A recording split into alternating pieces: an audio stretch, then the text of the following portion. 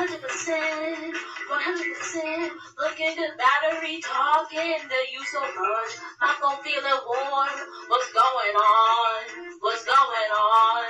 Temperature rising. My phone getting warmer by the minute. I think it's smoking. Where's the ice? Should I put my phone in a bag of rice to bring it back to life? I got my charger. I got my charger. My charger. I got my charger. My charger. I got my charger. My charger. I got my charger. Charger, charger, charger. Ooh, charger, charger, charger. Ooh, charger, charger, charger. Ooh, ooh, ooh. Laughs. Why aren't you laughing? It was so funny when you were disrespecting me. It was so funny. But then when I take it to my level, because there are always levels. So when I take it to my level, all of a sudden everybody stops laughing. Everyone thinks it's funny when I'm being disrespected. But then when I get disrespectful, nobody laughs. Why aren't you laughing? It was so funny when you were disrespecting me. It was so funny. But then when I take it to my level, because there are always levels. So when I take it to my level, all of a sudden everybody stops laughing. Everyone. Modern women are marriage material. Let me be honest. It's not very many. You know why? Women are in tune to their body. They're not in tune with running a household. They're in tune to social media. They're not in tune with the needs of their significant other or their kids.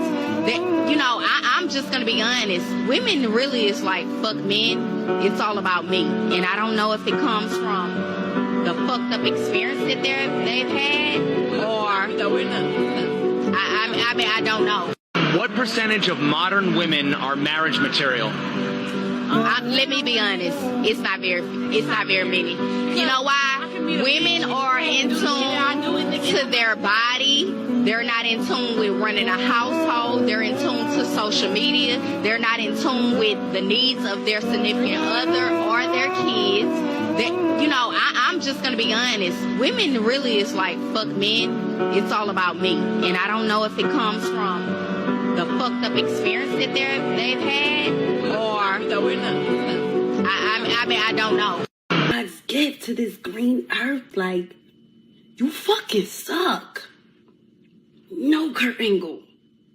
You suck. You're a narcissist. You're a sociopath. Why do you think you're hemi-neutron? You're not hemi-neutron. You're not Timothy. You're not. You're not. You're not. You need help. You have underlying issues that are causing you to just be a horrible ass man. Like, you need therapy. You're not him. Like, word. You're not. Really do. He's agreeing to pay. Now let's talk about what he wants from the woman. Okay, so first of all, right.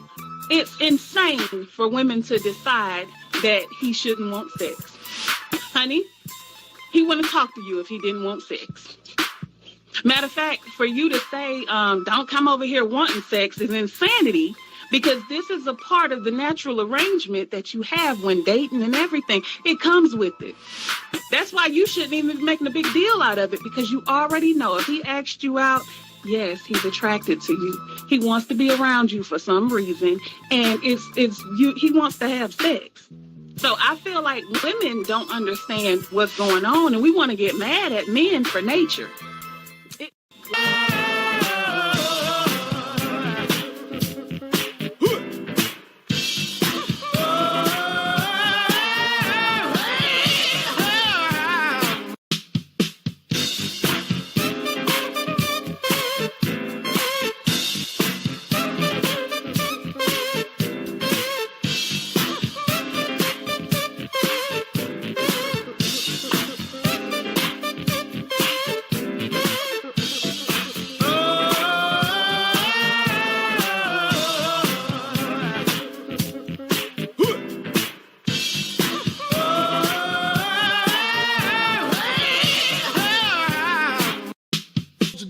If you around me, you are supposed to use your resources to make my shit better. You are not supposed to bargain that. You don't have that with me to bargain that. If you bargain with me, I know who you are. If you like, well, if, you know, I do this for you. Well, bitch, you work at the airline. You supposed to give me your buddy passes while you work all month. If you put stuff on people, yeah. No, if you throw stuff in people's face that you... 35-year-old Marcus, you a man now. Don't ever let no bitch tell you that she did something for you, bitch. If you fucking the bitch, ain't you getting hoes passion out here? Boy, ain't you getting these hoes passion? They bring value. Nigga, it's priceless. It's priceless. No. Right. The passion can never be measured with no motherfucking material shit you did for me. I'll ball that shit up and throw it in that bitch car and tell her don't ever come around me no more. Talk about this motherfucking bullshit ass. It always be material, but everybody looks at it all in different. No.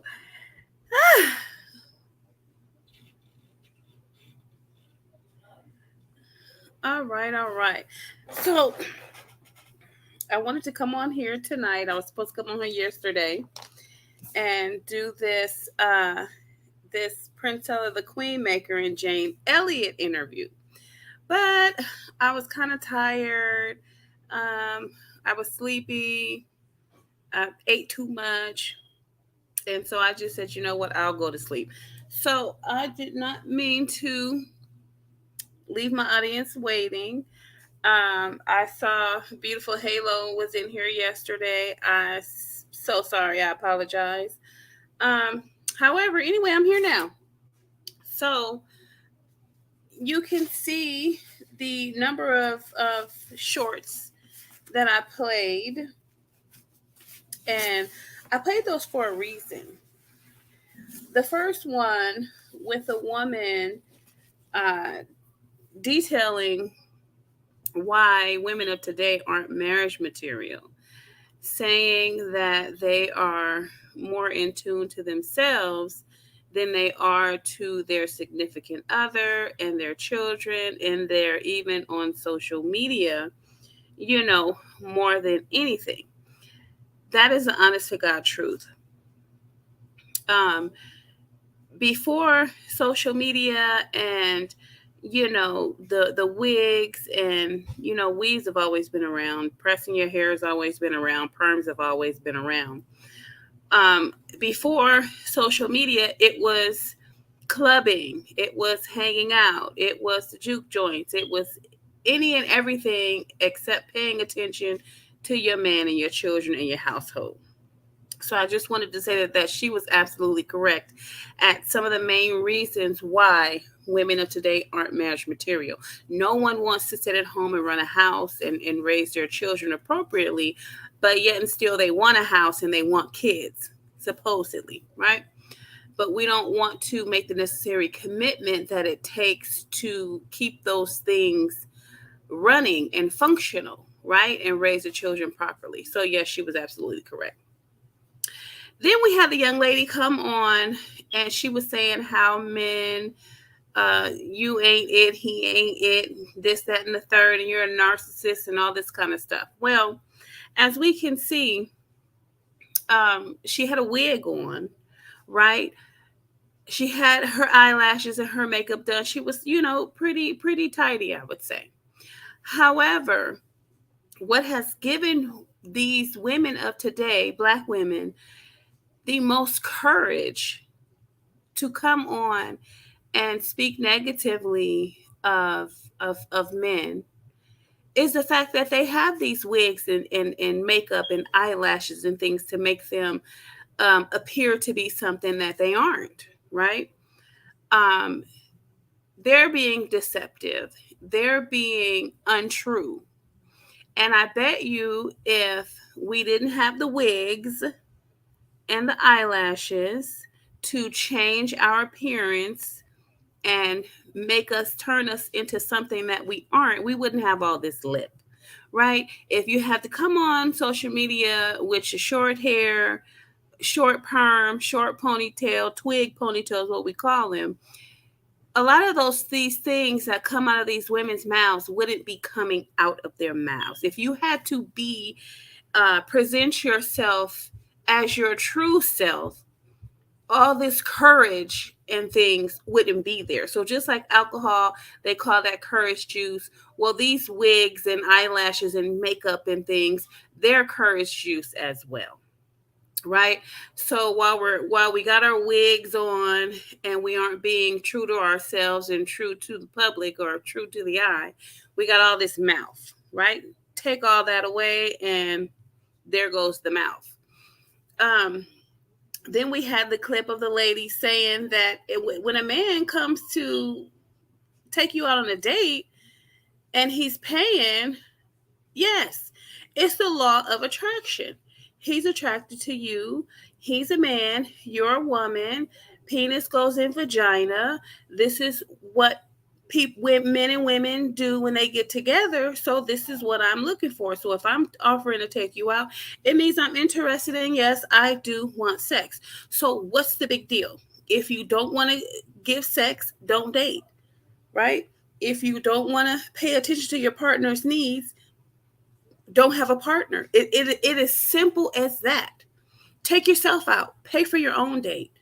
Go out with your girlfriends. Stop expecting these men to suppress their natural selves. Okay? Then the last clip we had, Corey Holcomb. He's absolutely true when he says, hey, what do you mean? If you come into my life and you have resources that can make it better, what the fuck? What do you mean? You're supposed to use them. Just like when a man comes into a woman's life, if he has resources that she needs, he's supposed to give it to her. So it's a give and take relationship. A lot of people or a lot of women, and I speak Black women, they're under the impression that men are just supposed to come in their lives to be an asset to them, but it goes both ways, right? So if you have more resources than him, yes, it's going to appear as if he is using up your resources. But the fact of the matter is that while he's using your resources, he should be getting his own resources so that he can put back into the bucket of resources that he took out from. If he is not doing that, then you probably want to call it quits. So basically, if you enter into a situation with a man and he doesn't have a job, he doesn't have a place to stay, he doesn't have a car, and you have all those things, and you're interested in him, when he comes into your environment, yes, those resources are supposed to be available to him. However, within the first 3 months, if he doesn't have a job, call it quits. After 3 months, he has a job. Within that 6 months, if he doesn't have a car, call it quits, right? After 6 months and getting a car, give it another 3 months, he's able to contribute to the rent, but he's not contributing to the rent, then you pretty much want to call it quits. So basically, if I'm using my resources to aid you and you don't have any while you're with me, you're supposed to be taking that time to get some resources so that you can put back into the resource bucket. That's my story, and I'm sticking to it. Yes, if you work at Pizza Hut and you get discounts on pizza, yeah, your man's supposed to get a discount, right? Don't be like, he bought me some discount pizza. He used my discount card to get. Well, yeah, use it. It's for the family, right?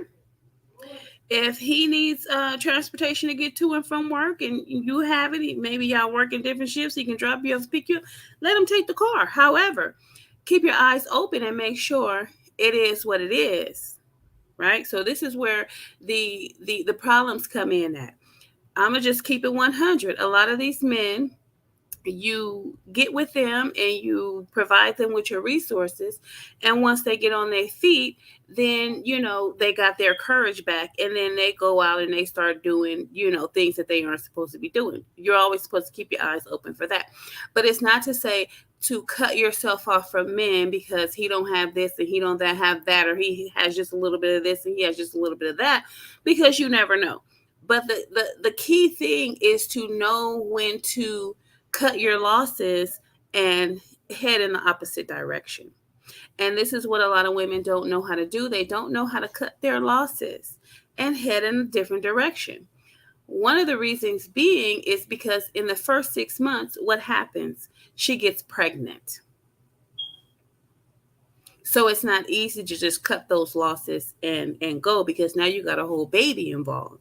So, or you get on a lease with the guy and then he starts to fall off. And now it's not so easy to cut those losses and head in the opposite direction. So what women are not doing is that they're not doing an evaluation phase. They're supposed to be an evaluation phase before you do these things that permanently attach you to a person, a baby, a year lease, right? You're going to have difficulties. You're going to have problems. So it's basically what I've previously said in one of my lives. It's poor pussy management, right? And men the same way. It goes both ways.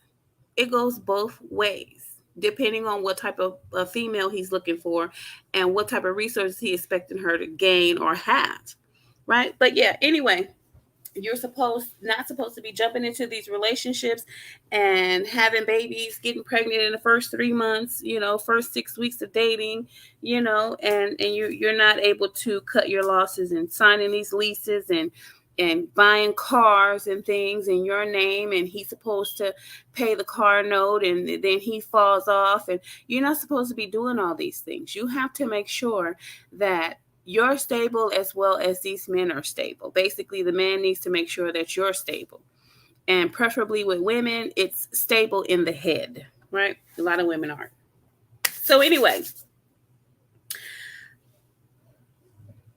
I know I'm late with this, but I did have the opportunity to see the supposed Jane Elliot slaughter. Now that I had came across that, but I didn't watch it because I didn't think that Jane Elliot was actually on that video titled The Jane Elliot Slaughter. So I was like, well, I'm going to wait and see. I want the real version, right? I don't want the commentated version from Princella. I want the real version from Jane Elliot in the conversation that was had. So when she opened that video up, I was like, okay, let me see this, because I know Jane. I don't know Jane Elliot personally, but I know her brown-eyed, blue-eyed experience. I've sat and watched one complete one, and, she had a point there. She wants to show people how it feels to be discriminated against because of a physical characteristic, right? So we all know in her blue-eyed, brown-eyed experience, she would, I would say lure, but lure is not a good word. She would invite people to a specific spot. And then she would, as they came in, she began to separate them. And they didn't understand why she was separating them. And she was separating them according to their eye color. And then once she was able to do that, she did special things for one group with eye color, and she did nothing for the other group. And so once they found out that it was an experiment, she began to ask them, well, how did it make you feel that you had to sit over here because you had brown eyes? And how did it make you feel that the people with, blue eyes got snacks and treats and something to drink and you didn't? And she's basically saying, well, that's racism. That's how people are being treated. I want to go around here, go around the corner, go around the block, hit the block several times to open people's eyes to what is going on so that it stops. So what she's basically saying is that one of the ways to make negative things stop is to open the eyes of people that are doing it, and also open the eyes of people that see it being done and aren't saying anything, right? So I want to go ahead and share this video, and I want to give my commentary on it, because it wasn't a Jane Elliott slaughter. It was Jane Elliott not wanting to participate in the demoralization of men. It's hogwash. We all know it's hogwash. But, you know, when someone finds a niche and they're able to profit off of it, they're basically going to keep it going, even though they know they aren't telling the truth, or they're giving half truths, or they're omitting important facts, right? And that is all to just sway the mind of the people that are listening, right? And it's been done over and over again. It's been done with Black men. You know, these YouTubers come on here and start degrading Black women, and then all the Black men that have been hurt by Black women didn't have successful relationships, you know, had, you know, instances where bad things happen between him and a female, and someone comes along and says, hey, yeah, I understand what you're feeling. I have the resolution. Let's get into it. Let's attempt to fix the problem, right? This is basically what this chick is doing. However, it is not just supposedly directed at Black men. It's all men. It's patriarchy's fault. Patriarchy is doing this, right? So with Jane, it was actually a Princella the Queen Maker slaughter, right? But Princella is so arrogant, and she does not actively listen. This prevents her from actually responding to what's being said to her. Jane basically TKO'd her without her even knowing she was TKO'd. She was like talking in her sleep when Jane got done with her. And I'm going to simply explain to you why. So let me go ahead and share my screen so that we can get into it.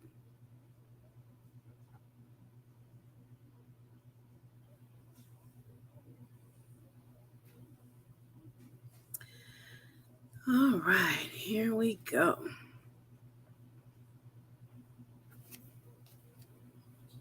Okay.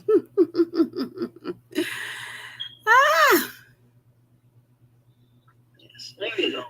All right. Okay. So, Jane, I for a long time I had been wanting to have a discussion with you, and I reached out to Judith or Lottie, and I said, it came across my spirit. I said, we need to reach out to Jane to talk to her, because now is the perfect time for the message that you have been putting out to get to people who are really receptive. I have a following of about 26,000 people on my YouTube, but a lot of them are white women from all over the world. And I have gotten them to a point to where they are receptive. I don't push the ideology of race, Black, white, or any of that. And I found that white women are more receptive to this because of a different way that we've approached it. What you have taught is true and holds true and will hold true forever. And I have found that women, regardless of race, are the biggest facilitators of all of the division in the world, but it doesn't originate with them. It originates with men. And so if... Oh, wait a minute. You gotta put your bottom... Okay, so she came with this opening statement. and she basically said, here's my first question: how does Jane's experiment with her group of people, or what she does to open people's eyes, I'm wondering, how does that correlate with Princella's ideology that all men are evil? Because that's basically what it is. We're going to keep it 100. All men are evil, and patriarchy did this to all of us, and they're to blame. However, even though women birthed them into this world and basically were the ones to raise them, how did it come to be that women aren't just as culpable as men, or white women aren't just as culpable as white men? So what Princella has attempted to do, or we can just say has been successful in doing, is giving white women an excuse for their bad behaviors, because they're just as complacent as everybody else in society who sees what's going on. However, Princella has successfully changed the arguments from racism. And when people like to say racism doesn't exist, it does. It does. If you are one who knows your history and know the history of other races, you will clearly see it. And that is one of the other topics that we are going to discuss, because it flows right into everything that's going on here. So let's continue. Got a bunch of misconceptions running through there. Mm-hmm. Number one, it isn't about race, because there's only one race of people on the face of the earth. Correct. There's only one race of people on the face of the earth. And well, here's my disagreement. Here's my disagreement with that there is only one race on the face of the earth, and she says that's the human race. Okay, so then one would say, well, you can't separate the zebras from the lions, from the aardvarks, from the hyenas, from the hippos, from you can't say that, because they're animals, but they're different species of animals. They're different types of animals. So when you bring it back to the humans, we clearly have differences. We clearly have differences. So you cannot say that, oh, there is no racism and there's only one race, there's only the human race. No, boo. There are many different kinds of people, just like there are many different kinds of animals. So just because they're all animals doesn't mean they all do the same and function the same. Same with humans. Just because we're all humans, it doesn't mean that we all function and do the same things. So if you take the animal kingdom, we'll say, the lion is the head of the kingdom, right? Everything flows down from there. The lion is at the top. Okay? So when you go to the human race, it's almost like there's only one person or one species or one race that's at the top, and it appears to be white folks, right? And then you keep going down and down and down and down to the weakest of the animals, and then you keep going down to the weakest of the people.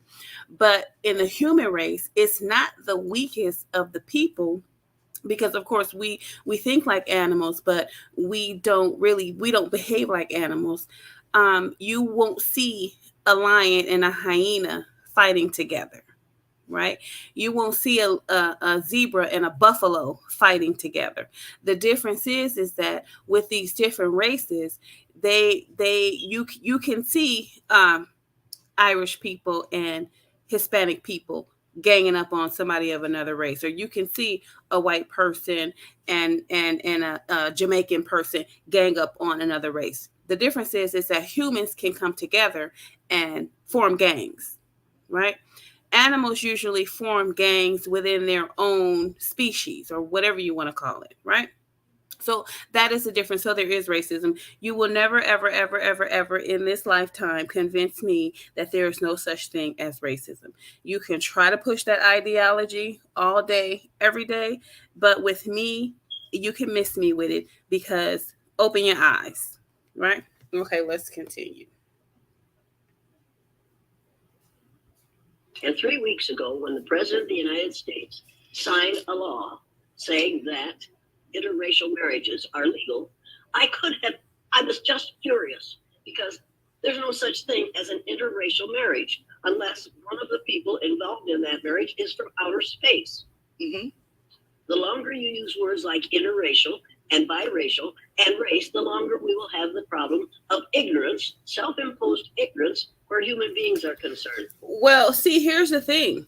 When you talk about, when you say they passed a law that interracial marriage is now legal and can be done, that is not because we don't all see ourselves as human. We don't all see ourselves as whoever you fall in love with, that's who you fall in love with. It is the fact that different cultures have their different rules and standards. And so where in one country, interracial marriage is frowned upon, they're saying you can come to the United States and it's legal here. So if you want to leave your origin, your country of origin, and come to the United States and get married, because you can't do that in your country, it's legal here. Nobody can come in from your country and take you to jail because you married somebody of a different culture, a different race that doesn't look like you. That's what's being said there. Also, when people leave their natural environment, wherever they came from, and come to a different one, there's a difference, there's a change. And so we basically want this to continue to be a melting pot. Everybody can come here and express their ideas. If you want to come here and you want to, join the Christian faith, or you want to join Jehovah's Witnesses, or you want to join the Muslim race, you can do that. Nobody's going to behead you, or nobody's going to, lock you up, and different things of that nature. So that's what that is. And if we're all one human race, then we wouldn't need to have that here.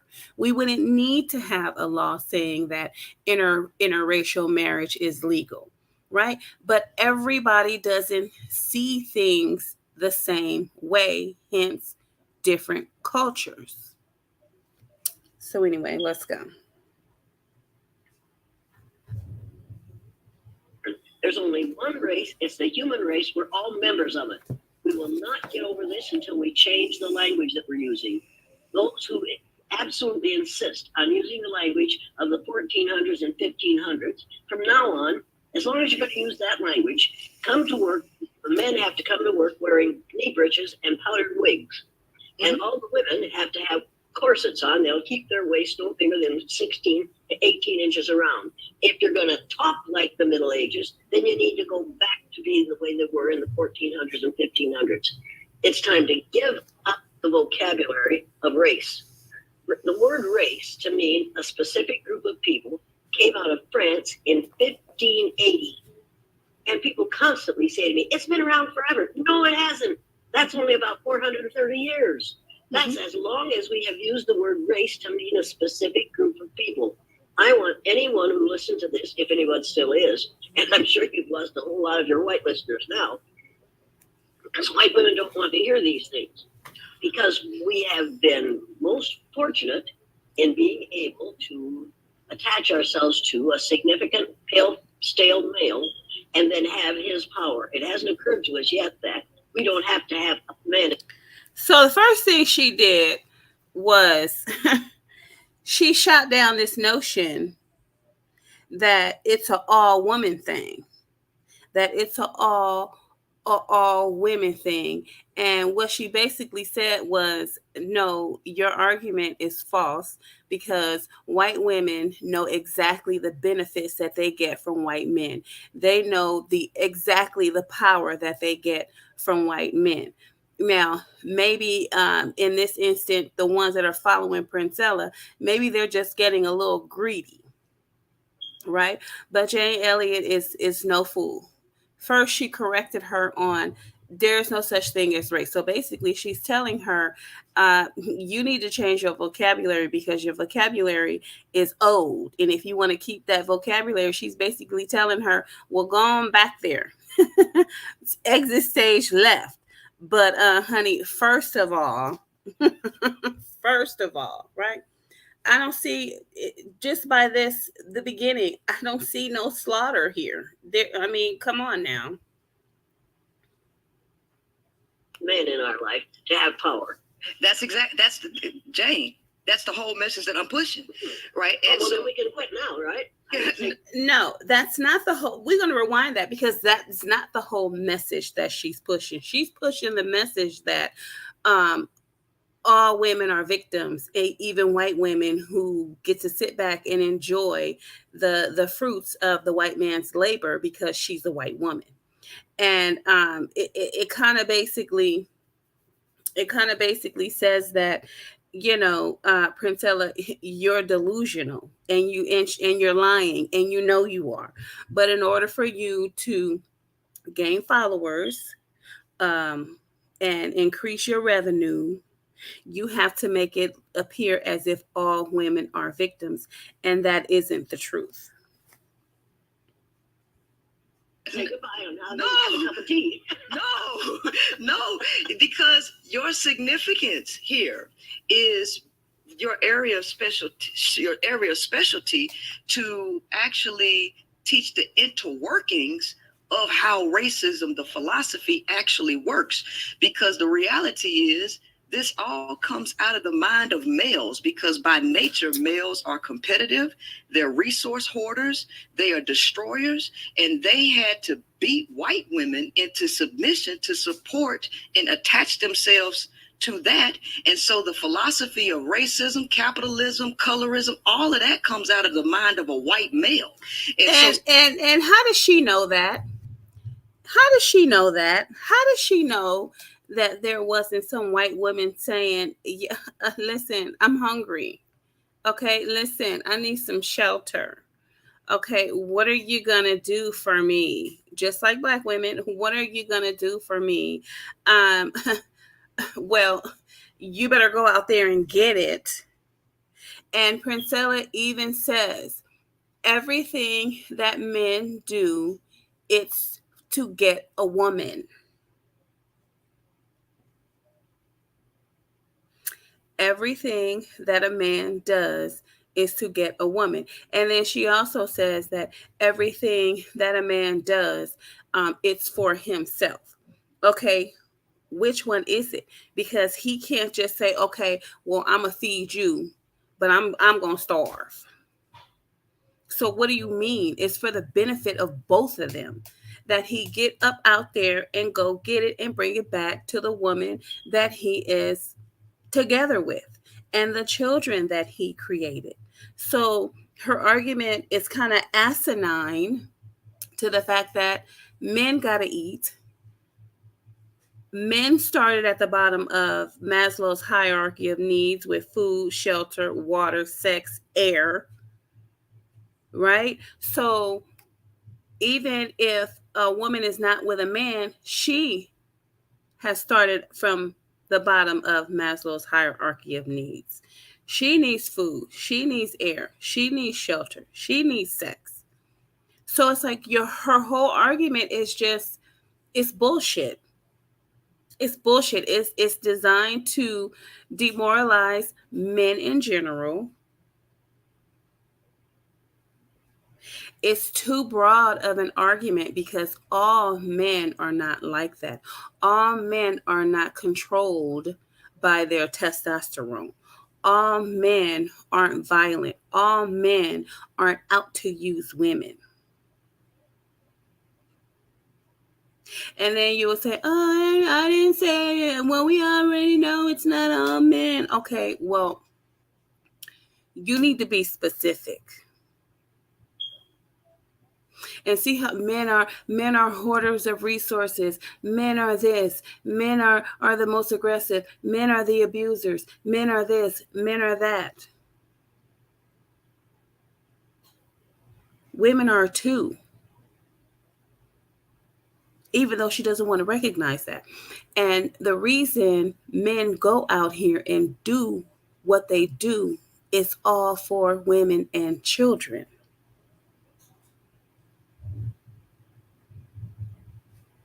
So, and even if there weren't any women or children around, it's still a game of survival.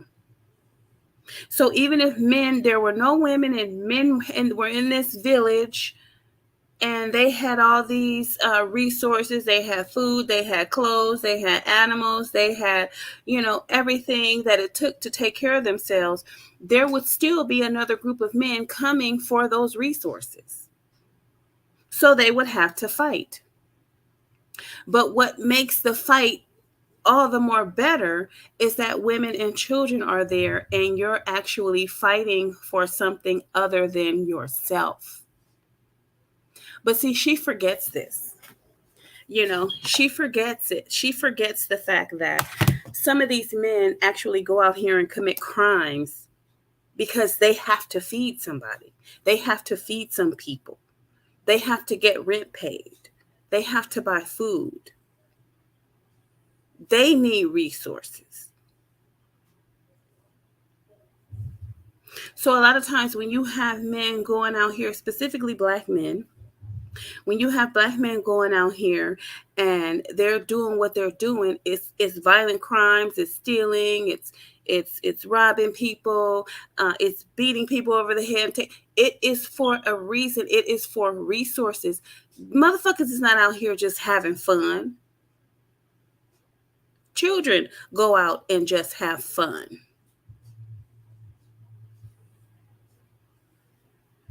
Hi, cool cat. Just like Jane Elliott said, honey, come back to me in about 50 more years.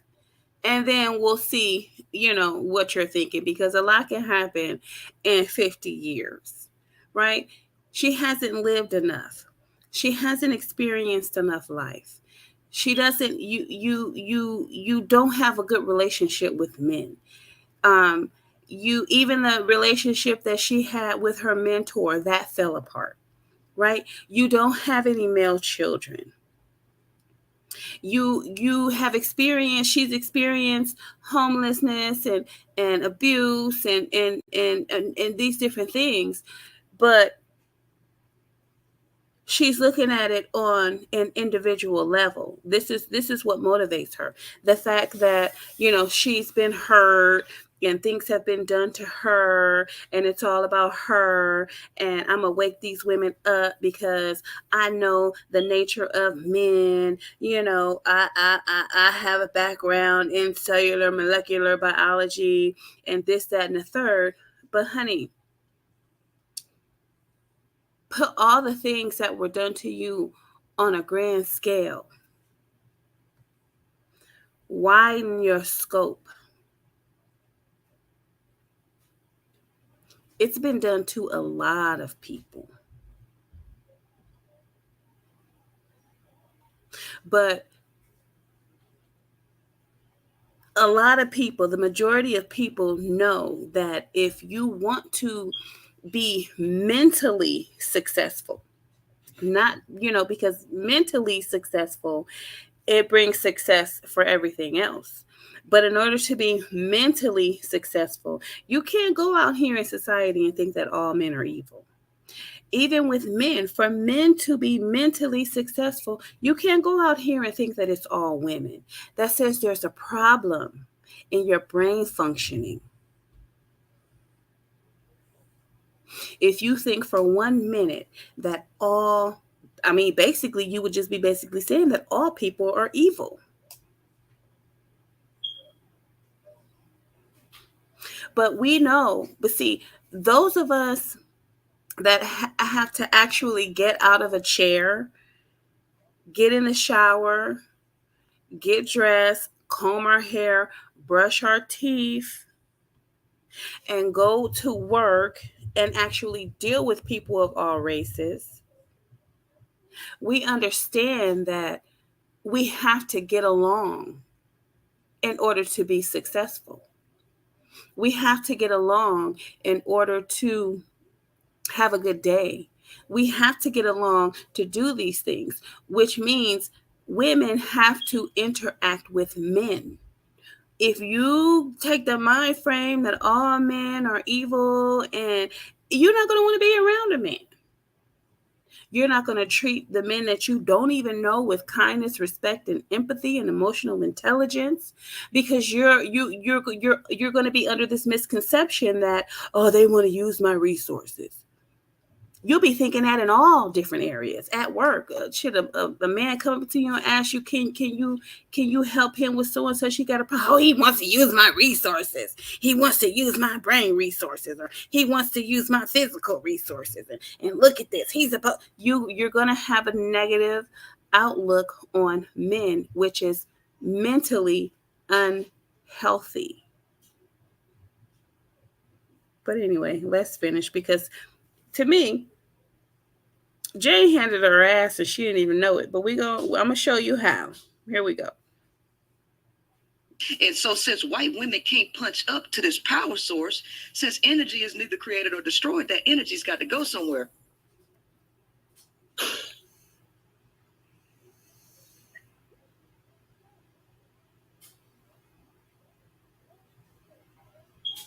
Punching down.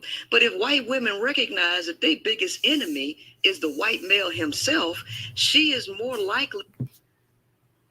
That's the dumbest shit. Let me tell you how dumb that is.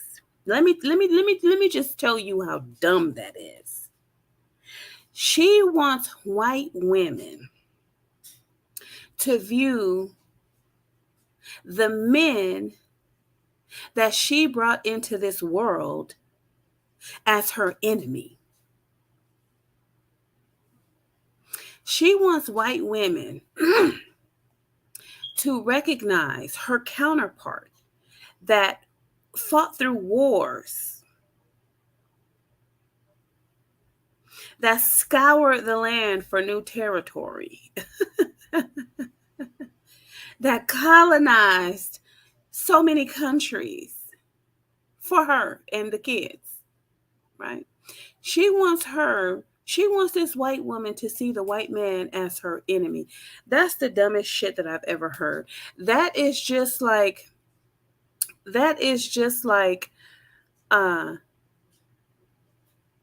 she wants black women to look at the black male, the black man, as her enemy. What the fuck you mean? I birthed these men. What are you talking about? Why would I see something that I birthed into this world as my enemy? That's dumb. That's dumb.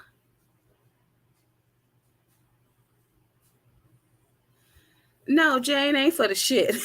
Jane is like, are you out your ever-loving mind? She was nice about it, but she handed her ass. But I mean, think about it. That's just like telling men that's just like telling white men that the white woman is his enemy. It's like, hold up, my sperm created this woman. What are you talking about? Yeah, we got some problems, but when it comes down to it, Becky and Brad gonna be busting shots at the same time. And it's not gonna be at each other. And on the other hand, Mexican women and Mexican men, they're going to be busting shots together. And it ain't going to be at each other. Black men and black women, they're going to be busting shots. And it's not going to be at each other. So, at the end of the day, if women of all races start seeing their men as their enemy, who's gonna protect you, honey? Who's gonna go out there and tackle that deer meat and bring it home? Who's going to, I mean, what are you saying?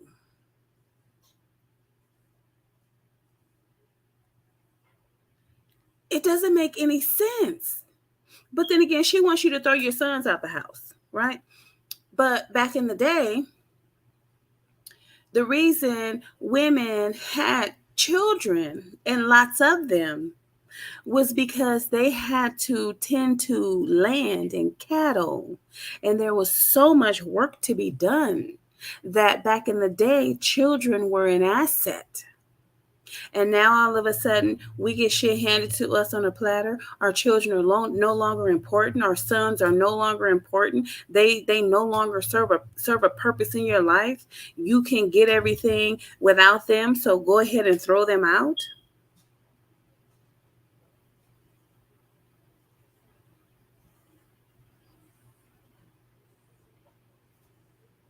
I mean, I'm just saying. I'm just asking a question. Like back in the day, women had many children, and they started early because there was land to take care of. There were things they needed multiple hands, or else they'd have to hire people, and they ain't had no money. So who gonna milk these cows? Who's gonna clean up this manure? Who's gonna walk these dogs? Who's gonna go in the chicken hen and get the eggs? Who's going to fix the gates? Okay, Papa is getting old. You're going to have to take over. So now that children aren't needed when they reach a certain age, you're supposed to kick them out? How cold is that? All right, but anyway, let's go. Willing to listen to the structure of how racism actually works and how it has tricked her into facilitating male power. She's so stupid. How it has tricked her into facilitating male power. If that's not a load of BS, I don't know what it is. Ain't nobody tricked no white woman into diamonds and pearls. They didn't trick her into minks. They didn't trick her into the finest garments in the world. They didn't trick her into steak and lobster and filet mignon and Benzes and Lexuses. They didn't trick her into shit. She kicking back. And she's enjoying the spoils.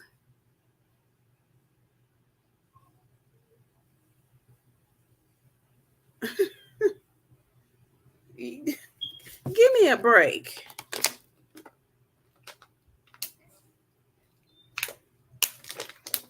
The problem here is that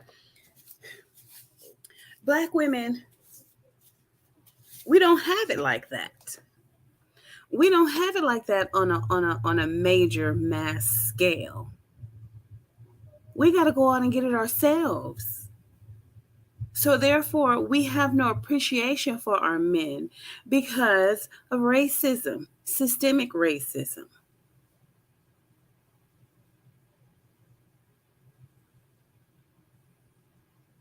But if we could sit back and get it like these white women are getting it, we wouldn't have this argument. She wouldn't have this argument.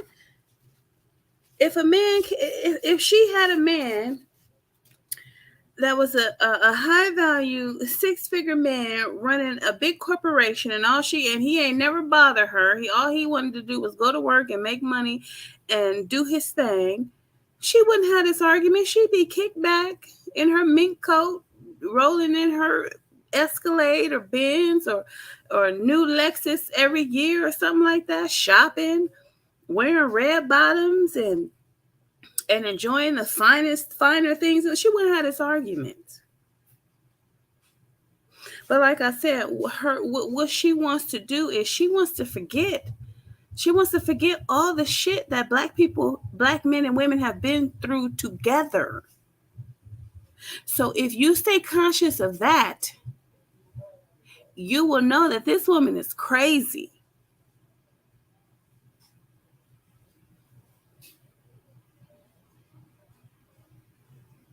She's crazy.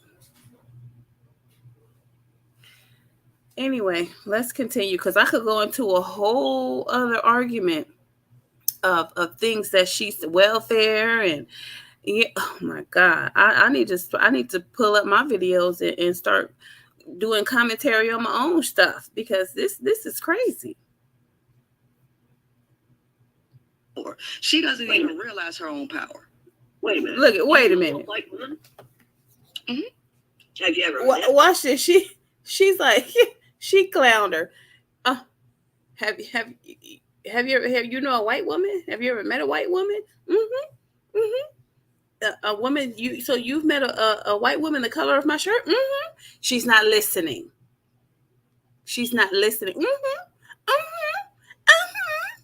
Mm-hmm. Thinking she knows it. Mm-hmm.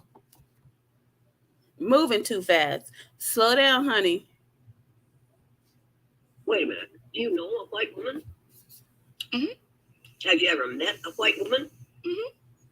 Have you ever met a woman whose skin is the color of my shirt? Mm-hmm. Mm-hmm. Well, you talk about the color of your shirt. I said the color of your skin, no, but not your shirt. Well, wait. White is white. Mm-hmm. Whether it's your skin or your shirt or the clouds or your tile in your bathroom, white is white. Correct. White is not a word to use to describe skin color anymore. Mm-hmm. White and black came out of the Spanish Inquisition because a man named Torquemada was going to turn everybody Catholic, and he went around killing those that he thought were Catholic. He realized that you can't tell what a person's religion is by looking at them, so he had killed about 2,000 Christians before somebody said, do you know what you're doing? And at that point, he decided he had to find another way to decide who deserved to die. And he set upon skin color. He decided that lighter colored people were going to be called white because white is the color of goodness and purity. Darker skinned people were going to be called black because black is the color of savagery and evil. Mm-hmm. So here we are talking about white and black as if white and black skin existed. I can see where the string on your sweatshirt is and compare it to the color of your face, and they aren't the same. Correct. You aren't white. I'm not white. You aren't black. I can see them. I can see your ear, the things on your ears. I can see your cap. It's black. Your skin isn't. It's time to stop using the words black and white. When a kid comes to school and the teacher looks down and says, "Oh." See, one of the things Jane doesn't understand, and which is the same thing that Princella doesn't understand.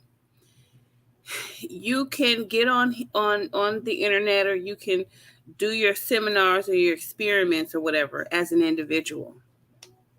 But if you don't have a powerful group of people backing you, you're not going to change anything, right? So let's take the LGBTQIA plus community. Who do you think is allowing them to call us cis? Who do you think is allowing them to redefine what a woman is and use all these new terms that have come about? Right. So Jane can say all day long, we need to stop saying this. We need to stop saying that. We need to stop saying this. If it does not fit into the government's agenda, it won't be changed. And look at how long Jane has been saying, we need to stop using this term. We need to stop using that term. We need to stop saying this. We need to stop saying that. And it has yet to happen. So even with this fake movement that Princella has, she can have 3 billion women on her side talking about, yeah, all men are evil. Yeah, all men are evil. It is not going to change because men run the damn world, which is a necessity in the game of survival. See, she wants to dismiss the fact that we've had wars. She wants to dismiss the fact that,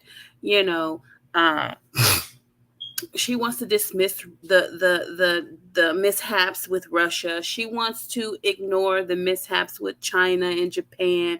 She knows all this stuff, right? She knows that if we weaken our men, okay, that just leaves us open to be taken over, idiots. We can't just demoralize our men and have them so down in the dumps to where when it comes to protecting our environment and our resources, it doesn't happen and we lose the game. Because at the end of the day, if China decide to wage war, is she going to get up off her flat ass and put on her damn army fatigues and go out there and bust some caps? Are all these women that got this problem, all men are evil and aggressive and overrun by testosterone, are they going to pull them damn weaves off and stop them butt injections and them goddamn Botox injections and take off them fucking red bottoms and put on some damn fatigues and stick a tampon in it and go out here and bust some caps and try to win against a bunch of men?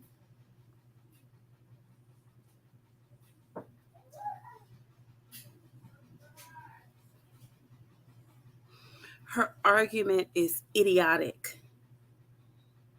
And it's detrimental to women because at the end of the day, ladies, are you going to leave your newborns and your 3 months old and your 6 months old and your 1 year old and your 2 year old and your 12-year-old? You going to leave your children with the men because they ain't shit, they weak, they stupid, they can't be taught, they're incapable of love? Are you going to leave your children with them and go fight the men of China, go fight the men of Russia, go fight the men of Japan?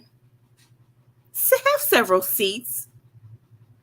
Have several seats and recognize that the problem is not the man, the problem is you and the way you manage your life and the way you manage your mind. You're the ones that are going out here and having all these different types of men, can't handle it, and now you want to blame the men. Close your legs. Stop giving out your phone number. Stop calling these men over to bring you a blunt and some Hennessy.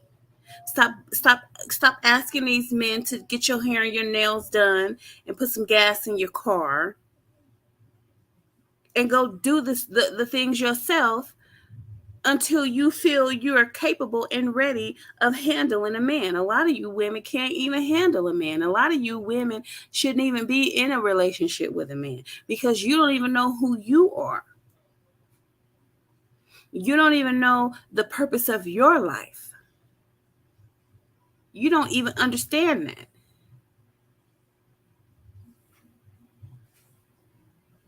The flow of things is we have to keep producing bodies so that we can keep hold of our environments, so we can keep hold of our country.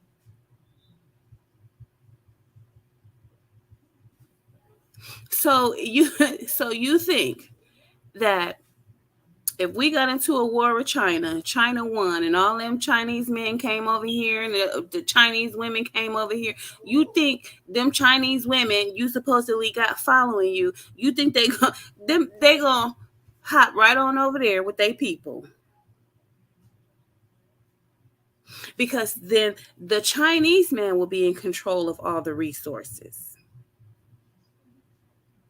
Same thing with Russia. If we got into a war with Russia and Russia won and they come over here and they overtake and they get all our resources, now they telling us what to do. Where you think them supposed Russian women you got following you, where you think they go? They gonna head right on over there with their Russian people.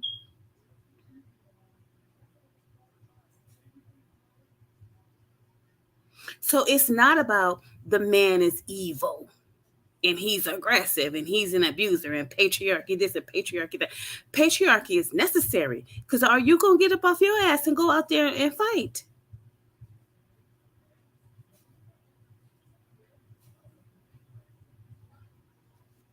I mean, get a life. Find something to do. Get some mental health. Get some mental help.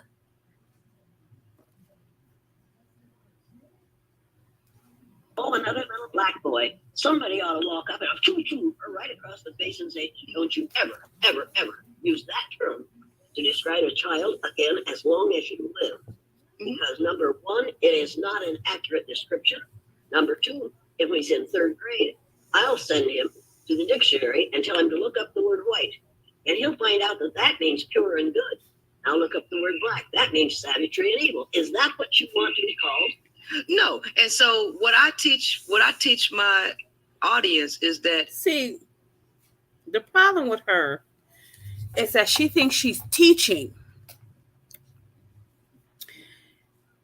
To her, she's teaching, right? But my thing is how are you supposedly teaching a bunch of grown-ass women who have made grown-ass decisions throughout their lives? They've benefited from those decisions, right? We don't benefit from all decisions, but the decisions that we make them with the intentions on benefiting.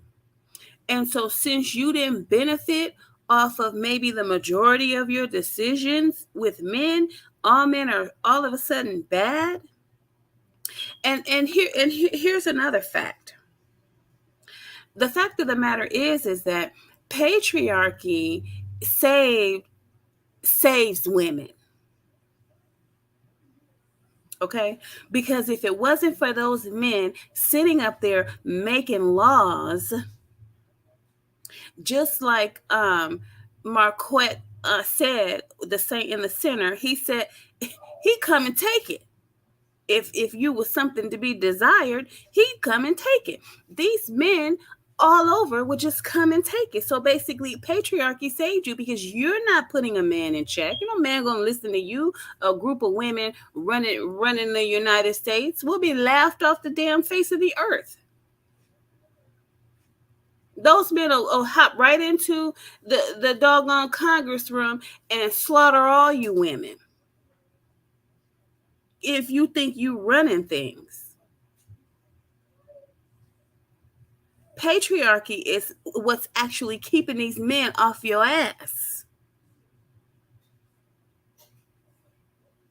So you can reminisce on supposed matriarchy all you want to, but matriarchy, I don't know, didn't discover America.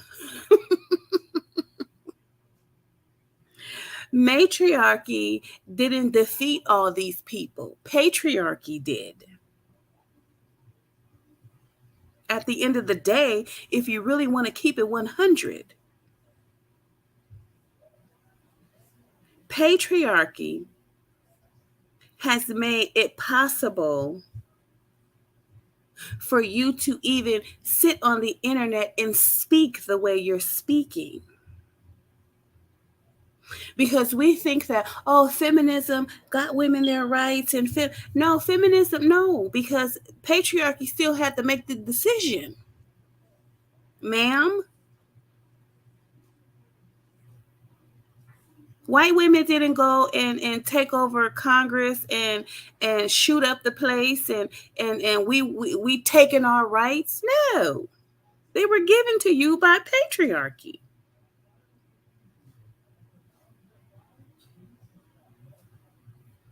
I mean, I'm just saying. I'm just trying to keep it 100. If your eyes are wide open, you know what I'm saying, and your brain is functioning properly, you would see all this.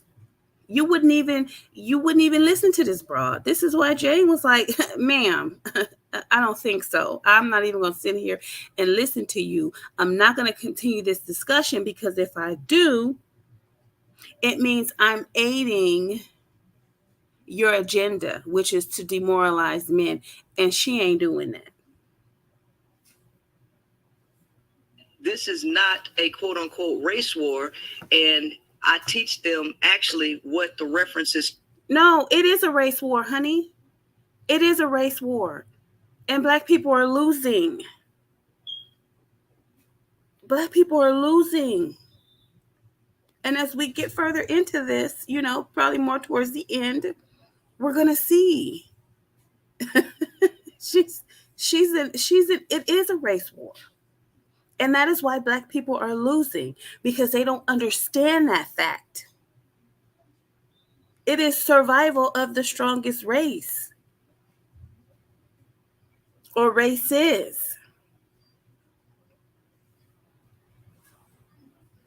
So when you see all these other races getting loans and buying homes and starting businesses right in your face and taking them away and different things of that, what do you think is going on? It's a war. And it's a war against black people. We just gonna keep it 100. Somebody got to be at the bottom. The white man said, "Oh, I'm definitely not gonna be at the bottom because I started this shit. This is the motherfucking thanks I get." The Russian man said, "Bitch, I got my own place." Okay. Chinese man said, "I got my own place." Everybody else got their own place. We living in somebody else's house. What are you talking about? When are you going to wake up and realize that? Everybody has a room in this house of the United States, but us. We're homeless. We're homeless. Do you understand that? We're homeless. We're businessless. We're communityless.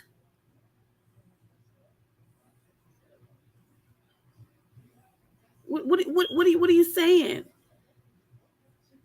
White people got their area. Hispanic people got their area. Chinese people got their area. Japanese people got their area. African people got their area. What do you mean?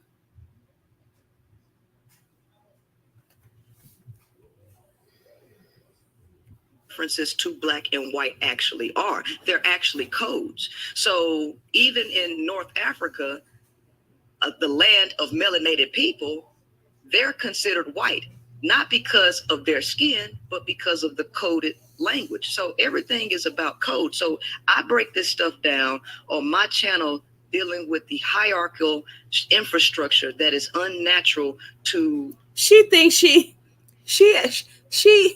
thinks she's explaining something to Jane. I break this down.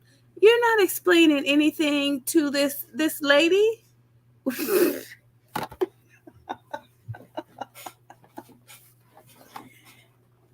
She has the blueprint. What are you explaining to someone who her man has helped to develop? How are you explaining that to her? How are you explaining color codes to her when this is what she teaches? This is what she stands for. How are you explaining anything to this 89-year-old woman? See, I teach what I teach. Girl, you don't sit down somewhere. The planet. Okay. Wait a minute. You can do what psychologists have been doing for the last. Here's where she getting ready to hand her ass, and she doesn't even know it. And this is when we get into it. This is when we get into it. Here we go. 200 years. Well, the last 100 years. Using 3 and 4 and 5 syllable terms to confuse people and to give so-called white people an excuse for their ignorance. Don't do it. We gonna run it back. We're gonna run it back. Last 200 years. Well, let me see. Let me start from maybe here. Infrastructure that is unnatural to the planet. Okay. Wait a minute. You can do what psychologists have been doing for the last 200 years. Well, the last 100 years. Using 3 and 4 and 5 syllable terms to confuse people and to give so-called white people an excuse for their ignorance. Don't. Now let me let me repeat this. You can go see it. It's titled The Jane Elliott Slaughter. It's the same thing on here. I just got the different version of it. But she said, hold on.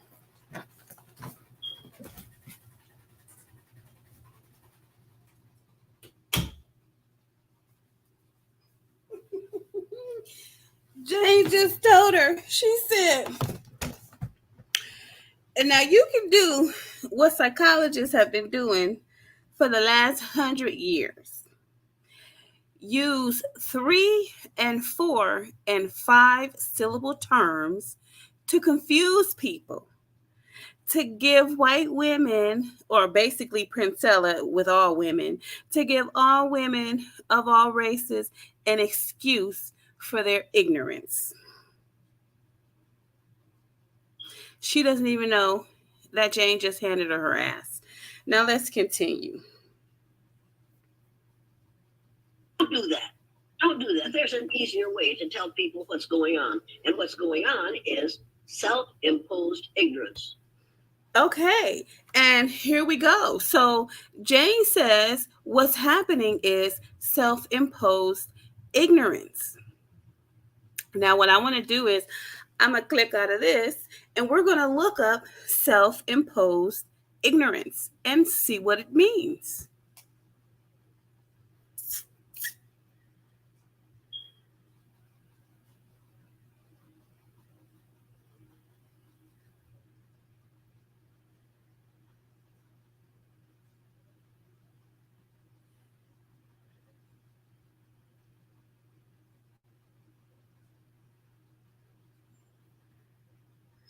All right, here we go.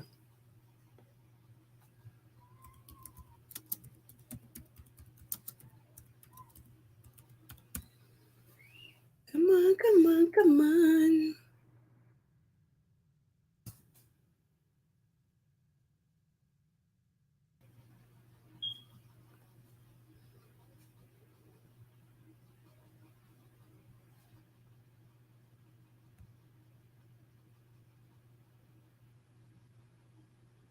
All right, here we go. Let me share this. I knew I had it already pulled up. Like, what happened? Okay. Oh, I had it on a specific part. Okay. So here we go. Let me click out of that one because I got a whole bunch of tabs open. Here we go. So share my screen. So I looked up self-imposed ignorance, and what it gave me was basically it's willful ignorance and self-deception, right? So I'm going to scroll down because I'm not getting ready to read all of this. I'm not going to read all of this. Let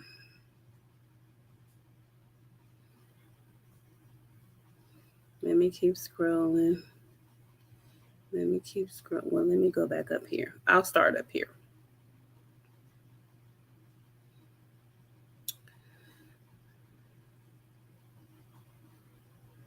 All right, I'm going to just start at the top because I kind of lost my spot. But anyway, willful ignorance and self-deception.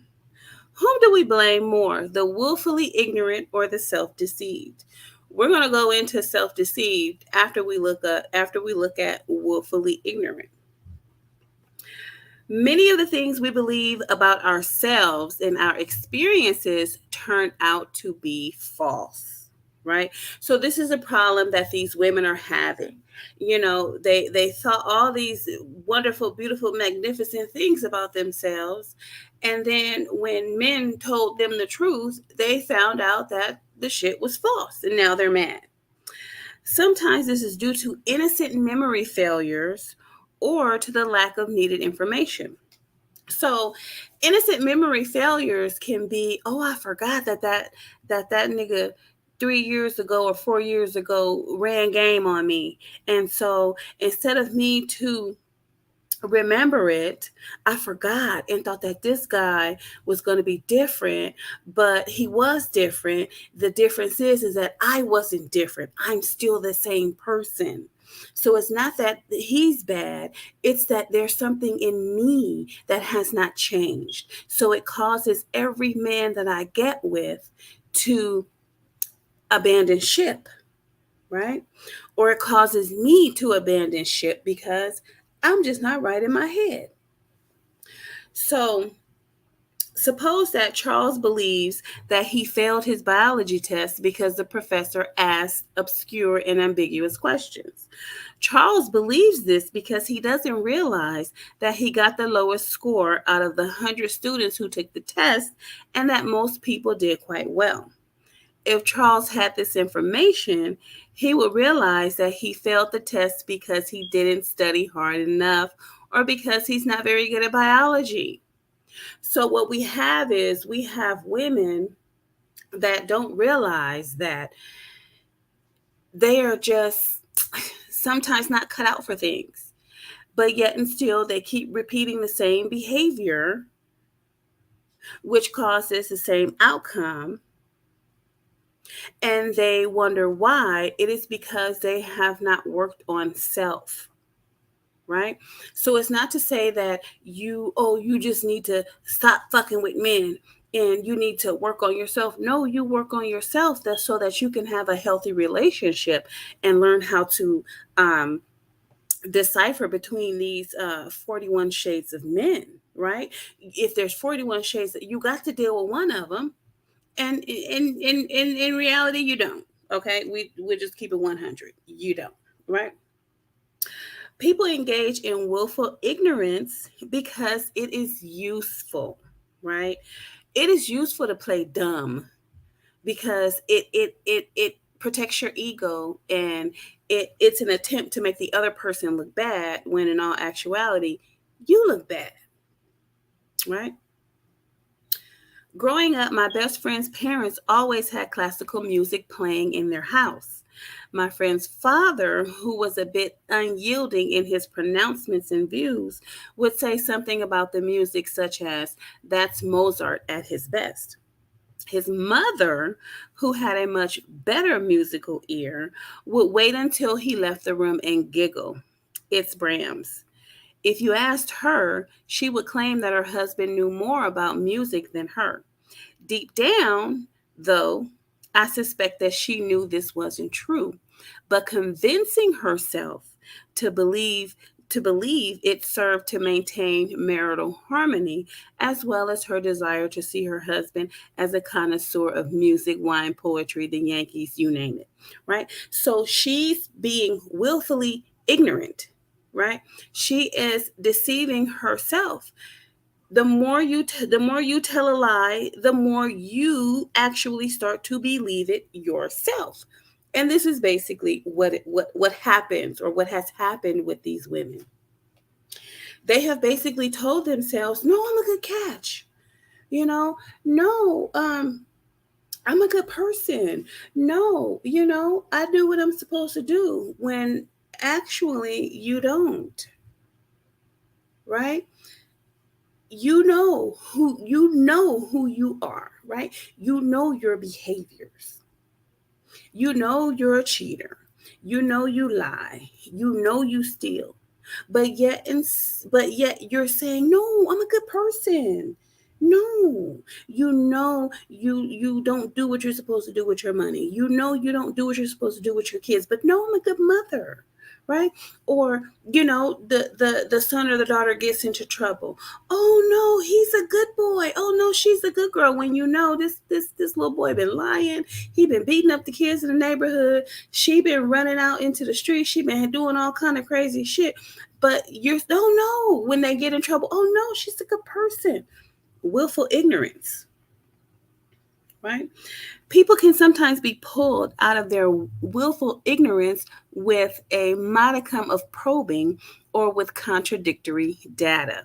And so this is what Jane is basically doing. She's trying to pull Princella out of her willful ignorance by saying, "I'm sorry, honey, but this Jane Elliot does not agree with anything that you're saying, and I'm going to tell it to you because you need to be pulled out of your ignorance, right? It might not be too difficult to convince the couch potato who claims that exercise is a waste of time, that some form of activity is better than sitting in a recliner watching TV and eating copious amounts of junk food chased by Bud Light. It's not difficult to convince a person like that to pull them out of their willful ignorance because they basically have no brain at all if they think these things. In contrast to this sort of willful ignorance, self-deception occurs when individuals believe false things with complete conviction. Right? So her audience is willfully ignorant to what she's doing, and they're also indulging in self-deception because they believe her everything that she's saying 100% without doing any form of research for themselves. None. Okay? Now, I'm going to stop sharing this one because I want to dig more into self-deception, and that's a huge one. Okay? Let me click off of this one. Yeah, here we go. Let me click on this one.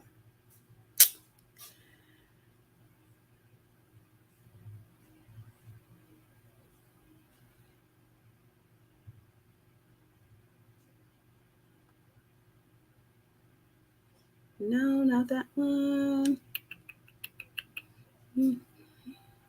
Let me see which one this is. Is it this one? Hold on, you guys. I'm sorry. Nope, not this one. Not this one. Okay, it's this one. All right, I see it now. Okay. Here we go.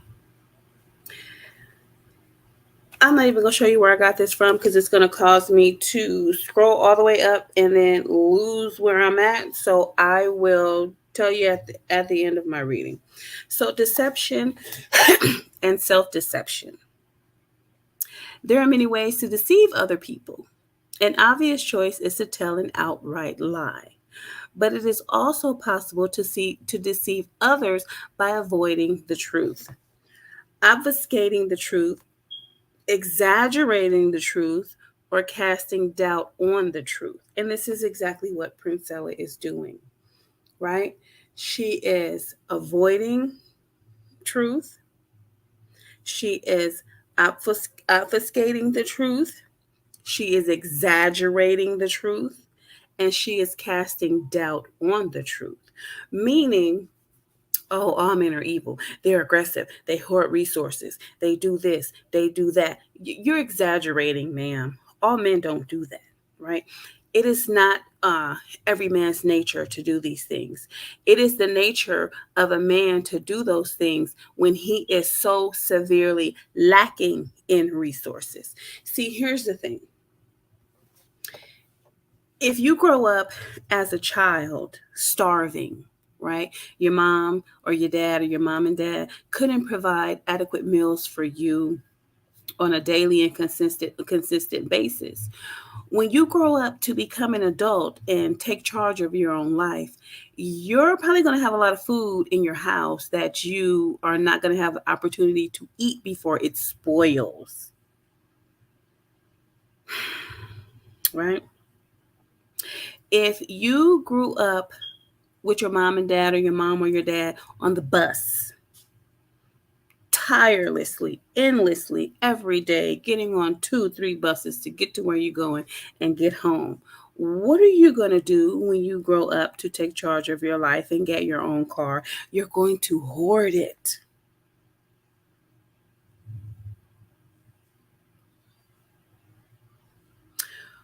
What do you do when you grew up in an abusive home? When you grow up and take charge of your own life, what are you going to do? You're going to abuse the person that's standing in front of you because that is what you've learned.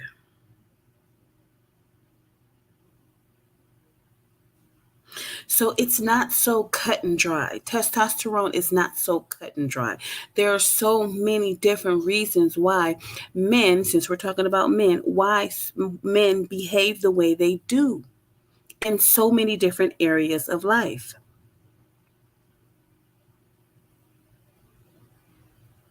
So let's take one of those men in her 41 shades of men. The 60-year-old guy who wants to see if his sperm is still working so he gets somebody pregnant. Well, what if this 60-year-old man has been in prison for 40 years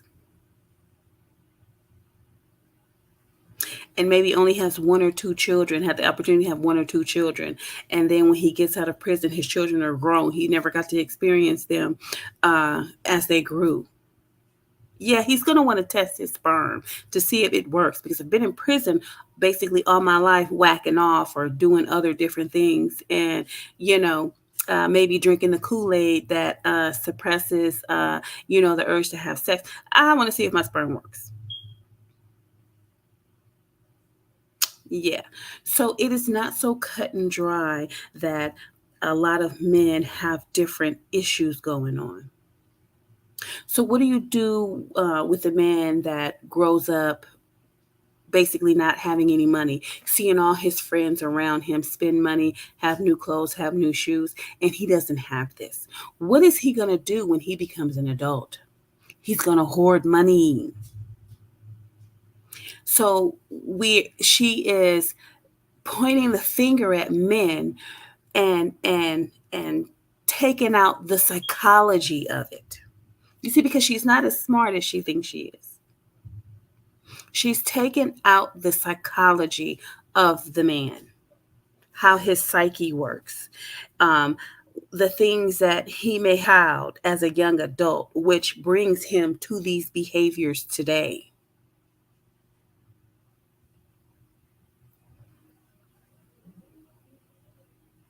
So it's not so cut and dry. That is why this type of rhetoric and ideology is so destructive and detrimental to women and to society as a whole.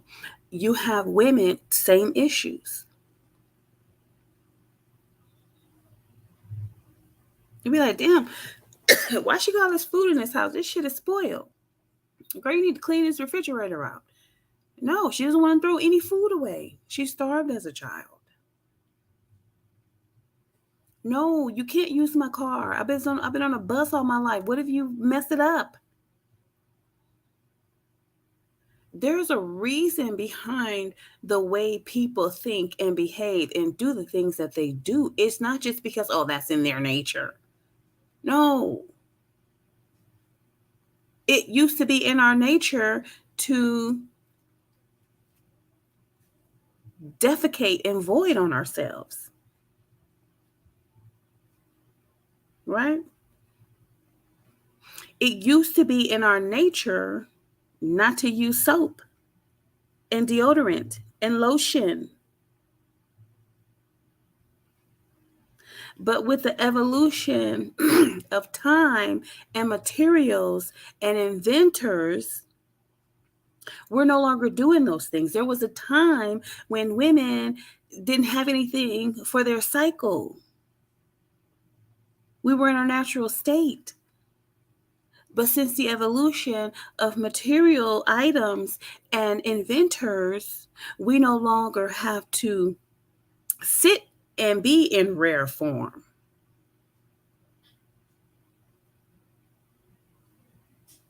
Before there were pressing combs, Black women's hair was nappy.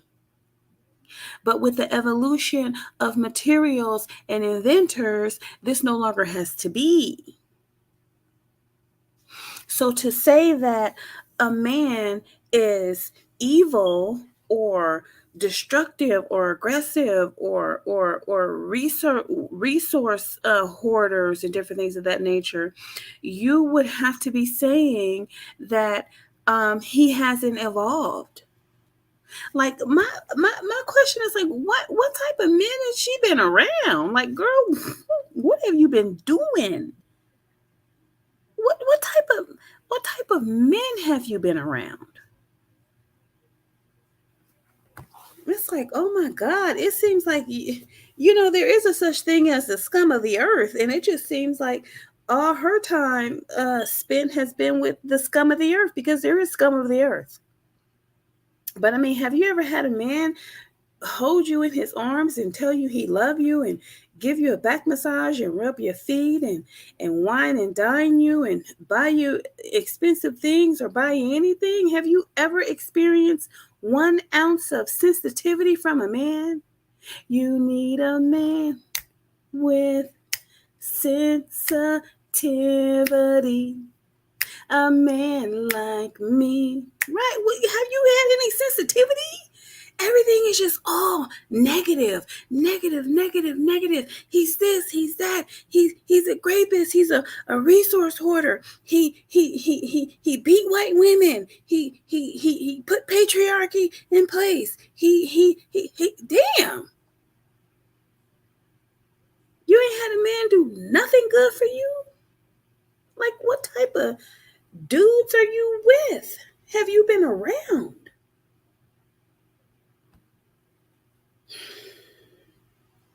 All right. Just as these processes are useful in deceiving others, they can also be useful in deceiving the self. For example, if I can deceive you by avoiding a critical piece of information, then it stands to reason that I can deceive myself in the same manner. And this is exactly what she's doing.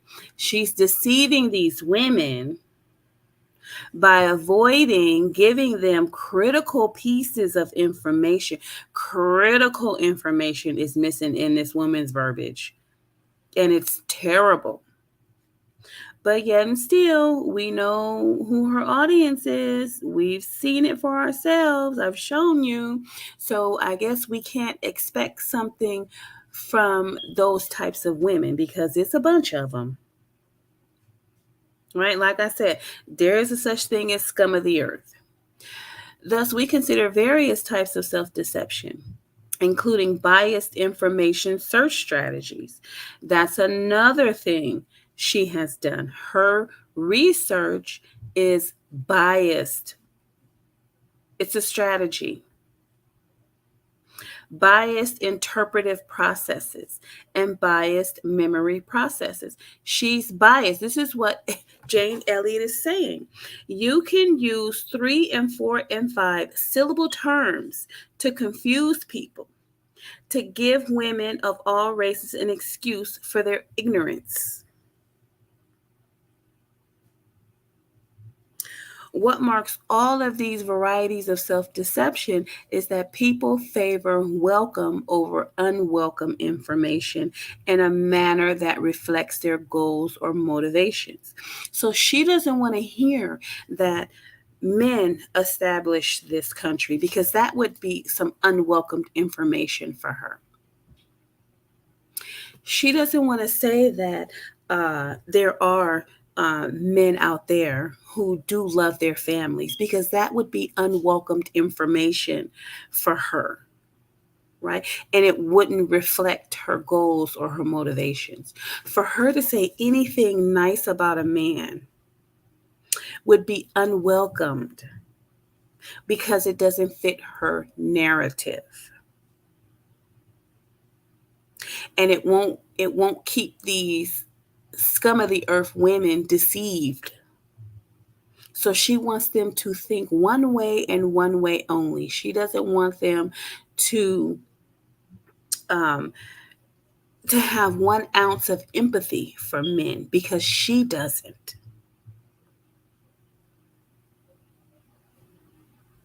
So this is why she can tell you to throw your sons out. This is why she can tell you all these bad things about your young developing son.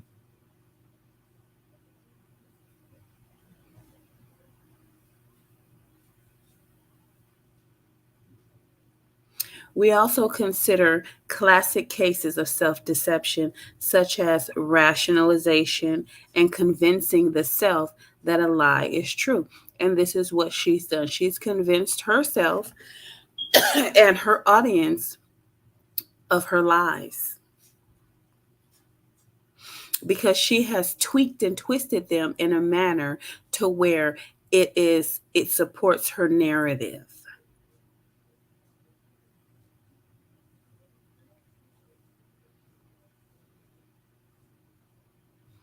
Let me scroll down here. There was some another good topic on this. I'll show you guys what this article is once I finish. So, self-deception in service of social advancement. Self-deception can also facilitate the deception of others in a more general sense, in that it can help us convince others that we are better, more moral, stronger, smarter than we really are. This is another deception that she has. The reason she thinks she can teach Jane Elliot about anything is because she is good at deceiving herself and deceiving her audience. She makes it like she's better than everybody. She knows more information than everybody. Every podcast she goes on, she's she is impatient, aggressive, angry, anxiety, because when somebody wants to ask her a question or make a comment or make a statement, she gets angry because she thinks she knows more than them and it's a stupid question that they're asking her. Oh my God, I can't see, this is why I don't come on these podcasts. Oh my God, see, you're not listening. You don't understand what I'm saying. Like, no, nobody understands what the fuck you're saying. You don't even understand what you're saying. You're just talking.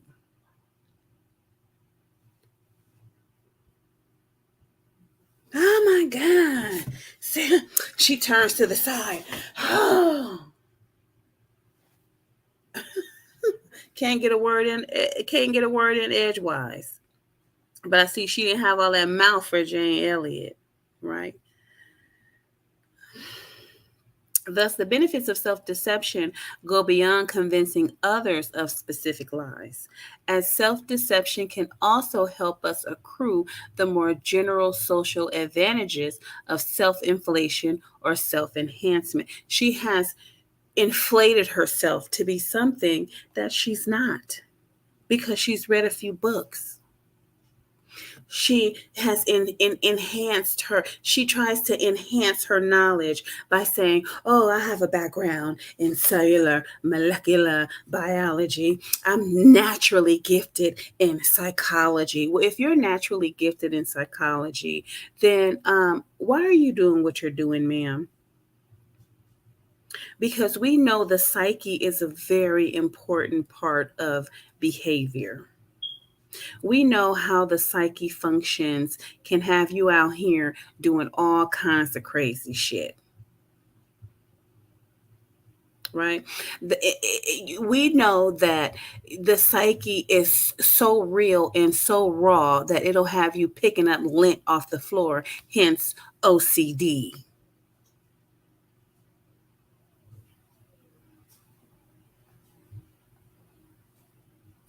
So if you're so gifted in psychology, then this means you know exactly what the fuck it is you're doing. You know how deceptive you're being with these women. People are impressed by confidence in others. Confidence plays a role in determining whom people choose as a leader. See that overconfidence she has? They're just eating it out the palm of her hand. Oh my God, Princella is so smart. Team Princella here. Oh my God, she's so smart. She's so confident. Look at her. Look at her.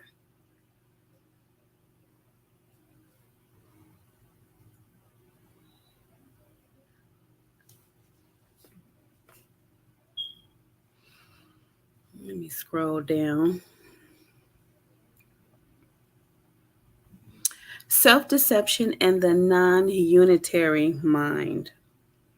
There are a variety of disassociations between seemingly continuous mental processes that ensure that the mental processes that are the target of self-deception do not have access to the same information as the mental processes deceiving the self. Let me read that again.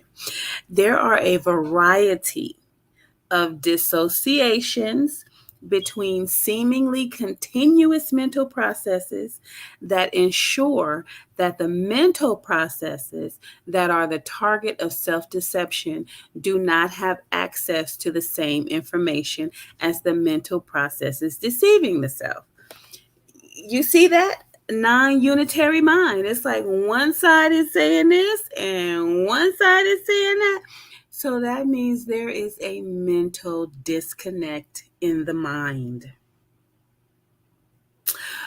For our purposes, these dissociations can be divided into 3 overlapping types: implicit versus explicit memory, and implicit versus explicit attitudes, and automatic versus controlled processes. These mental dualisms do not themselves involve self-deception, but each of them plays an important role in enabling self-deception by causing neurologically intact individuals to split some aspects of their self off from others, right? So this is let me finish.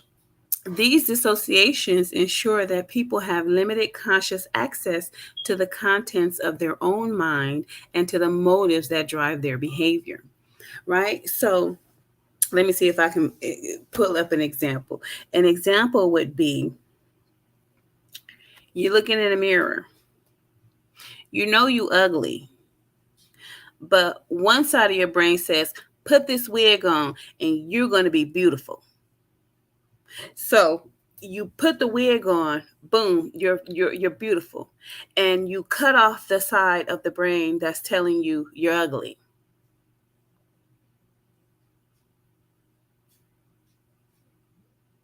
Right? So by causing neurologically intact individuals to split some aspects of their self off from others. So you just split, that wig just made you split off the side of you that's telling you, no, you're ugly. But the wig side is saying, oh, girl, you're beautiful. You're disassociated from the truth. In this manner, the mind circumvents the seeming paradox of being both deceiver and deceived. Now you're the deceiver of yourself and you've deceived yourself. Did y'all catch that? I hope y'all did. This is crazy. Okay.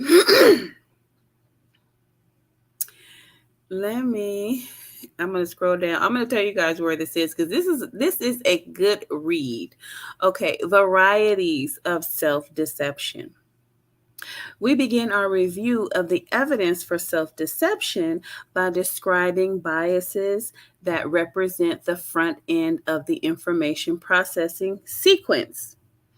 Self-deception at this stage of information processing is akin to failure to tell the self the whole truth. Girl, you a whole half of a lie. Self-deception. Okay, we then discuss varieties of self-deception that represent the middle of the information processing stream, memory processes. These are processes that involve obfuscating the truth. We then include this discussion with types of self-deception that involve convincing the self that a falsehood is true. Girl, you look good in that wig. No, you don't. You're still ugly. But that side of that head is saying, girl, you're beautiful. Don't listen to the truth. Listen to this lie.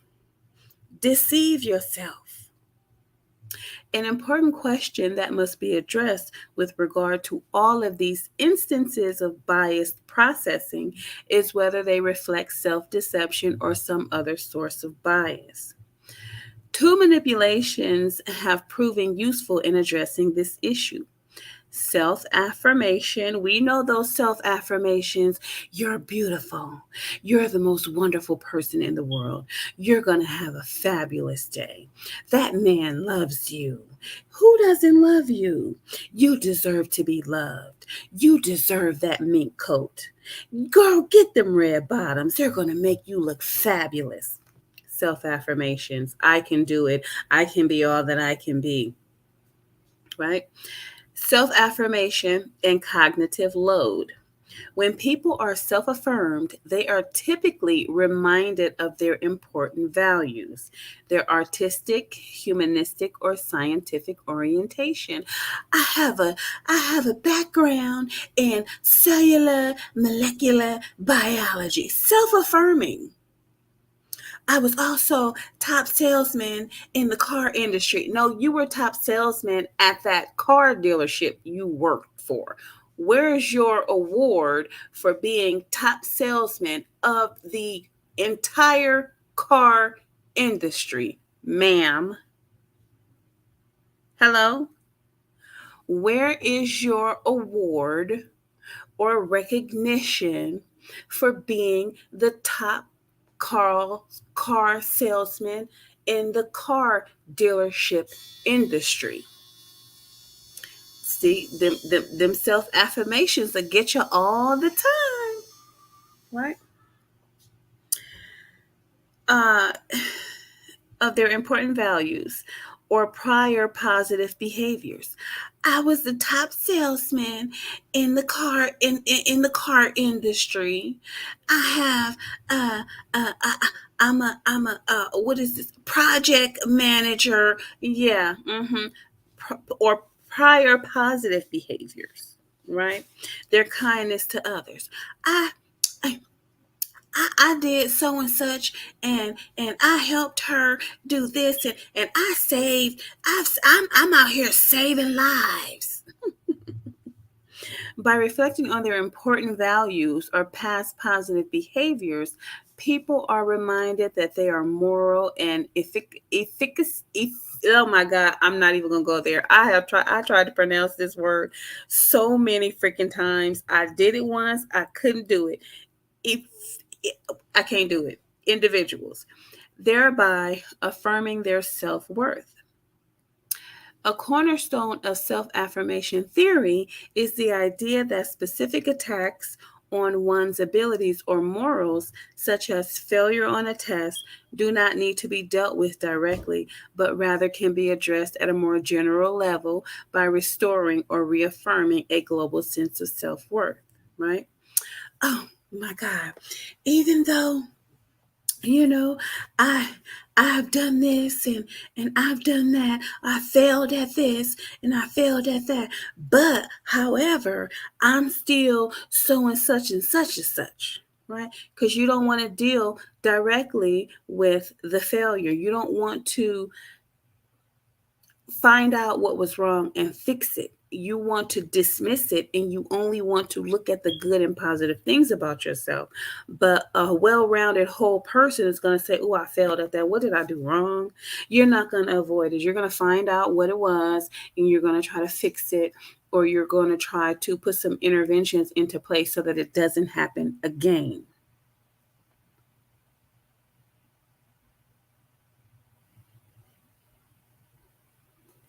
Thus, self-affirmation makes people less motivated to defend themselves against a specific attack, as their sense of self-worth is assured despite the threat posed by the attack. You know what? I'm not even going to address that because I know who I am. And no, you're supposed to address it. Excuse me, what's your issue? But you just think you're just A1, that you don't even have to defend you. I'm not even going to defend myself. I'm defending myself all day, every day. Excuse me, what did you say? Can I help you with something? Self-affirmation manipulations can be used to assess whether information processing biases are self-deceptive. If a particular bias represents unmotivated error, then it will be unaffected by self-affirmation. For example, if people rely on a heuristic to solve a problem for which they do not have the knowledge or interest to use the appropriate algorithm, self affirmation should not reduce their use of this heuristic. In contrast, if the bias represents a self deceptive process that favors welcome over unwelcome information, then this bias should be eliminated or attenuated by self affirmation. So it's just saying you are saying positive things about yourself to avoid dealing with the negative things about yourself. So basically, what she's doing with her audience is she is making the man out to be the bad one so that women don't have to address the failures and bad behaviors that they've used to contribute to their downfall in their relationships with men. I mean, they said it, I didn't. Right? So let me scroll back. That is all I wanted to say. But I mean, basically, that is what Jane Elliott is saying. You know, this self-imposed ignorance that you're displaying, it's telling, and I'm not going to listen to it. And within this self-imposed ignorance, there comes self-deception. So this was an article that was done by the Behavioral and Brain Sciences. This was 2011, but this type of shit don't change. The Evolution and Psychology of Self-Deception. So go ahead, and if you want to look that up, it is a good read. Go ahead and read that. Like I said, do your own research. Don't just sit and listen to what somebody is saying to you and, you know, you're just believing what comes out of their mouth 100%. And what I always say is that when a person is talking to you and, you know, telling you things, you always want to look at, who is this person? Who are you? What's going on with you that you're saying these things? And that's all it makes me do, is I'm just really looking at her like, girl, like, damn, you don't have one good experience in your life for shit? I mean, everything is all negative. I had this guy use me. I had this guy be jealous of me. This guy was jealous of me. I fell out with my mentor. I got kicked out the army. I was homeless. What? I got stranded. I got left stranded on a road trip. I mean, damn, what are you putting yourself into that has just turned you into this negative being? And the reason we are where we are today with this female is because she has yet to take accountability for her actions. When you can sit down and say, you know what, this happened, damn, I fucked up. Let me evaluate this. This is what I did wrong, right? This is what I did wrong. And then you're going to be like, damn, it wasn't him, it was me. Like, shit. You know, like, I know I should have did X, Y, and Z, and that nigga would never been able to do none of that. Sometimes, you know, women that are taking accountability be saying, if I was where I was supposed to be, then none of that shit would have happened.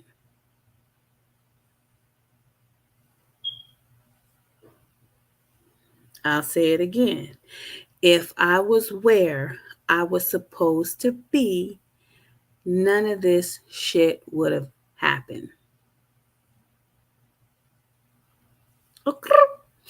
Now let's go back to, let's finish with Miss Jane Elliott.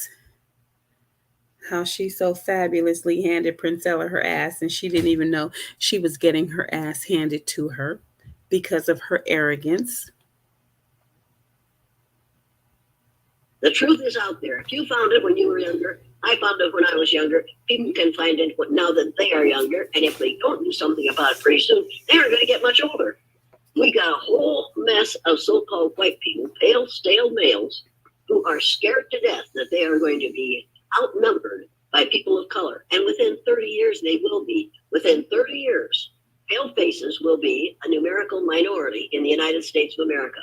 And white folks are scared to death that when that happens, people of color are going to want to treat us. Well, see, this is why they overturned abortions. Because they want to stop white women from getting abortions. They want all the babies to be born because they need them. Because if not, if women are so discouraged to having babies and having relationships and being with men, then what's to become of the race? Like, Hispanic people are not going to stop having babies. That's just out, right? I don't know. I can't really say that there's a decline in Black babies because I haven't done the research, but there are babies being born every minute. And it's a necessity. It's not only a necessity for white people so that their race continues. It is a necessity for all races in order for the race to continue. And, you know, we're going to find that out. Us the way we have treated them. And so we elected a simpleton to be president of the United States. He built a wall along the rapidly. He's scared to death. He also closed Planned. He didn't realize how many things Planned Parenthood clinics do for women who don't have a whole lot of money. He doesn't care about that. What he cares about is insisting that every pale-faced female have at least 4 and possibly 6 children so that we can get our numbers up again. It isn't going to happen. You realize that? I realize that. It's time for us to get over this idea. And then we've got the problem of these pale, stale males. Well, you know why that's not going to happen? Because we can't even afford to pay rent. Like, you can't say that you want women to have 4 and 5 and 6 babies when you can't afford rent, you can't afford child care, you can barely the economy is just so bad to where I think any woman would be crazy to have a baby right now. Who's gonna pay the bills? You need a job, and your man need 2 jobs to pay the bills. So how are we going to birth all these babies and still have the financial ability to take care of them? So you can't say we want to stop abortions, we want y'all to have babies, but yet and still we're going to raise the prices of everything on the face of the earth, and you can't afford shit. You can't afford babies. Who can afford a baby right now? Who? Are they supposed to put them all on welfare and then get low-income Section 8 housing? What's going to be done with the housing market? Who can afford to have a baby, let alone 5 or 6 of them? So, I mean, that seems kind of asinine right there. You're swimming in a pit of babies and you can't feed them or house them. Males marching down the street with their tiki torches yelling, "Jews will not replace us. Jews will not replace us." Somebody should read the Old Testament to them and find out that the first 5 books in the Old Testament came out of the Torah. It's like they never realized that without the Jewish faith, there would be no Christian faith. Correct. And most of these other faiths wouldn't exist either because so many of them are offshoots from the Jewish faith. It's time for us to get over the idea that anti-Semitism makes it sense. It doesn't. It's time for us to get over the idea that white people really exist. They don't. All I am is the result of some person from Africa moving farther and farther and farther north until he was exposed to so little sunlight that his body didn't need to produce melanin anymore. And if we're going to talk about melanated people, then when we're going, instead of calling people white and black, if you haven't enough iron in your blood to keep you safe, you're called anemic. If you don't have enough melanin in your skin to keep you safe from the damaging rays of the sun, you must be melanemic. Mm-hmm. If you have more melanin, you must be melanaceous, which rhymes with spacious and gracious and efficacious. It's a very positive term. Mm-hmm. If you have a lot of melanin in your system, you must be melanotic, which rhymes with exotic and is in the dictionary. Mm-hmm. Now, before I die, I want the words melanemic and melanaceous to be in the dictionary along with melanotic because it makes sense. White and black do not make sense. Using the words white and black contribute to the problem of ignorance on this earth. And it's time for us to stop that. I'll tell you why. I agree with you with the words that should be put in a dictionary, but I want to give you some more perspective on why these terms are used, black and white. So I want to give you Jane Elliot, who has been studying this stuff for decades. I want to give you some more perspective. The arrogance of this woman. The arrogance is real. Because wait. No. You see the color of my hair? No, I'm not even talking about in terms of people. I'm not even talking about in terms of people. I'm talking about the color. I'm talking about just the color monochromatic scale itself. Because you have you have two extremes of absolutes. Black is the presence of color and white is the absence of color, right? So we're looking at. I bet you thought I didn't know that. No, I know you know that. You're a teacher. You've been doing this for forever. Then why are you telling it to me? You see, here's the problem. See, she said, okay, why are you telling it to me? Why are you treating me like I'm one of your scuzz bucket followers? Why are you treating me as if I have no education? Why do you think that you have the power to explain anything to me, little girl? Little girl who has abandoned the men of her race. The idiot that doesn't know she needs the men of her race. Who are you, little girl, with no degrees, no books on psychology since you're a master at it? Right? Who are you that are writing these unpeer-reviewed books? And these are all your opinions. So how dare you think, little black girl, how dare you think that you're going to explain anything to me? And it's not that Jane is arrogant herself. It's just that she's going to tell you, I have been through so many different eras. What can you teach me when you've only been through one, if at all? And your first 20, 25, 26 years was being a bumbling fool, a promiscuous Jezebel. What falsifying documentation and inviting men to live with you that you don't even know. What are you going to teach me again? What are you going to tell me, little girl? Who's probably never even had a back rub from a man? Probably never even had her feet rubbed? What are you going to tell me again? Ma'am, please, stop it. You automatically assume I can't possibly know what you're going to tell me. And here's another problem.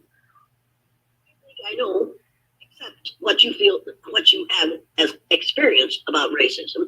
I think I know all this stuff that we have to explain it to white folks so that they won't be so upset.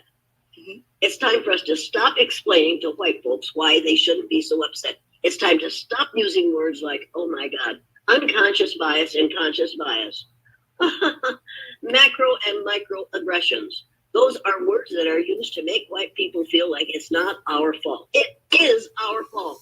It's our fault because we perpetuate it, because it is good for us and bad for everybody else. Now, I don't know what you're doing. I am not, you'll have to forgive me for being a little impatient, because most of what you're going to say, you have already said on this program or to somebody else at another time. Most of what you're going to say, I have heard over and over and over. Are you sure? And most of what I'm quite certain. Are you I'm sure? quite certain. Look at that. Are you sure? Are you sure? Because the way I break stuff down, girl, you're talking to the wife of the man who wrote the shit that you broke down or supposedly broke down. See, here's the thing.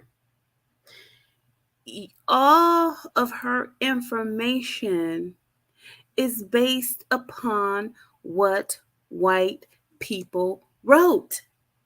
Idiot. So how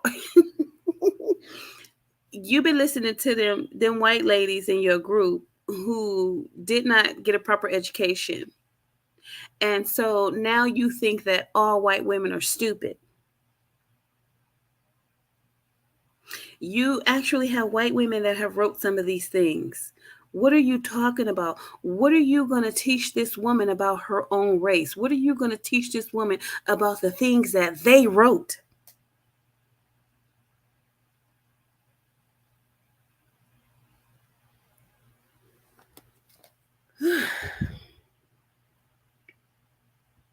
I think I'm a little bit different. I think I'm a little bit different. No, somebody out in the world got a gap in their tooth like you. Somebody else in the world got a forehead like you. Somebody else in the world wear wigs and ball caps and dress like boys like you. There's a lot of women apparently that want to think like you. So what is so different about you? You think you're teaching people about testosterone. You're not teaching people about testosterone. It's just that testosterone is something that's not on people's mind. Fuck testosterone when you need to get your rent paid. Fuck testosterone when you got to feed some kids. See, the thing that this woman doesn't understand is that people out here that gotta get up and get out here and go to work and make a way for themselves, they don't give a fuck about what she's talking about because it's irrelevant to the fact that finances are needed, resources are needed, children got to be taken care of, bills got to be paid. We don't give a fuck about none of that. We don't give a fuck about your dick problems. These are nothing but dick problems. These women have penis problems. This is what their issue is. We don't care about your penis problems. Close your legs.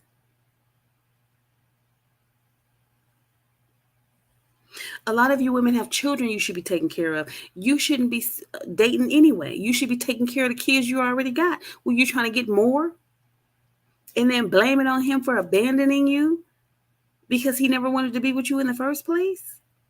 Y'all got penis problems. It's people out here dealing with real life shit. We don't have time for y'all fucking relationship problems. This ain't nothing but relationship problems. If the man don't want to be with you, don't be with him. If you don't want to be with him, don't be with him.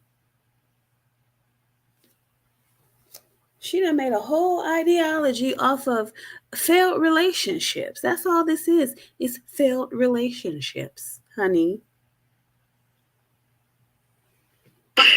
You may be thinking a little bit different, and I hope you do. But don't for 1 minute think that I have spent the last 50-some years learning about this topic and closing my eyes and ears to what is happening around me. Mm-hmm. Because no matter how many psychologists and sociologists tell us all these wonderful things, use all these wonderful words, polysyllabic terms to express simple ideas, I've really had it.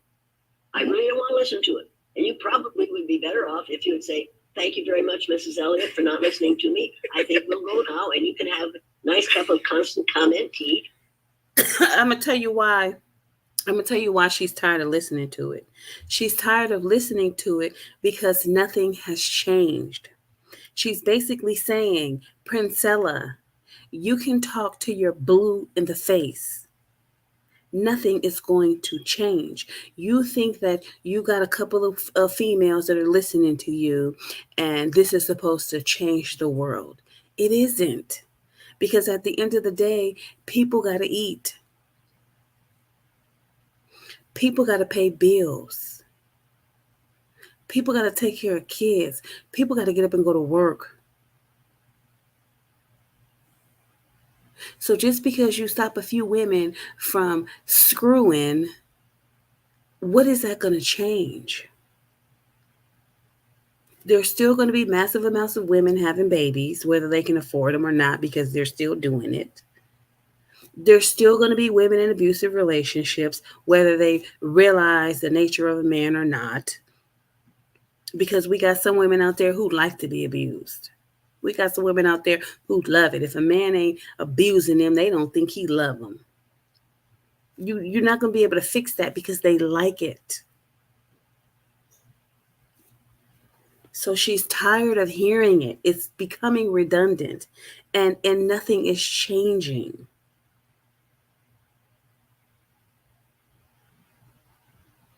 We have to change as a people. We can't change as individuals, or we can't just change as women, because we can change as women all we want to. But if the men aren't changing, it's going to be ineffective. And you can't force people to change. If they don't want to change, they're not going to change. Why do you think they have prisons? Because people don't want to change. Why do you think we have repeat offenders? Because they don't want to change. You cannot force people to change.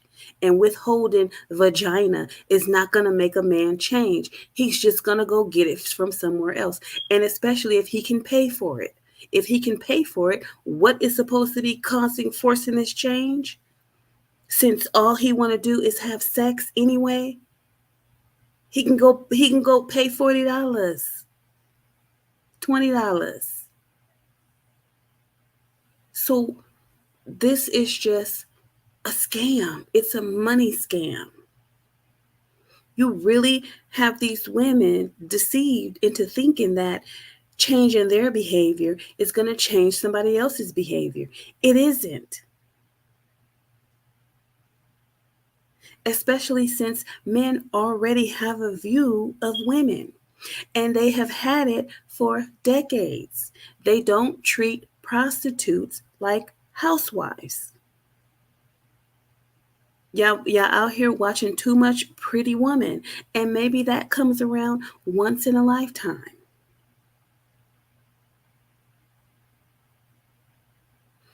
Men don't want men acting women. It's been around forever. And she knows it. She knows it's not going to change a damn thing. But hey, why not get paid off of it?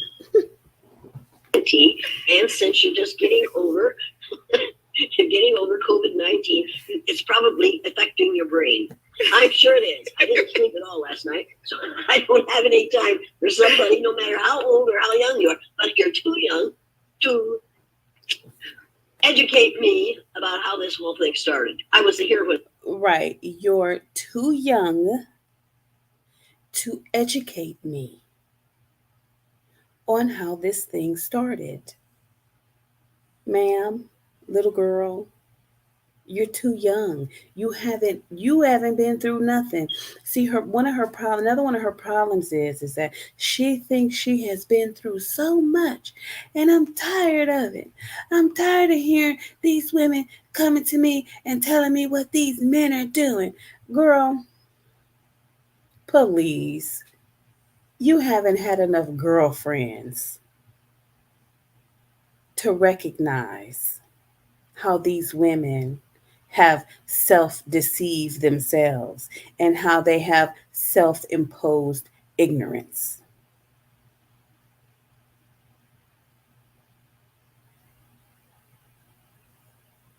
You don't know enough about women to be allowing them this pity party. Because the only places you have occupied are male places.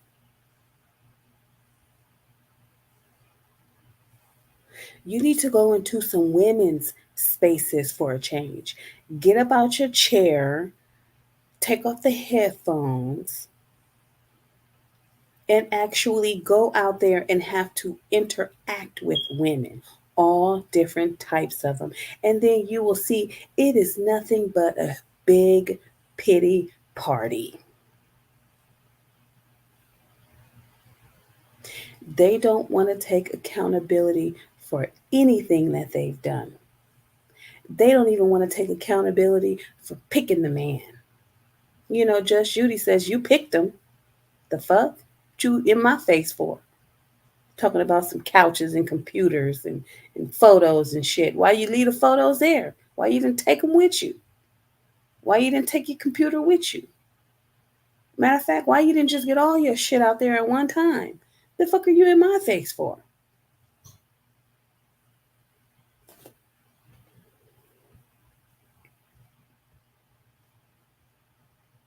I was here when it started. Mm-hmm. I was here when we could have ended it. Mm-hmm. I was here when Hitler was doing his thing. Mm-hmm. I was born the year Adolf Hitler and Franklin Roosevelt came to power in their respective countries. Mm-hmm. I remember when somebody said to Franklin Roosevelt when he was president, "What are you going to do about Adolf Hitler?" And he said, "Leave that man alone. He's dealing with a problem the rest of us don't want to deal with." I've lived through that kind of nonsense. I've watched that kind of thing happen. I'm looking at someone who is probably the age I was when I did the blue-eyed, brown-eyed exercise. Mm-hmm. And I'm thinking of what I have learned in the 50 years since then. Mm-hmm. And it is absolutely frightening what I've learned about our inability in this country to say something simple and straightforward and get it out there and stop trying to clean it up or make it better by using polysyllabic terms. Oh, I don't do that. I don't do that. Well, you were. No, I just see what I do because let me tell you, I have a background. Yes, you do. She's trying to wake you up out of this self-imposed ignorance that you're displaying.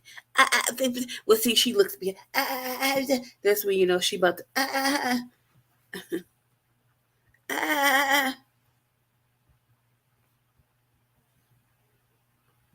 Background in cellular molecular biology. I was an ex-officer in the military 8 years. I'm also top sales in the car industry. So I've gotten a lot. See, I was ex-officer in the military for 8 years. Girl, you were in the reserve. You weren't out there pounding the woods. You weren't out there hiding behind bushes and shooting at motherfuckers. You hyperinflation. What is it? Self-inflation. Self-inflation. What did I just say? I just said self-inflation. Didn't I just read that? She's just inflating herself to make herself seem so much better and so important. And I just have a girl, bye. Have several seats. Lot of and I'm naturally gifted as psychology, sociology, and human behavior. So I have broken this stuff down even to the lowest possible denominator because it don't start with racism, because racism is nothing more than a philosophy that's systemized around the concept of race practices, just like capitalism and all of the other isms. Okay, so that no. Racism is a lie. No, but it's a philosophical practice.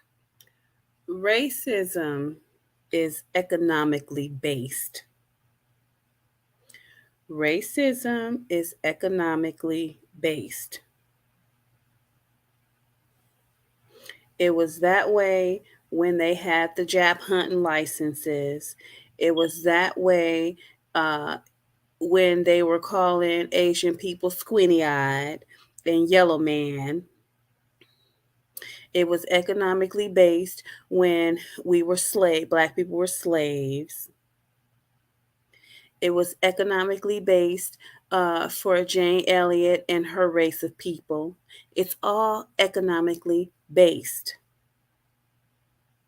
It really doesn't have anything to do with the color of your skin. It has everything to do with economics and greediness, greed and envy.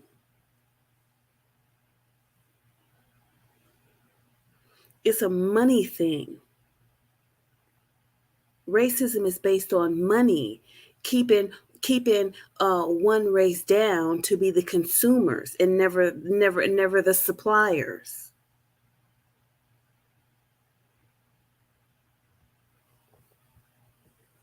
Practice. It's ideas. No, it's a lie. It's a lie. Anything can be built. You can create a. You know what I'm saying is you can create a system around a lie or a truth. It doesn't matter if it's a lie or truth. It's still a systematic practice. So what I'm saying is the ideas of race and competition. It all originated out of the mind of a male. Mm-hmm. Hitler was a male, right? All of this stuff comes from white men. That's all I'm saying. And no, it doesn't all come from white men. There were no white, and there are no white men. You're still doing the same thing. Or men, or males. It all comes from males. It started with males, but it didn't start with males. You see that picture in the books of the man striding into the future from out of the past, that big, brawny person, and there's never a woman there. How did that man get there? No, it's not. Right. There's never a woman there. There's never a woman there. How did that man get there?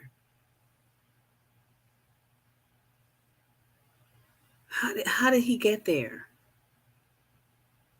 And then when he grew up, what was his motivation? His woman, his children.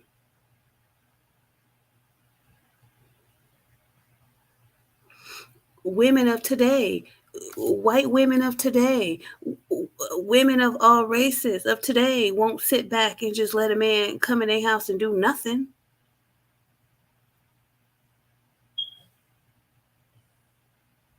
They have to provide resources.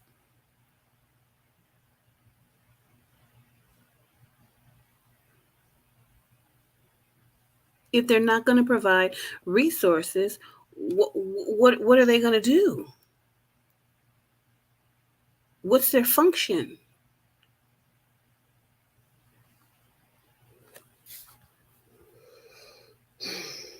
You see, here's the thing.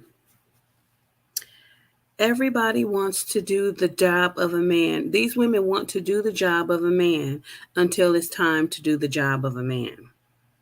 So just like in my field, everybody wants to be the charge nurse. Everybody wants to be the charge nurse until it's time to be the charge nurse. And then you really get to see what the charge nurse has to do. And then you don't want to be the charge nurse anymore.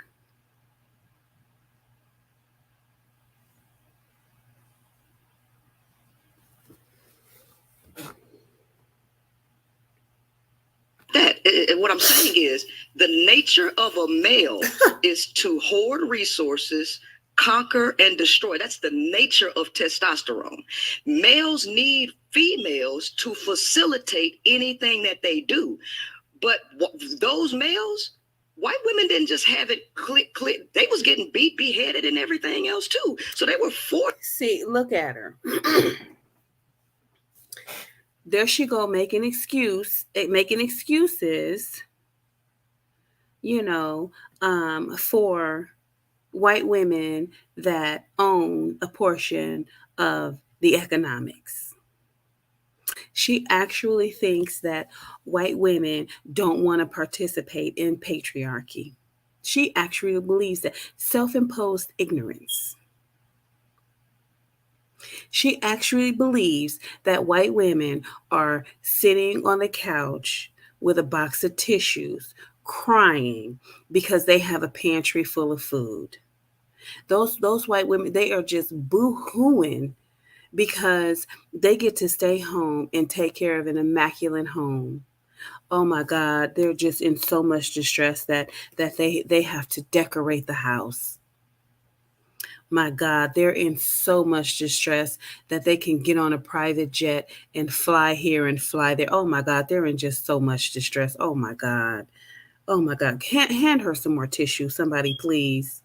Please. She is just so distraught that she can walk into anywhere and be accepted. Oh my God. Can you please hand this woman a tissue? Oh my God. Do you see the tears? Oh my God. Baby girl, don't cry. Don't cry. What the fuck?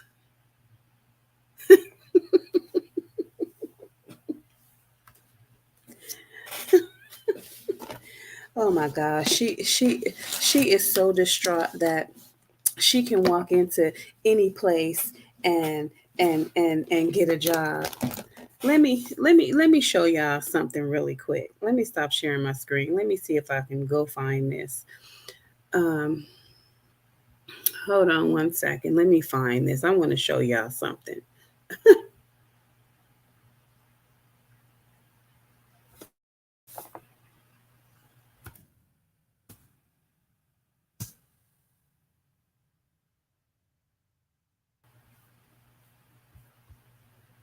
Hold on.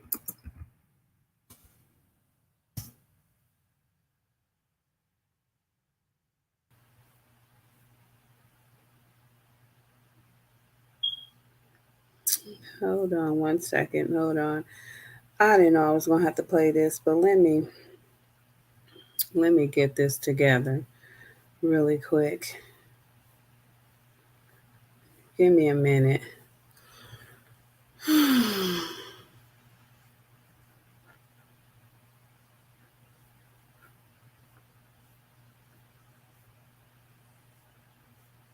See, her argument is for impoverished white women, right? It's for impoverished white women, women that aren't having the opportunity to go shopping and buy whatever they want to buy and visit their husbands at the office and have lunch or dinner or you know, send their children, their sons to private school, boarding school, you know what I'm saying? That can spend, $1,000 on groceries and then another $1,000 on home supplies. I mean, endless bank accounts, endless funds, not having to worry about anything. You know, she's that can get maids and freaking nannies and chefs and you know what I'm saying, and walk into her husband's restaurant and have a free meal and just enjoy all the benefits of patriarchy. She's not talking about them women.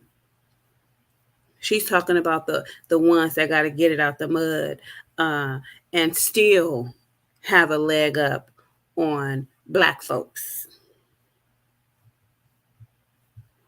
So I'm not gonna join the pity party. I'm sorry. I'm not. I'm not going to join the women's pity party. These women of other races as well. They got successful husbands, and they get to spend all day at the damn gym working on their gorgeous bodies, and they're going out and they're getting Botox injections and boob jobs and shopping all day every day, doing whatever the hell it is they want to do, going on vacations and different things of that nature. And the children don't have to worry about anything. She's not talking about them women. She's talking about the impoverished white women who got issues, and the impoverished that got issues with their impoverished white male.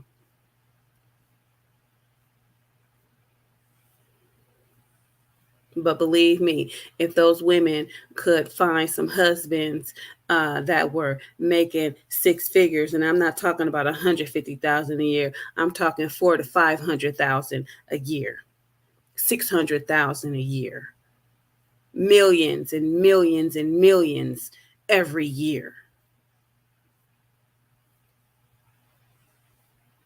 They would go.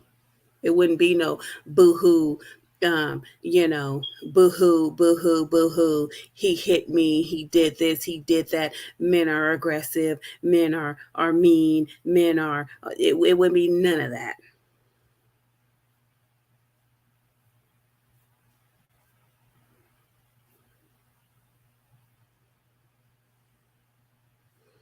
I can't find this video. I'm gonna keep looking. But yeah, so I'm not convinced at all. I'm not convinced at all, because when you're actually out there and you're in the rat race, the workforce, and uh you're trying to get things done as well. You're trying to provide for your own family as well. And you see all these obstacles, and you see all this favoritism and family and all this kind of shit. No, no, no. She needs to go work a real job. And then even the job that she did have, she was driving trucks. So she still wasn't interacting with people. She was saying hi and bye. Is this the load? Okay, here's your load. That's all she was doing, waiting for a load. Still wasn't dealing with people. Still wasn't dealing with women. No, you're not old enough, honey. You're not experienced enough to be teaching anything. And it is your lack of education and your lack of experience that has sent you down this road. Because if you were smart, you wouldn't be down this road. All this self-imposed intelligence that you have, all this self-inflation that you're indulging in, if you really had to get out there and get it, you wouldn't be having this argument. Oh, but then maybe you would, because it's a scam anyway. So yeah. See, Jane Elliott, she don't want to hear that shit, because she know what's really going on. She not gonna sit up there and pretend like she don't know what's going on when she does. And she know it ain't got nothing to do with men are resource hoarders, and the men are aggressive and testosterone, and they want to conquer every woman. She ain't buying none of that shit. None of it. Because Jane Elliott herself, she knows the nature of women. And she ain't gonna by any means allow the rhetoric that women are not are forced to be involved in all the luxuries and resources of the world. Bullshit. She's like, girl, if you don't go somewhere with that,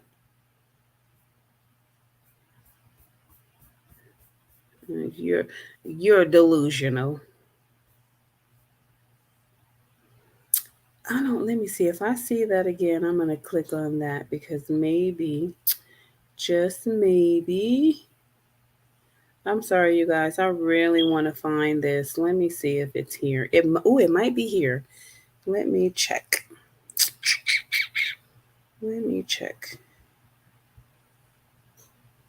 Hold on.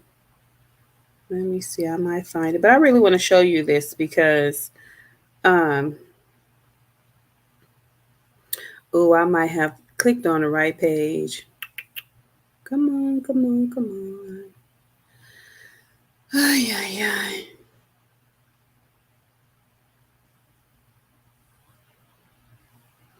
And I'll tell you this. When it comes to women, yeah, we might have all the same gripe and moans, and it is from the rich to the poor. However, the circumstances are different, right? The circumstances are different. I know the lengths that a black man will go to for a black woman. And when you know that, when you've experienced that, you won't be trying to hear that. You won't be trying to hear none of this, right? When you are able, as a woman, to take accountability for your failed relationship, and know that, damn, I fucked that one up. I really did. I should have treated him differently, because he was a good one. he really cared about me.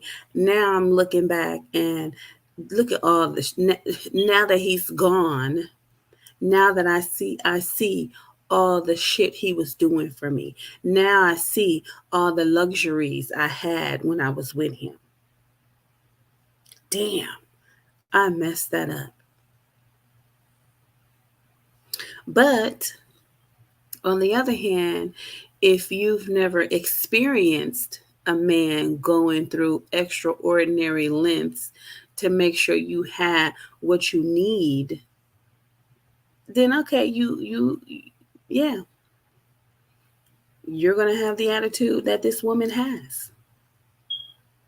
So given the opportunity, given not even the opportunity, given the resources and the opportunity, men behave differently. It's when there's a lack of resources and then a lack of even obtaining those resources. That's a lot of the stress for Black men, right? And it might be some of the stress for white men. However, I would say the argument with white men and Black men are different. Black men can get shit. White men can get shit, but it's the shit they don't want.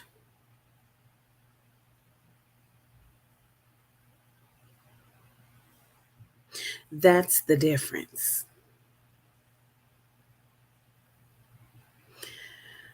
Oh my God. I can't find it, you guys. I wanted to show it to you. Let me see. Hold on. I might be able to find it. I might just have to. No, that was, yeah. Let me see. Is there anything here? Nope. Let me see. Is there anything here? Damn. Oh, there is. Maybe I'll find it here. Who knows?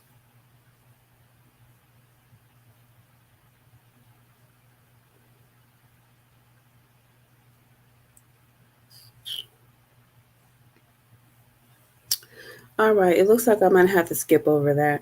But let me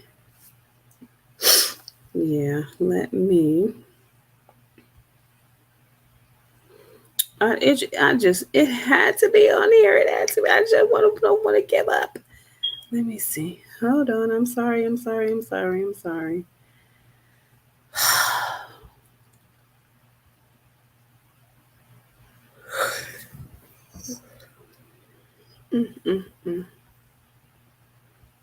me see. Let me check one more time. I might have just been moving too fast. Let me do it one more time.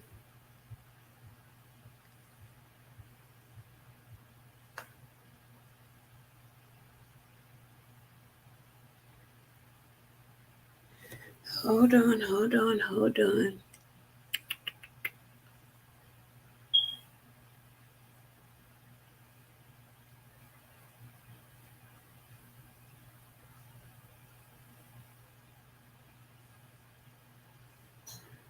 Oh my goodness. Okay, here we go. Let me see.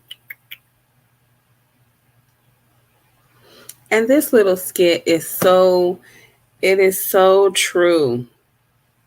It is so true. But if I can't find it.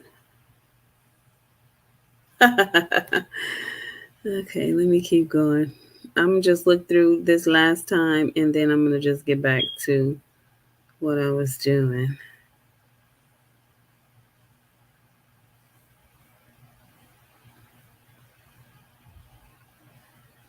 Hold on. Oh my God.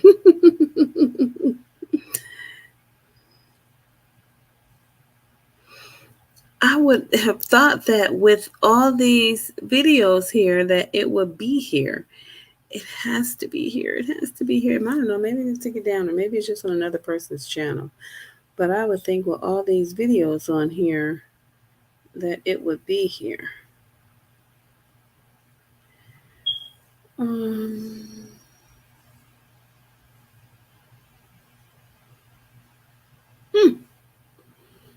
I'm gonna have to start watching these again. Okay, so I couldn't find it. Um,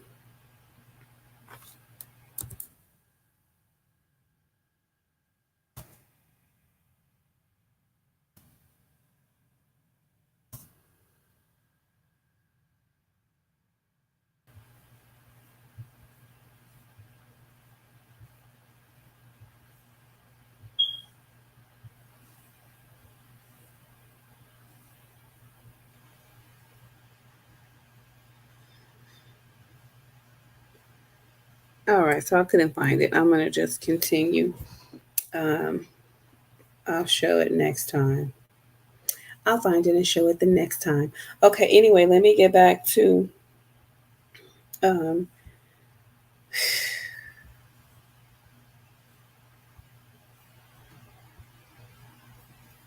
to this. Here we go. Forced into this. All of this stuff comes from me. Oh, wait. I remember the civil rights movement. Mm-hmm. I remember black women trying to get their rights and white women standing back and watching. Mm-hmm. If white women had gone along with women of color, if melanated women had joined with melanaceous and melanic women to make that system die, we could have killed the system of racism in this country. So did y'all hear that, right? So we help them with feminism. But then when it's time for them to help us get our freedom and get our rights, they was like, ooh. They was like, we don't know about that because, you know, that kind of means that, you know, we're going to have to share these resources. Like if we as white women, if we join in that fight, then we're saying that, yes, we want you black women in all of our spaces, and they don't. And we're not going to pretend like they do. I'm sorry, we're not. We're not going to pretend like they want us roaming around there, Louis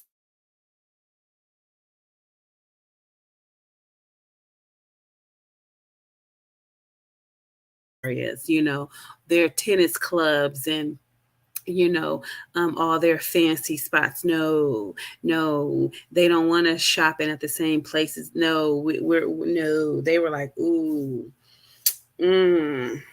we don't know about that one. So, but it's up to him if he wants to do it. But for us, it's a no. It's a no for me, because I don't want you. If it came down to me or you getting the job, I don't want you to get it. I want it. Yeah. So that you guys are, you're gonna have to ask Zaddy yourselves. We can't do that because no. And then that means that your men will be allowed to get the jobs and things and be in the places that our men will be in, and the more resources that we share with you, the less resources that our men have, which means the less resources that we stay at home moms have, because my I don't know about that, ma'am. My kids have to go to the best schools. No, they have to be able to. No, I'm sorry. Yeah, that's how. Yeah, and we're just keeping it 100. We're just keeping it 100.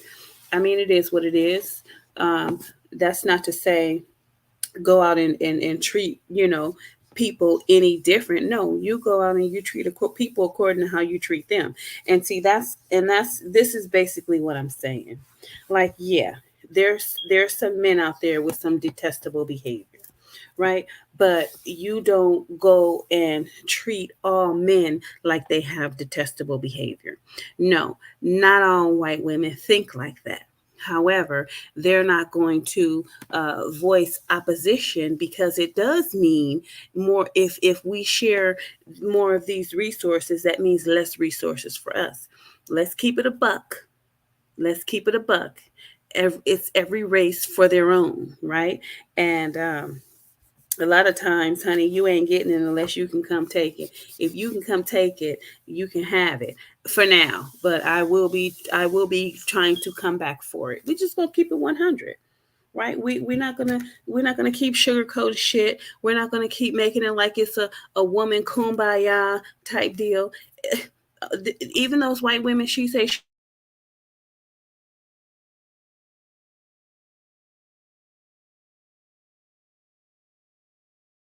Because she got kids that need to be fed, and her kids are going to get fed. Sorry, ma'am, but I'm just going to have to use my white privilege right now because I have children that I need to feed. I don't know. Maybe you can go down to the welfare office or to, I don't know, to the church or something and get some free food. That's how it is. That's how it is. So, my big old question would be, why are the white women up in that space anyway? When all you can, go find you a nice white man to take care of you. What the fuck? Your trials and tribulations are not our trials and tribulations. I'm sorry. No, it's not. Right? It's not. I'm sorry. It's plenty of good white men out there. So I don't know what's the gripe and moan of these white women. What's your problem? Like, you guys own the resources. What are you crying about? Go get you a different white man. There's so many good ones out there. You guys have so many. These white women have so many options. Like, what the fuck is the problem? You're ungrateful. Quit being ungrateful.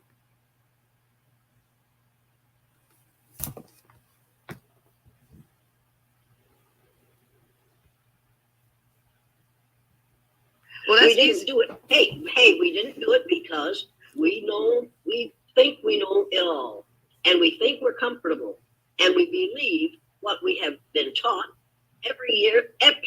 We teach antisocial studies in the schools in this country on a minute-by-minute basis.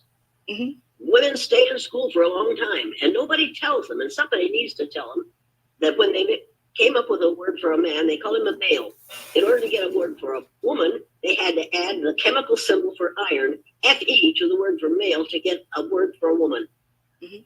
A woman is male plus a whole lot of iron. And that's the reason we have the babies. And we are the ones who are training the babies. And we are the ones who are civilizing the babies. And those of us who decide to follow some male are doing exactly what we are supposed to do. Okay, so did you hear that? She said, we are the ones that are giving birth to the babies. We are the one that's raising the babies. We are the ones that's teaching the babies. So what the fuck does that tell you, Princella? What does that tell you? It tells you that the white man's mind was developed by the white woman. Dummy. We are the ones that civilized the babies. So what does that tell you, stupid? But it's a money grab. It's a money grab. too greedy, too money greedy for her own good, that she would sell out her own man for a few bucks. For a few bucks. Right, I agree with that. I'm not going to blame this on men. I'm not going to blame this on men. I'm not blaming this on men. I'm blaming the word. If I do that, then I have to think that women don't know any better. But that's what know better. Actually, believe it or not, females don't know better because. Now, see, I know better, so I don't know what the fuck she talking about. I know better. So therefore, I do better. She's making an excuse for.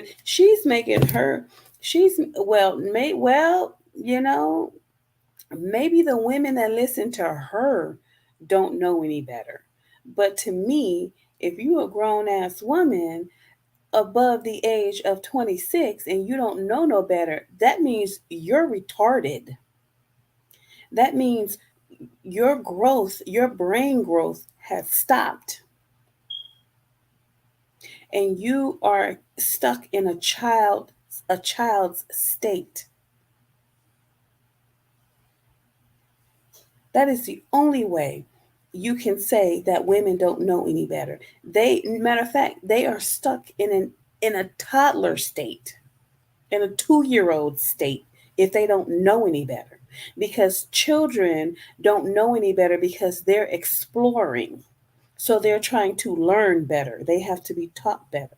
If you're a grown ass, old ass woman and you don't know no better, you have a problem. It is definitely not the men.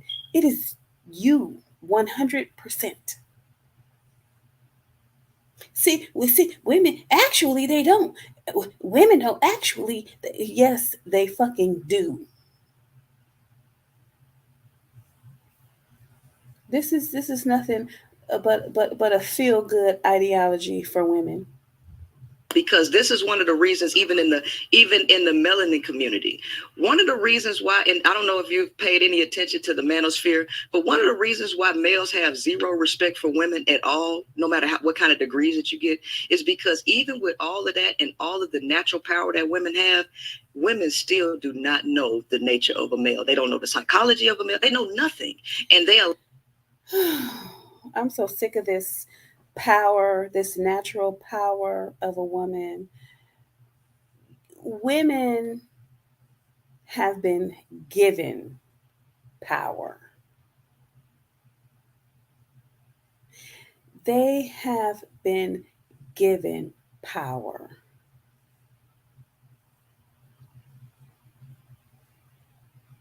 What do they say? The Lord giveth and the Lord taketh. See, with all this talk about, oh, this is a false society. This is a society that's created by patriarchy, and none of this stuff is real, and everything has been created by the white male, and we're living under this false dichotomy and ideology, and right, ma'am. So the power that you think you have is false. The power that you think you have is false.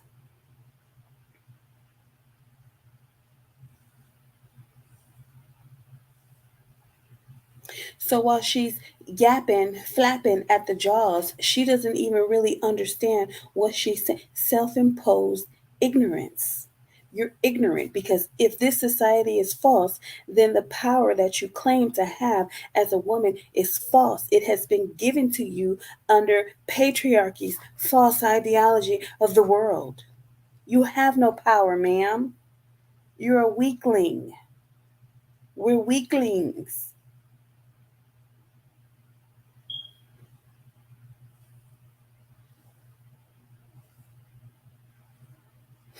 And here's something I wanted to also share. When it comes to male aggression and female aggression, do you know what the only difference they said there is? Physical. The only reason why women are not as aggressive as men, or maybe not even say not as aggressive as men, because they are. The only reason that women don't display the same kind of aggression as a man is because of physical abilities. But if she was just as strong as him, she would be behaving just as him. But if not for the fact that she was so weak and incapable of actually hurting a man, a strong, fit man, she be beating his ass. She be doing the same shit. So the article that I read, it said that women They display aggression differently. They display aggression by throwing things and using weapons because their hands are not actually strong enough to hurt a man. Now we know when you knock a person out, you know that there are certain spots on the chin that knocks them out. If you hit them right in a good spot on the chin, you're going to knock them out. That's a boxing tactic, right? A woman can knock a man out if she hits him right in the right spot on his chin. She got him, right? But aside from that, when a woman hits a man, she doesn't hurt him. That is why she has to throw things. That is why she has to degrade him with her mouth, tease him, tell him his penis is little, tell him he's stupid, tell him he's ugly, make him feel stupid. Because this is how the woman displays her aggression because they're two different people, right? But let a man sock you in the titty, see what happens, right? Let him punch you in the stomach and see what happens, right? Men and women are equally aggressive. They carry it out in different ways. Don't let this woman fool you into thinking that these women are just so brutalized and just so beat up on and just so used and just so abused. Bullshit. Because every action has a reaction. That man reacted to some dumb shit you did or said.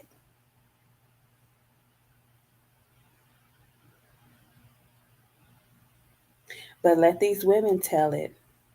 He didn't tell me that he was a felon. Girl, he was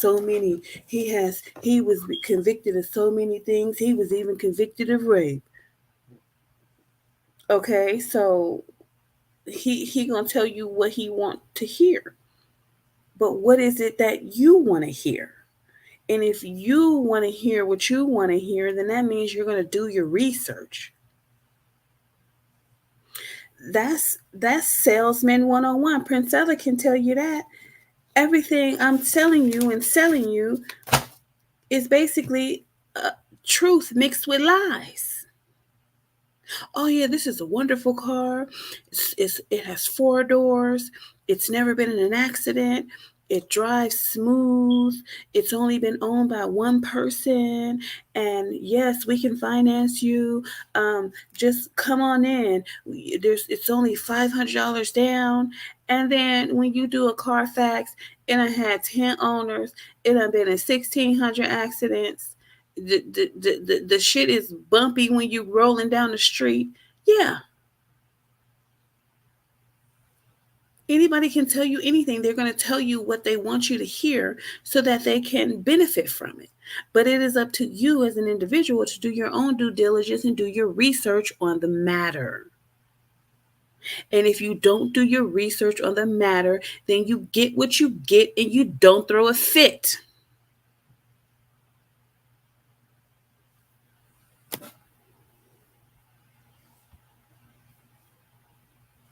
And they allow males to get over on them at every and they allow men. Oh, hello, keyword allow. You allowed it to happen to you. Why didn't you stop it?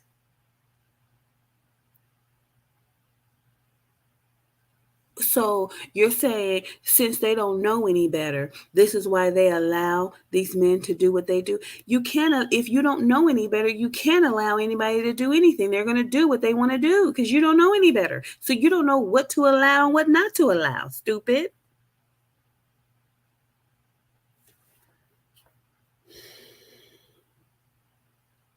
Children don't know any better.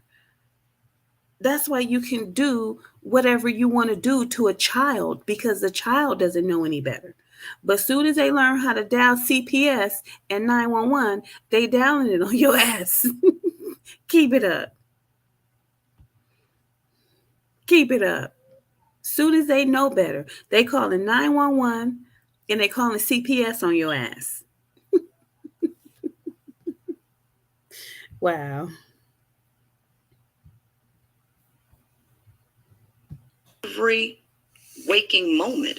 So women really Wait a minute here. I've got to interrupt you. Look at her. She had to laugh. Wait. She had to laugh off of that because she know that was some dumb shit she just said. Let's rewind that. She had to laugh off of that because she know, goddamn, I'm just saying dumbass.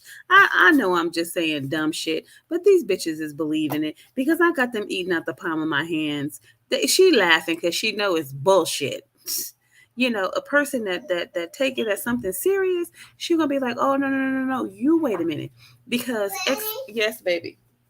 I'm big and I'm strong. There's nothing you can do about it. You are big and strong, and there's nothing I can do about it. All right, so yes, you're big and strong. Yeah. All right, so let's rewind that. She laughing because she know it's bullshit. She know. Look at her laughing at her own bullshit. Look at her. allow males to get over on them at every waking moment. So women really Wait a minute here. I've got to interrupt you again because you are. Look at her. She was like, that was some dumb shit I said. She caught me. She was like, I'm busted. She had to laugh off of that her damn self. Stupid. Women. Mm-hmm. Like women. Melanaceous, melanaceous and melanotic women saved the country. Voted Donald Trump. They voted him out of office. Women did that. Mm-hmm. Men didn't do that. Women did that. And they did that without the permission of their male. They went into the voting group, and they did. So by her saying that grandson.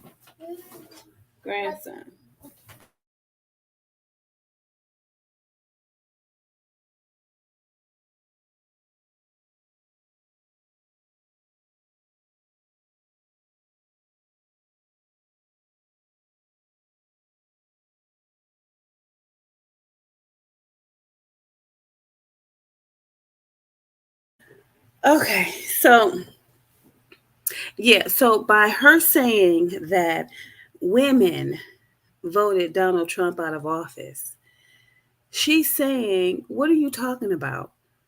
Women voted Donald Trump out of office with no cueing or help from their men. Matter of fact, going against their men. So what do you mean they don't know any better? See, what you're saying and what we can attest to is two different things. That's why your whole argument is bullshit. You want to make these women seem so vulnerable and, oh my God, these men, they're just using them for their resources, and these women don't know any better, and these men are taking advantage of them, and they don't know what to do. So that's why I'm here, because see, what I teach my ladies is that, they have the power. And they need to, stop fucking with these men. And Jane is like, girl, if you don't have several seats, these women know exactly what they doing. They don't know no better. These bitches know how to put weaves in their hair. They know how to glue wigs down. They making wigs. They all kind of business owners and entrepreneurs. And you talking about women don't know better. You gonna let this broad insult you as a woman and tell you that you don't know no better, treat you like a child? Because this is basically what she's treating these women as. Oh, you're stupid little girls that don't know anything. You've been getting played by men all your life. And so you need me to teach you how to be a woman, basically. Girl, really? Really? They don't know no better. No, yeah, they don't know no better because they're following you. This is one area that we know they don't know any better on. They don't know how to protect their minds. And this is what it is. They're getting a good mind fuck from this woman, and they don't even understand it. It's not that they don't know any better. They have a lack of understanding because their minds are weak. They don't know how to protect their minds. They don't know how to make competent decisions. They don't know how to cut their losses and haul ass. And so I guess she's saying, well, it's because patriarchy told them that they need a man. Patriarchy told them that they're supposed to have a man. No. I'm sure nature designed it that way because they have a penis, we have a vagina, and the two fit together rather comfortably. So patriarchy didn't design the man and the woman. Nature designed them, and they fit together like a hand in glove. But we don't want to talk about that, huh? I think the major problem is that we all have a group that we belong to. Say, for example, you have Haitian men and women, and then you have Jamaican men and women, and then you have African men and women, and then you have white men and women, and then you have Hispanic men and women. It is when you are with someone that is not a part of your group, that doesn't share your same cultural ideologies, that's where the problem comes in. Even with Black people, we don't know what the fuck tribe we come from. We might be Sudanese, or we might be Nigerian, and we over here fucking around with somebody from Ghana. The shit don't work. Find your group. Find somebody from your group. Find out where your group is. And then that's the kind of man you're supposed to get, because you're naturally made for each other. It is when you try to mix shit up, and some of it works.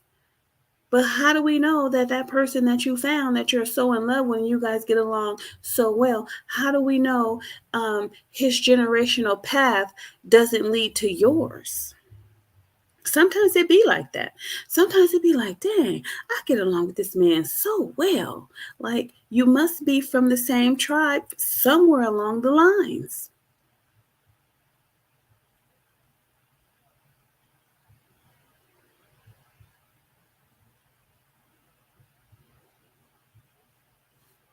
So I mean, I just don't know. I just really think that we got so much mixing and matching. It's like we got two socks that don't match. Just threw them on because they was some socks. I just got with him because he was nice and he had a penis, even though he wasn't from my group, and we don't match. And maybe he just, got me because I have a vagina. I don't know. But it's not working. And I think that's probably one of the reasons why we are not with a person from our group. The right thing. Mm-hmm. This country and every country on the face of the earth is only as great as it is because of the women in the country. I agree with that. I'm not in disagreement, but that doesn't mean that the woman knows the nature of a male, though. She might. Yeah, but have you ever been married? Yes. One time or more? One time and never again. Oh, but see, I was married for about 60 years. I was with the same man for 60 years. And I was raised by a father who was... See, here she go with this bullshit. Women don't know the nature of a man. Girl, the nature of a man is to have sex. That's the nature of a man. Sex. Who doesn't know that? Just like in my beginning videos, when the woman said, when a man is attracted to you and he asks you out, he wants to have sex. Or he wouldn't be asking you out. He would have no interaction with you at all. Unless you were at work or something. Or saying, excuse me, at the grocery store because you want to get by. But if he is coming at you in a romantic nature, it means he want to fuck. He wants to have sex, stupid. So what do you mean women don't know the nature of a man? The nature of a man is sex. He wants some sex, he want to eat, and he want to sleep, and he want to get up, he want to take a shit, shower, and a shave, and he want to put his clothes on, and he want to get out the door to work, I don't know, to another bitch, I don't know. What do you mean you don't know the nature of a man? The fuck? What? I mean, are her followers that goddamn stupid? We know that men they sometimes they have deplorable behaviors. We all know that. What the fuck do you mean? They don't know the nature of a man. Who? A toddler? A teenager that's never had sex before? That's never dealt with a man on that level before? Those are the only ones that don't know the nature of a man because they haven't been with one yet. But outside of that, they know that the man is of the opposite sex. I mean, come on now.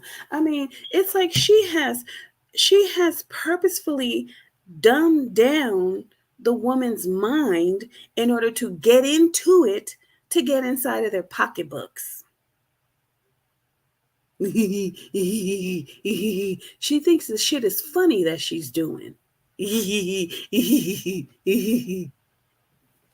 shit ain't funny. You playing with people.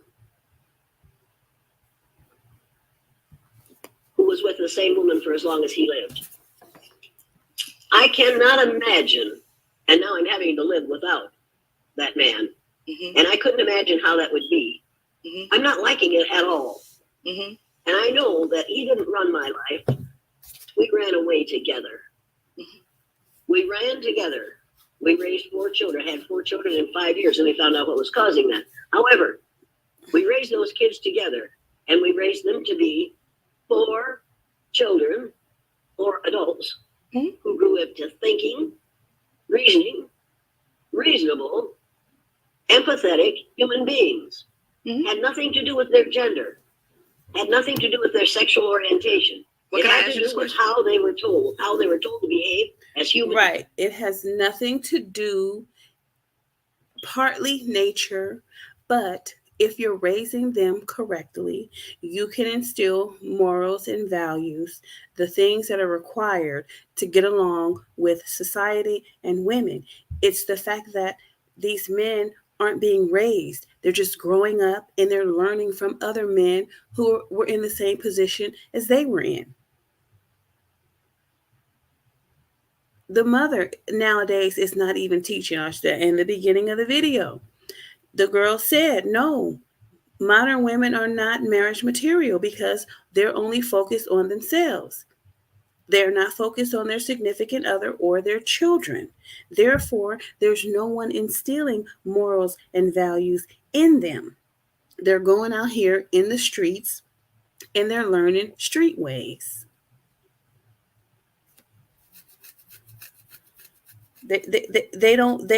Nobody's taught them to care. Nobody showed them what caring is. Nobody showed them what it is to take care of a family. Nobody showed them what compassion is. As a matter of fact, a lot of these Black women are raising their children for the street. You got to be tough. Beat his ass. Don't let anybody do this to you. They're teaching them how to fight. It's the first thing they want to do is teach them how to fight. Teach them how to be aggressive. They're being taught this aggressiveness by their own families. This is what they're being taught. You have to teach kids. And then they take that teaching into adulthood. So all this testosterone and male nature, no, that's how them motherfuckers was raised. That's how those scumbags were raised. And that's what probably some people did to them. So now they want to turn around and do it to other people. But all men are in by no means the things that she's describing, because these men will come in and buy you a damn car. They'll come in and put some damn groceries in your house. They'll come around you and put $500 in your purse. What is she talking about? She's never had these things done to her before. So what does that say about her? It says that she's a very disgusting individual. If that is all she's come in contact with is disgusting men, that means she's a disgusting individual, and that's what she went looking for. And as a matter of fact, it is what she went looking for. When she needed to get her rent paid, what did she do? She found a vulnerable man in a vulnerable position, and she moved him in her house to help him pay her rent. What type of man did you think you were getting? One that didn't have his own place. What type of man do you think you're getting? Who can't stand on his own 2 feet? What did you go out there and look for? Why did you go out there and look for a polygynous relationship? Why did you go out there and look for a man that already had a woman and now you want to be the second wife or whatever, second girlfriend? Why would you go out there and look for something like that and then blame them? You went out and found them. You went out and found that man that you moved in your house to help you pay your rent. You went out and looked for them. So it appears that she has a history of looking for vulnerable people to manipulate to use their resources, ma'am. The same thing she's accusing men of doing is what she herself does. And when we're talking about resources, what is she actually getting from these women? Resources. That is the only reason she's interacting with these women, because they have resources that she needs. So she is doing the same thing that she's saying men is doing, using these women for their resources. Oh, well, I provide a service. I wrote 2 books and I hold workshops and I have a book club, and yeah, keep them busy, focused on you so you can get their money out their pocketbooks. At the end of the day, this is just a social club, a social gathering. These females will probably have a better time out at the club, going to the gym, taking a long walk, having a picnic with their children, spending that little, money on their kids. But no, she's doing the same thing to these women that she's accusing men of doing, using them for their resources so she doesn't have to get up off her ass and go to work. And we could say what she's doing is a business. Okay, we can say that too. But at whose expense? Our precious men's expense. These men are precious commodities. These men are assets. I don't know what the fuck she's talking about.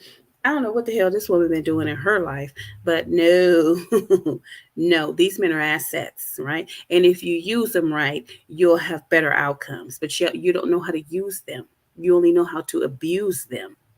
These little creepy, sneaky, conniving, manipulating women. I'm not buying none of her bullshit. As human beings. My father would say, you know the difference between right and wrong. Now do the right thing, goddammit. And he said that regularly. And I said that to my kids regularly. And so they did the right thing even though they didn't want to.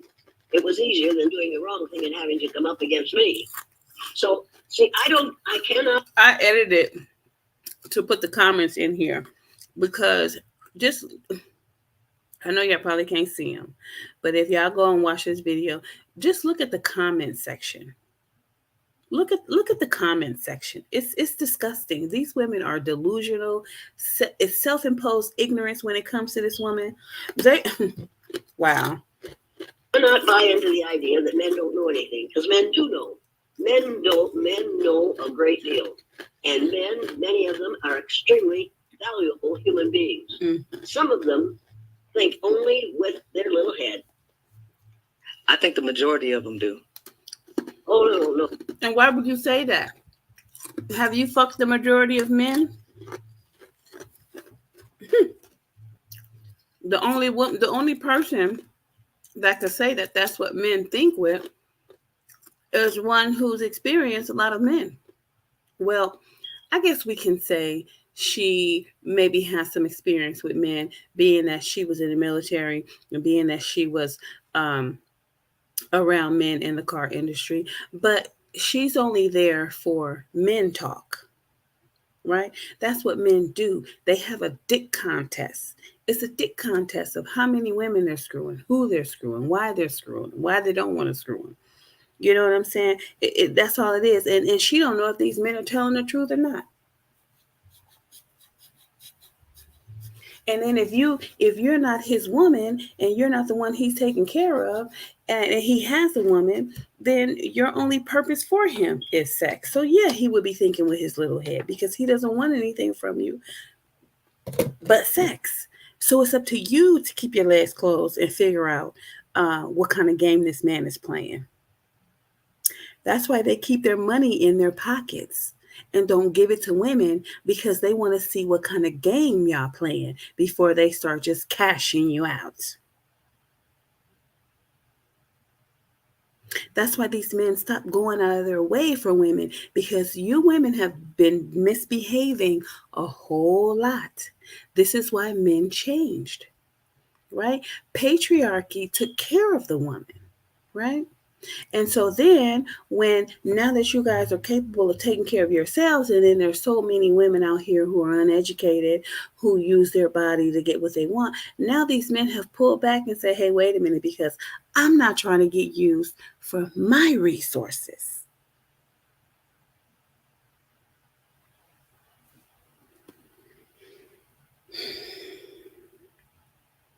No, I think you're wrong there. No, in fact, I know you're wrong there. I know you're wrong there. Well, then the scientific studies and the research papers would be wrong, because testosterone. But you've got scientific studies and research papers that say a black woman can never amount to anything because she has the wrong color skin. Yeah, but science is based on observation. Now, no, science is not based on fact anymore. Science is based on what you read in the last science book you read. Okay, so right now let me explain that, because see, I have a lot of nursing books, right? I have a lot of nursing books. Those that I've bought, those that I went through school with, and a lot of them they don't use anymore. You know why? Because after 5 years, they're old, and someone has written something newer, right? Because the medical field, science is ever changing. So therefore, they can't continue to use the books after 5 years, because in 5 years, things have changed. New research has come about. New outcomes have come about. New ways of maybe teaching. They've maybe taken some things out. They've added some things. So when you go through these medical schools and different things like that, they don't use the same books forever, because science is ever changing and it's not matter of fact. Right? It's not matter of fact. And this is what this female fails to realize.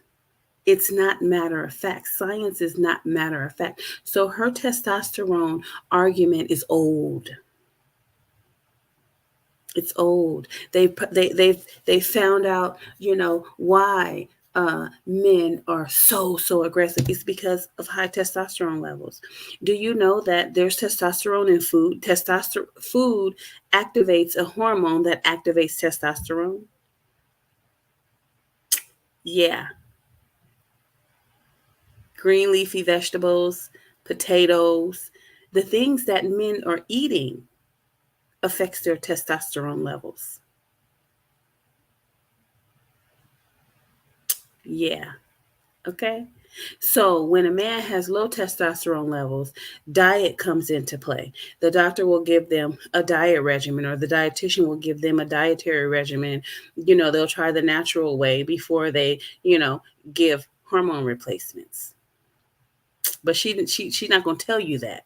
She's not going to tell you, stop feeding that man on damn potatoes. It causes the release of testosterone. Red meat causes the release of testosterone and increases the testosterone level. Yeah. all them steaks and shit and hamburgers, all that red meat y'all feeding y'all man, and you wondering why he's so goddamn aggressive, all them damn potatoes and french fries and shit like that. Yeah, food affects the man's testosterone level. She ain't gonna tell you that, right? Because then you'll have to take accountability for not knowing that and not feeding your man the right types of foods and limiting some of the foods that he's eating. Because see, we as the women, we're supposed to be taking care of our man. We want our man to live a long time because he's the one that's taking care of us. So therefore, we have to educate ourselves on how to take care of him because he's taking care of us. We got to keep him big, strong, and healthy to go out there and make that money so he can bring it back to us. But it's the fact that we want to do our hair, we want to do our nails, we want to look cute, we want to go out to eat, we want to go on vacations, we want to take trips, we want to go shopping.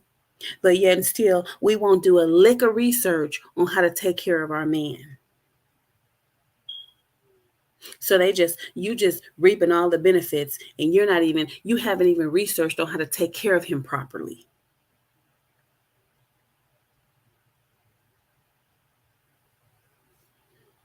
I can't make it up. I can't make it up.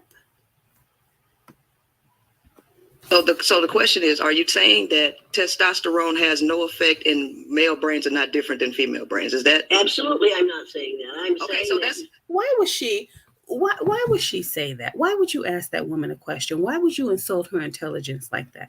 Of course the male brain is different from the woman's brain. He's a man and she's a woman, stupid. Oh, so are you saying that the male's body is not different from the woman's body? Of course it's different. He has a penis, you have a vagina. He has a scrotum sac, you have ovaries. The fuck?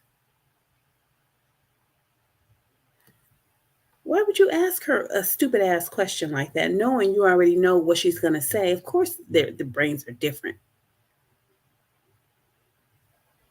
The functioning of it is basically the same. You got the left hemisphere, you got the right hemisphere, you got speech. The brain still functions in the same capacity. It's the hormones that cause them to be different. We all got the same hormones. We all got testosterone. We all got estrogen. Men have estrogen. We all have luteinizing hormone. What?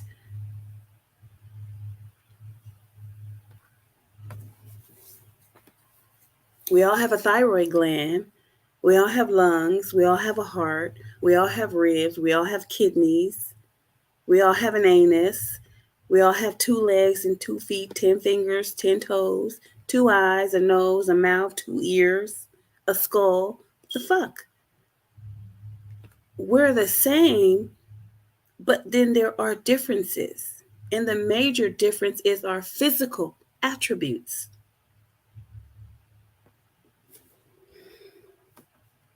Y'all better do your own damn research. I'm saying that you can raise a man to be a man, or you can raise a man to be a boy. Okay, so is Galileo wrong? Somebody wrote in the comments, she got decades of nut on the brain. How?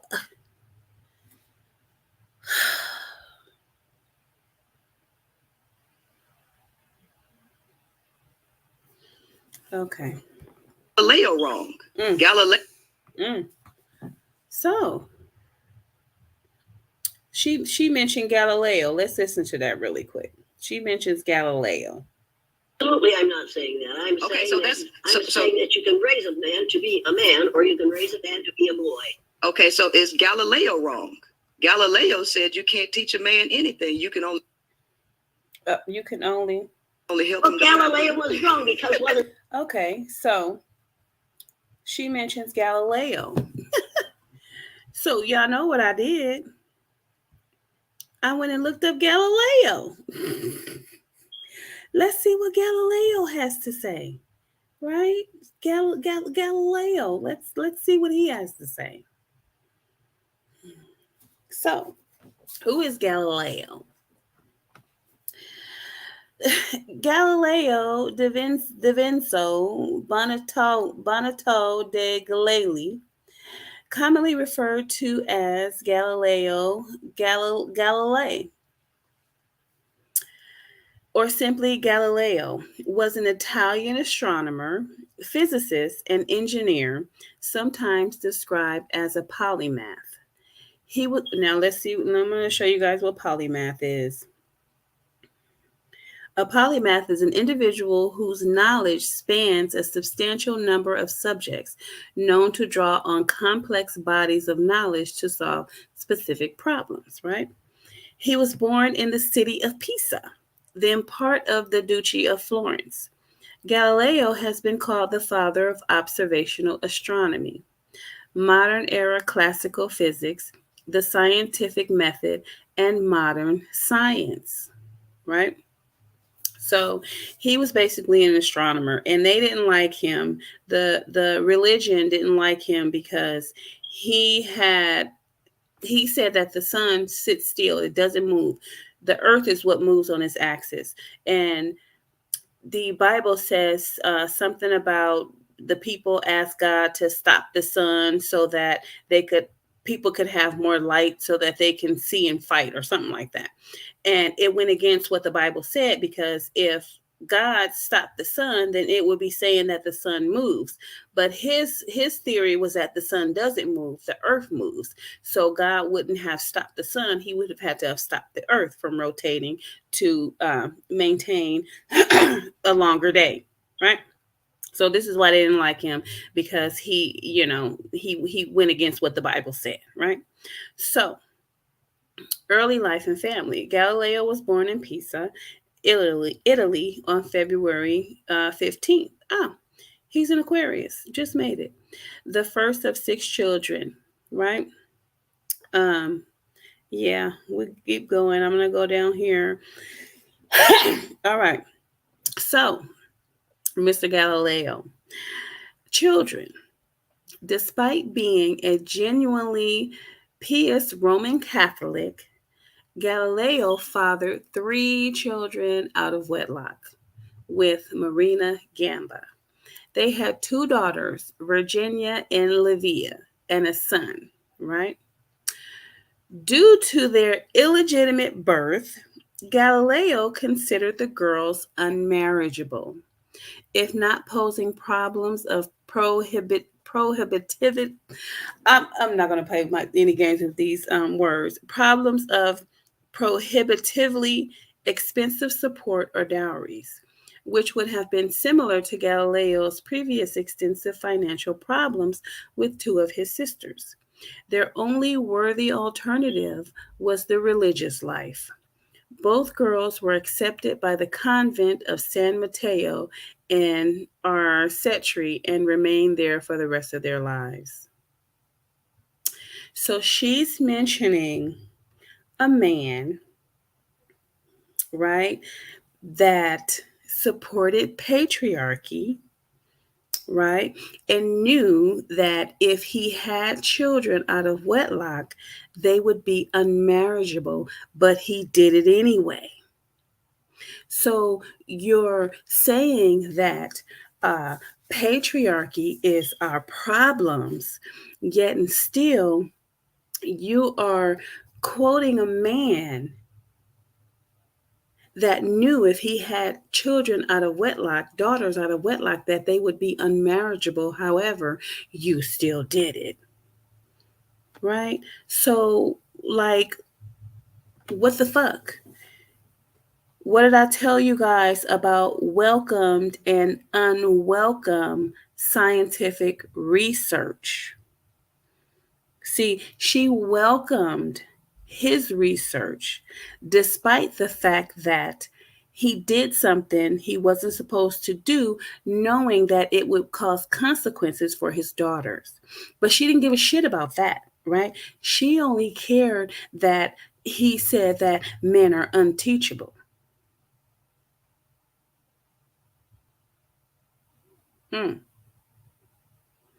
Talk about using information to fit your narrative. Okay, so let's hear what he has to say about scientific law, right? Let me share that, because he had something to say about scientific law. So he says,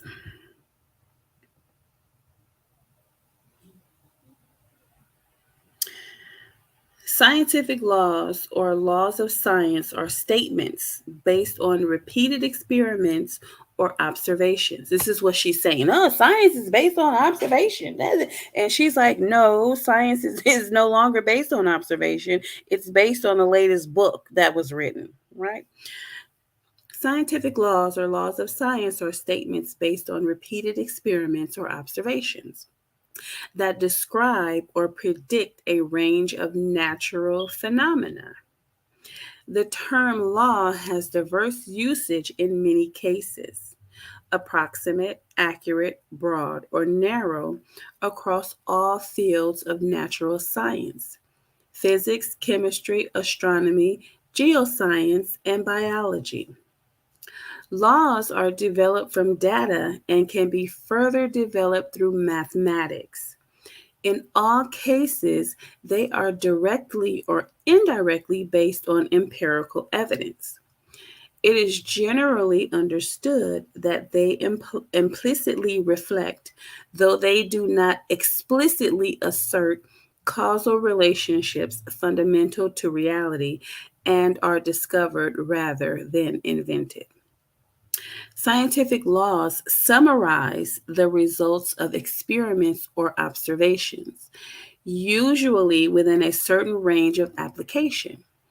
In general, the accuracy of law does not change when a new theory of the relevant phenomena is worked out, but rather the scope of the law's application, since the mathematics or statement representing the law does not change. So that is basically saying that, okay, if we have a law like the hold on.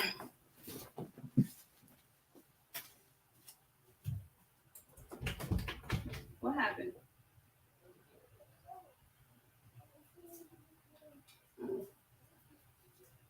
Okay, thank you. All right. That boy better take his butt to sleep. He'll be up all night.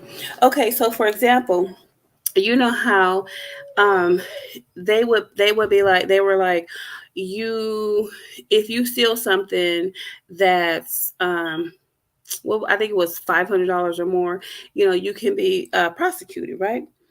And so now the law is that you can be prosecuted, but they've changed it in some places to say that now it has to be $900.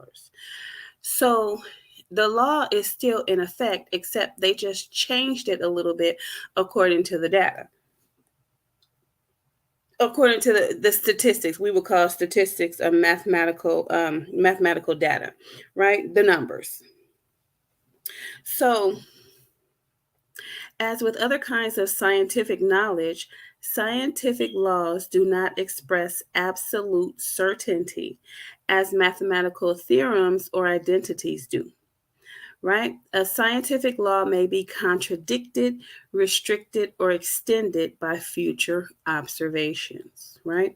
So basically, her testosterone argument is that men are aggressive and testosterone have them doing this and testosterone have them doing that, and they're the demons of the world because they have all this testosterone and all this nonsense, right? However, what does the data say, right? And how recent is the data? Because we have a lot of, she goes through a lot of old shit, and I'm talking old shit. Now, mind you, Galileo was born in 1564 and died January 8th, 1642. So when Galileo said that men can't be taught, bitch, you talking about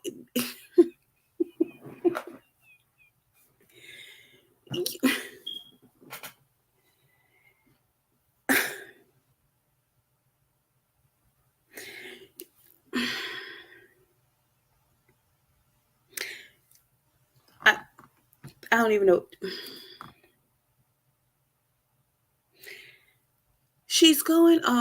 she's quoting a man who died in 1642.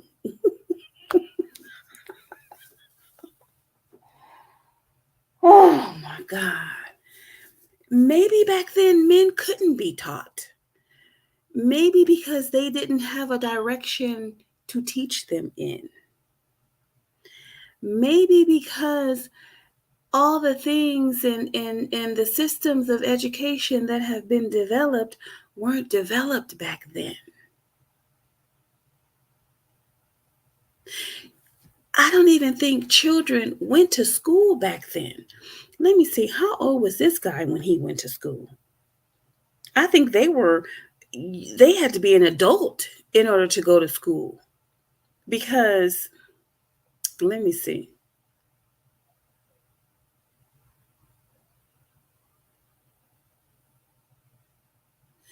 He was born in 1564. I've got to do some math here. Let me see.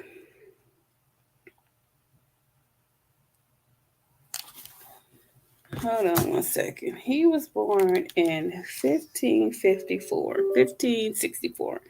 Let me pull up my calculator. I want to be accurate.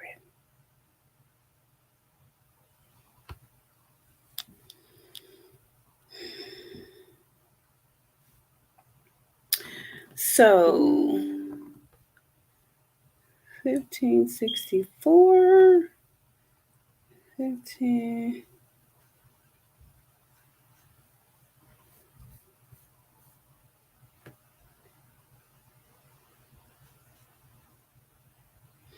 So he was born in February 1564, and he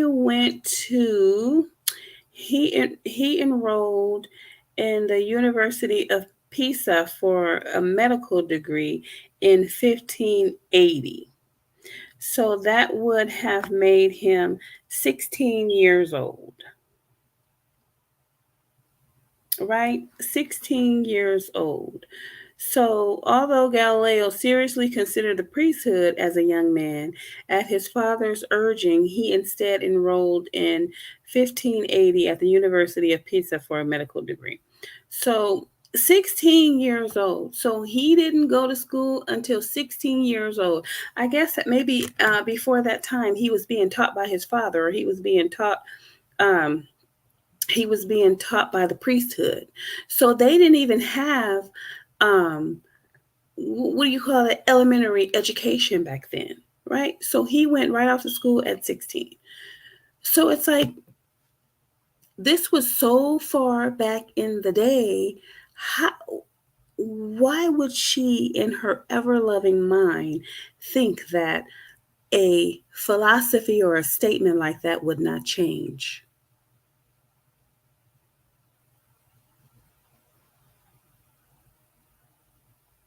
So she is, oh, you can't teach a man nothing. She's taking that literally, like men are just running around here fucking stupid. I mean, I just really kind of don't understand it, because if men were so stupid, then matriarchy would still be in effect. If men were so stupid, then patriarchy wouldn't exist.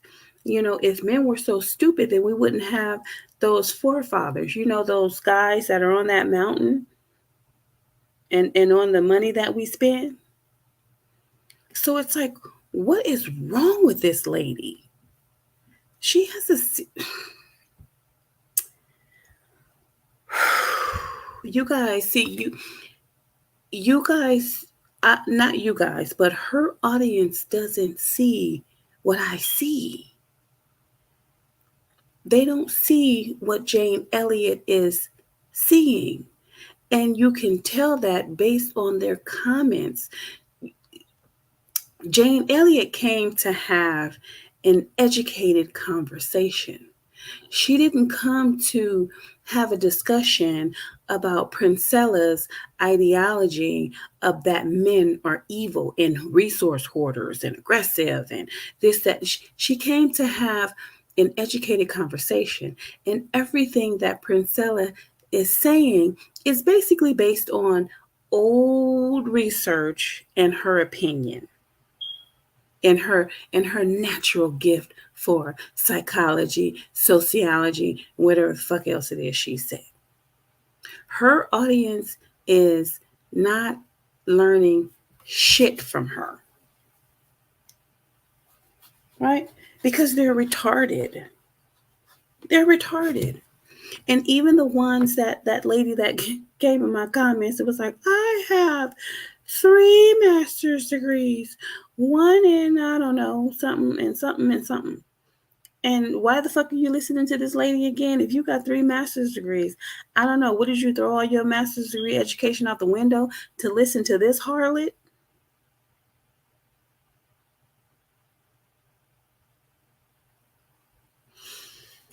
Wasn't he male?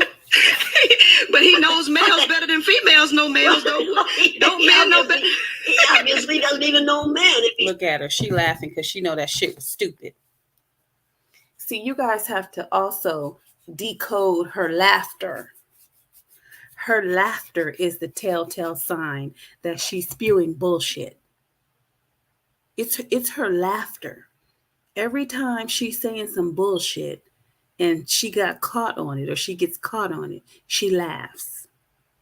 And then, see, this is the white lady she's talking to, so she's treading lightly. But remember when she was talking to those 2 black ladies, and when they were saying stuff, how she just got all frustrated and full of anxiety and was treating them like they were stupid. And then eventually that girl had to go off. Like, hold up. Like, wait a minute. Who the fuck does she think she's talking to? But when it comes to Jane Elliott, you know, that's why I said black women, they scared of white women. She's scared of white women. Because she ain't bucking. She buck at black women all goddamn day. And if he says that you can't teach a man anything, see, that is one of the dumbest things I have ever heard. Don't ever say that on your program again, okay? Galileo was wrong. It's too bad, but somewhere he's rolling over in his grave right now because we're discussing him. He was wrong. It's absolutely wrong. To describe men in that way is absolutely wrong. Mm-hmm. So is Jordan Peterson wrong too? Who? Jordan Peterson? Because he's saying the same thing practically. Well, that doesn't mean that it's right just because a lot of men are saying it. Right. So let me stop right here because, you know, she mentioned Jordan Peterson. So what did I do? I looked up Jordan Peterson because I've heard his name, but I didn't know anything about him. I just heard it on the fly, really didn't pay any too much attention to it. But let's look at Jordan Peterson. Let's look at who he is. Right? So Jordan Peterson, a handsome gentleman too. Jordan Burnt Peterson, born June 12th, 1962, is a Canadian psychologist, author, and media commentator. He began to receive widespread attention in the late 2010s for his views on cultural and political issues, often described as conservative. Peterson has described himself as a classic British liberal and a traditionalist. Oh my God. The rabbit hole goes deep. I want y'all to remember that he's a classic British liberal and a traditionalist, right? He's a traditionalist. What does that mean? Traditionalist, often known as classical conservatism, is a political and social philosophy that emphasizes the importance of transcendent moral principles manifested through certain natural laws to which society should adhere prudently, right? I can go on, but I'm not. So let's go down to his education. After graduating from Fairview High School in 1979, oh man, I was what? I was 4 years old. Peterson entered Grande Prairie Regional College to study political science and English literature. Studying to be a corporate lawyer. During this time, he read he read The Road to Wigan Pier by George Orwell, which significantly affected his educational focus and worldview. He later transferred to the University of Alberta, where he completed his BA in political science in 1982. Afterwards, he took a year off to visit Europe, where he began studying the psychological origins of the Cold War, 20th century European totalitarianism, and the works of Carl Jung, uh, Friedrich Nietzsche, Alexander Solzhenitsyn, and Fyodor Dostoevsky. Hopefully, I said those right. But let's see what totalitarianism is. Totalitarianism is a form of government and a political system that prohibits all opposition parties, outlaws individual and group opposition to the state and its claims, and exercises an extremely high, if not complete, degree of control and regulation over public and private life. Wow. Oh, wow. All right. So I wanted to go down here because this was something that stood out to me. He wrote 12 Rules for Life in 2018, and then he wrote 12 Rules for Life, an Antidote to Chaos, right? So, of course, I clicked on both of those. And the first one, it was okay, but this second one stood out to me because let me see if you guys can see it. If not, I'm going to share my screen. Yeah, you can see it. Because. All right. 12 Rules for Life, an Antidote to Chaos is a 2018 self-help book. So these 20 Rules for Life are self-help books, right? By the Canadian clinical psychologist Jordan Peterson. It provides life advice through essays in abstract ethical principles, psychology, mythology, religion, and personal anecdotes. Right? So when I scroll down here to the 12 rules, of course, I read them. I want to know what the 12 rules are, right? The book is divided into chapters with each title representing one of the following 12 specific rules for life as explained through an essay. Stand up straight with your shoulders back. Treat yourself like someone you are responsible for helping. Make friends with people who want the best for you. Compare yourself to who you were yesterday, not to who someone else is today. Do not let your children do anything that makes you dislike them. Set your house in perfect order before you criticize the world. Pursue what is meaningful, not what is expedient.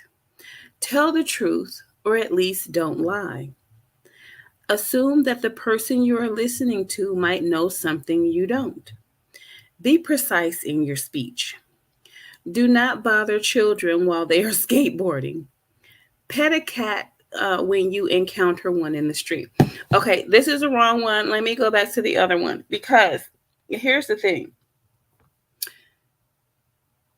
When she's quoting these men, right? These men don't fit her ideology. Men are all evil and you should stay away from men and you should stop screwing with men. But what did I say about welcomed and unwelcomed scientific research, or any research for that matter? You only want to do the research on the parts that are welcomed, disregarding any research that is unwelcome. So when she's using this man's saying that you can't teach men anything, it's kind of stupid because they themselves as men were taught. So it's kind of contradicting their statements that you can't teach men anything. You are a man and you were taught. So what are you talking about? Okay, so What is this? Did I come to the same one? I did. Okay, this is the same one. Oh, I wanted two, the second book. Or didn't I click on the second book? Hold on. Let me find my ass. You better find your ass. Isn't that what okay, it was 12 more rules for life. Okay, beyond order, 12 more. So he wrote 3 of them. Okay. No, this is the second one. So this one says the 12 rules.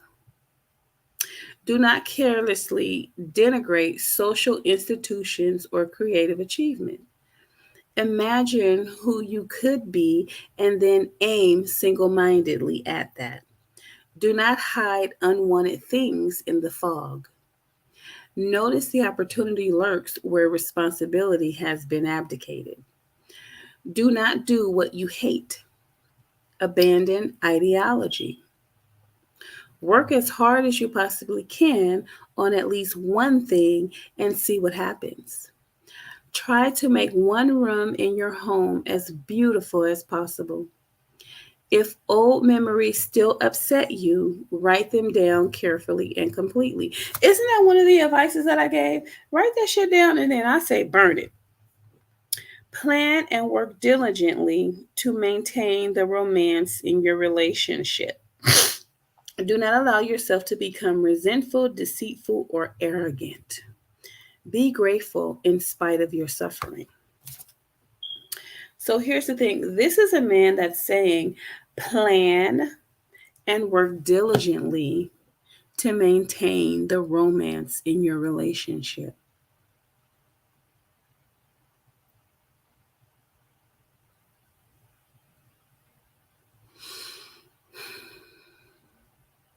You would think that these men that she's quoting are basically supporting her ideology, right? But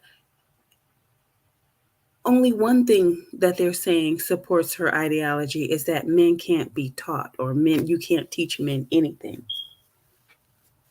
But yet and still, this man is saying plan and work diligently to maintain the romance in your relationship. So he's saying you need to plan and you need to work diligently. The shit is not just going to come to you because you're a woman. It's not just going to come to you because you're pretty. It's not just going to come to you because you have a nice body. A lot of times you be wondering, like, why he marry her? She looked like she 200 pounds. Her hair is short. She's kind of cute in the face, but why did he marry her? Because she obviously has more sense than the average woman that only focuses on her beauty. So a lot of what's wrong with these females is that they don't want to put in the work. Close your mouth. Plan on what it is you're going to say to your man before you say it. Don't just let anything blurt out your mouth. Work diligently to keep the romance in your relationship. These bitches don't want to put in no work. They think you're just supposed to be get their hair and nails done and put on a wig and lay on the bed and that's it. Put on some lingerie. That's not working diligently. That's planning for sex. You're planning for the very thing that the man wants, sex. So what do you think he's going to give you? Sex. But you want to be loved. Okay, plan for love. Work diligently for love. From what I see, women are only working diligently to look good for sex. And so that's why he married that 200-pound, average in the face, short hair woman, because she planned and worked diligently for love.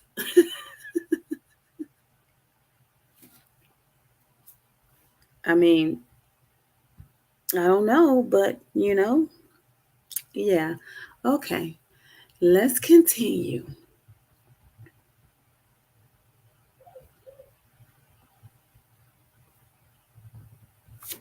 But you look out into the world and you can see it though.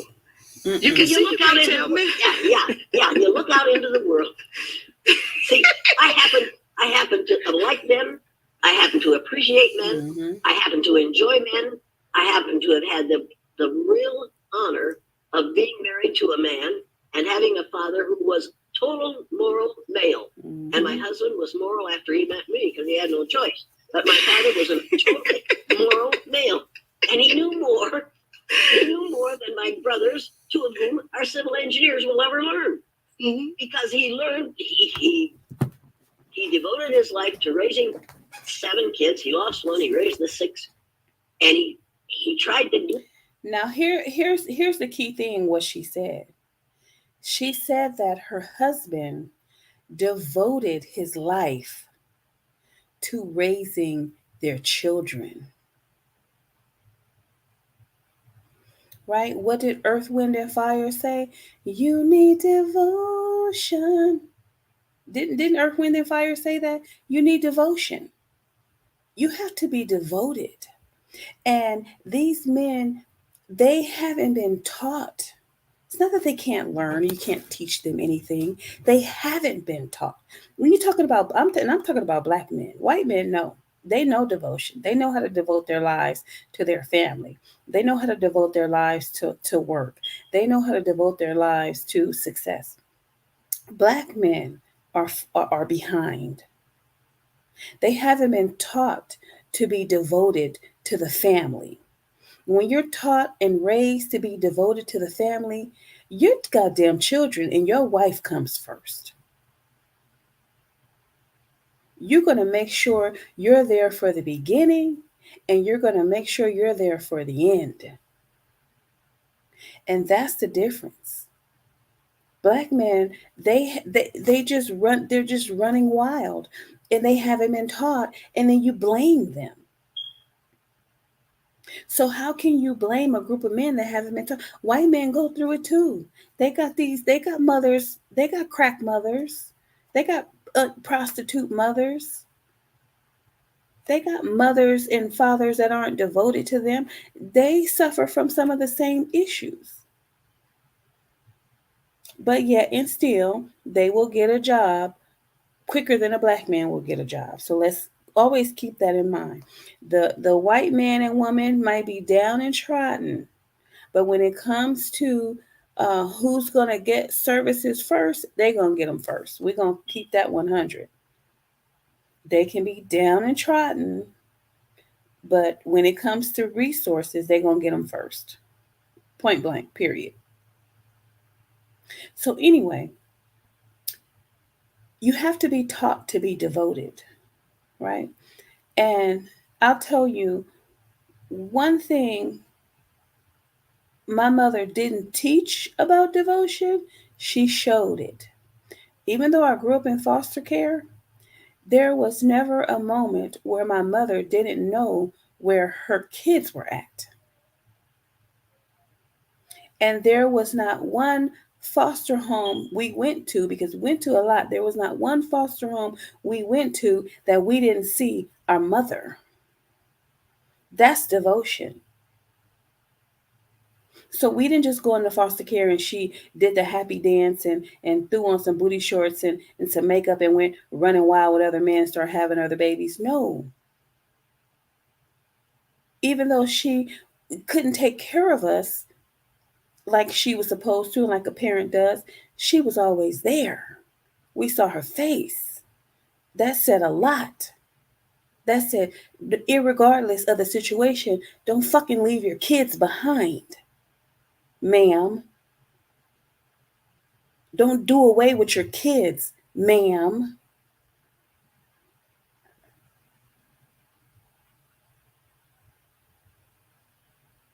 So my mother might not have, when we got to the age where we could ask her questions, she would answer questions and she would answer them honestly, and she would be on point. On point. But as we were children and the things that she didn't, want to discuss with us and say to us because her mind was probably off somewhere else, She showed us. So me, as a grown woman, I'll just tell you one of the things that I learned by observing my mother. Because there were times when we were with her for lengthy amounts of time. This is one of the things I observed from her. She never had wild parties in the house. She never had more than one guest in the house. She never had men running in and out of the house, which means our house wasn't a party zone for people. The only time we had more than one person in our house was they were my stepfather's family or friends. So how do I run my house? You can't catch nobody over here for me. Maybe every blue moon. There's no parties at my house unless it's a birthday party for the kids. And then in that instance, it's only family, if family even decides to show up. That was a valuable observation. That was a valuable way that my mother carried herself. I'll tell you another thing. Our house wasn't full of alcohol and drugs. The only time you would see my mother take a drink is if she was having a drink with my stepfather, and that was on rare occasions. I've never seen my mother hold a fucking joint to her mouth. She was not an alcoholic, and she was not a drug addict. Those were some very important things that I observed from my mother. But you have to be observant. So she instilled those things in me. I don't know about my sisters and them. Well, you know, they're basically the same way. They don't have a whole lot of people in and out their house, but I'm not there all the time, so I wouldn't only know about me. I can only speak on me, really.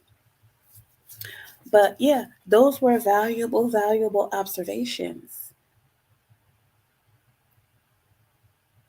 So she might not have been, you know, the well-rounded, perfect mother, but there were some things, some very important lessons that we learned from her, that I learned from her through observation.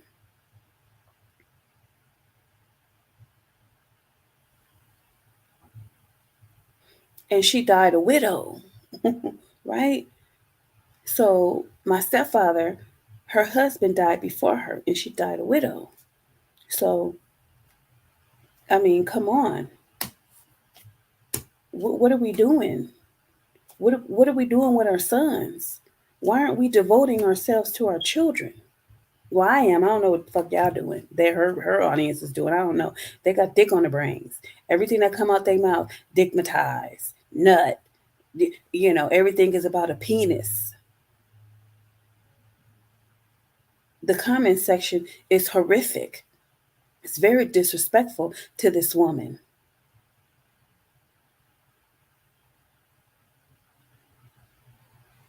Who set a plight to make society better for us, because she wasn't doing, because the white people got all the damn money and glory and luxury.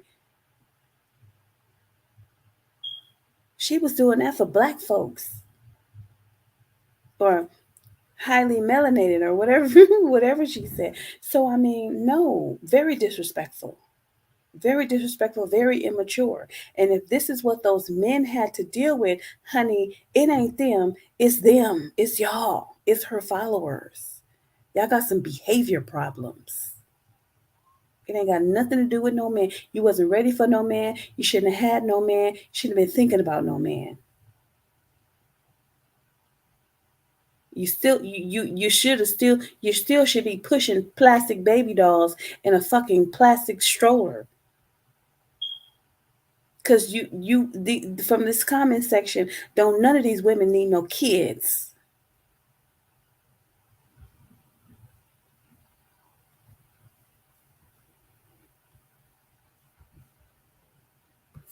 Do it right. But he didn't do it by the book. Mm-hmm. He did it by the Bible, quite frankly. And he told us, well, some of the stuff that's in the Bible is just a book tale. You need to know that. And somebody says pick me syndrome at its finest. What?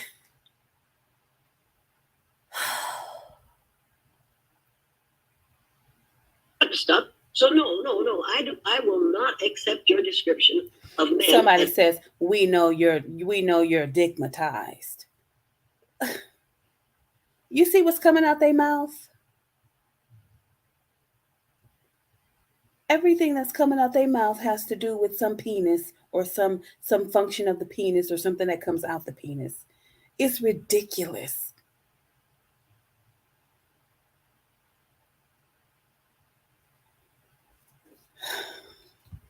And as being less than. Okay, so that means we think that males are either superior or equal to women. Is that? I have a feeling that being male or female is not what. Somebody called her a mammy. Somebody called this woman a mammy.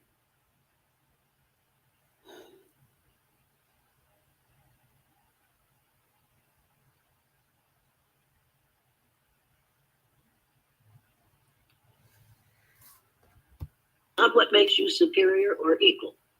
I think we are entitled to equitable treatment under the law.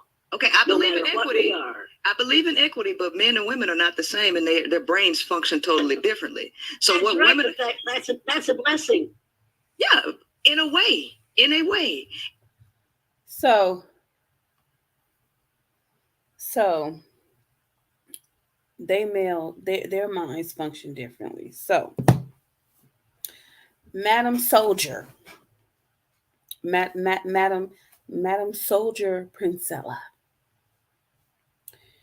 you want men that have to protect this country to think like women?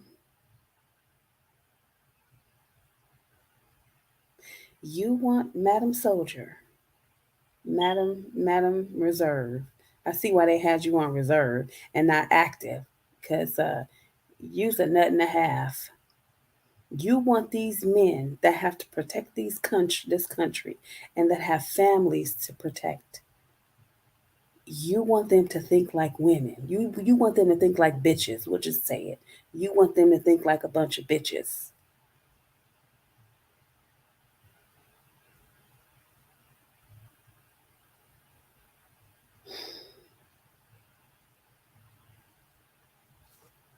Okay. She's saying it, not me. If male, no, seriously, because 97% of all rapes are done by men. The majority of crimes are committed by men, right? So we have to be honest about. Wait a minute. Look at her laughing because she know what she just said is dumb.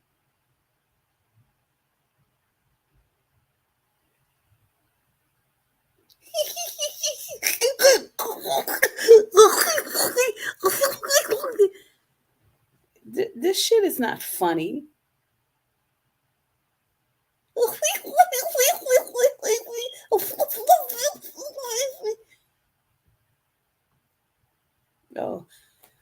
Wait a minute. You gotta quit making these broad generalized statements. You got to hey, I got a letter from somebody yesterday that said that only 5% of the population is black male, and they are responsible for 50% of the crimes that are committed in this country. I didn't say bullshit. Bullshit. Look at how she gonna justify that. I didn't say race. I didn't say race. I'm not gonna explain it. I'm not gonna. Oh my God. I know you didn't say race. You're just saying male. You're putting male where other people put race. You're doing the same thing. No, but it's the truth. If you look all over. She's putting males the same place that people put race.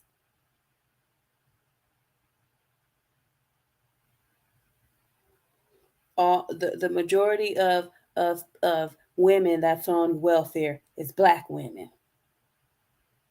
So if we got 5%, if 5% of the population is black males, then that means maybe the other 5% is black women, right? But we're the majority of the ones that are on welfare. And we're the households that are the number one households that are led by single mothers. Yet and still, we only make up a small fraction of the population. Okay. She's stupid. If you look all over the world, who is marrying 9-year-old kids? In Afghanistan, you have 70-year-old males and 55-year-old males marrying children. That's a male thing. That's a male thing. Rape is a male thing. Murder is a male thing. Who gives those kids up to be married to those people? Wait a minute. How does that happen? Because in Afghanistan. See, she didn't want to answer that. Who gives them up? The parents. The parents. The father. It's time to go. That's why she wants y'all to throw your sons out, because those men in Afghanistan, and I don't agree with it. I don't agree with a 9-year-old going to be married. I do not agree with it. But I must say this. Those men in those other countries, they believe in raising their own wives. They don't want anybody else to raise their wives. They want to raise their wives. Because, like Princella says, if you don't get to a boy by the age of 5, he's this and he's that, and he's going to be out of control, and he's going to be this. So their ideology over there must be, if you don't get the girl at 9, she ain't no good. Her mind is going to be, it equates to your 5-year-old boy that needs to, if you don't catch him by the age of 5, he's basically no good. So their ideology over there for their women is that we want to raise our own wives. And if we don't catch them between the age of 9, 9 and 15, they're raised for somebody else. They're raised for the parents. I don't agree with it, but I'm just stating the correlation between what she says out of her own mouth. So as if you don't catch a boy at a certain age, which is 5, he's basically going to be ruined. So over there, they feel basically the same way. If you don't get your wife by the time that she's 9, she's going to be ruined.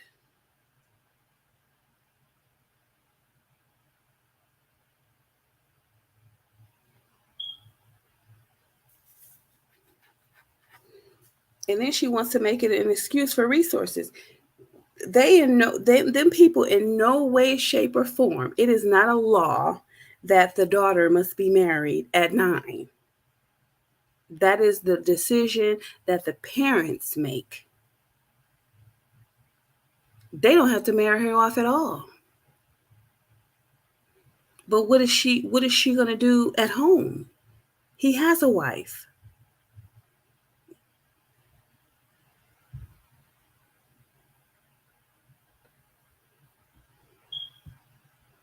She can go start a family and supply the land with children. And there is restriction of resources. So when in restriction of resources, we all understand Maslow's hierarchy of human needs. Do you want to talk about the Mormon faith now for a while? Let's go ahead. I would love for you to mention that. No, we're not going to talk about that. We're not. See, she's laughing because she knows what she's doing. She knows that all the little welcomed points that she's making, but she's not giving the full story. So she's only pulling out things that fit her narrative.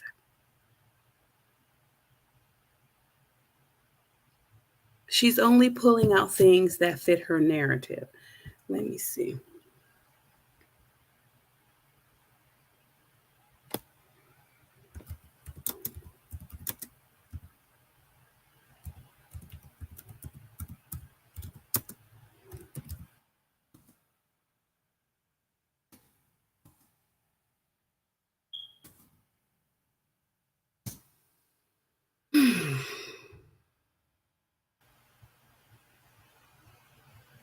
Let me look up something really quick.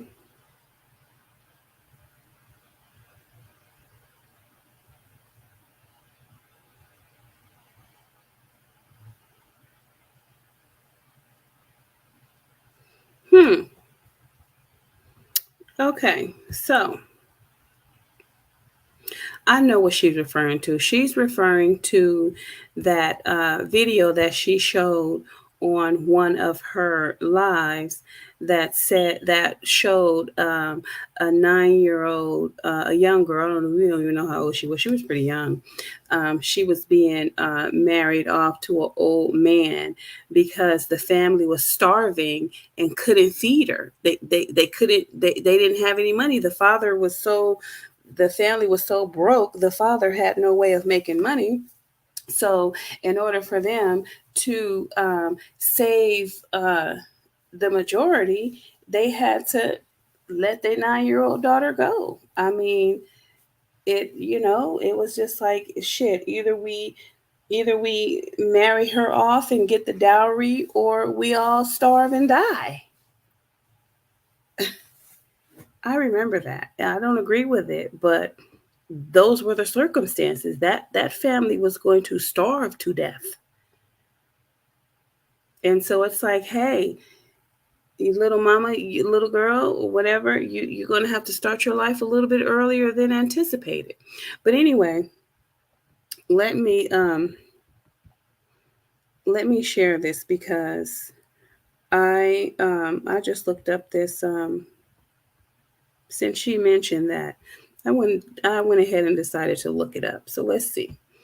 And this was most recently updated April 23. So, according to UNICEF, child marriage is the formal marriage or informal union before age 18, and it affects more girls than boys.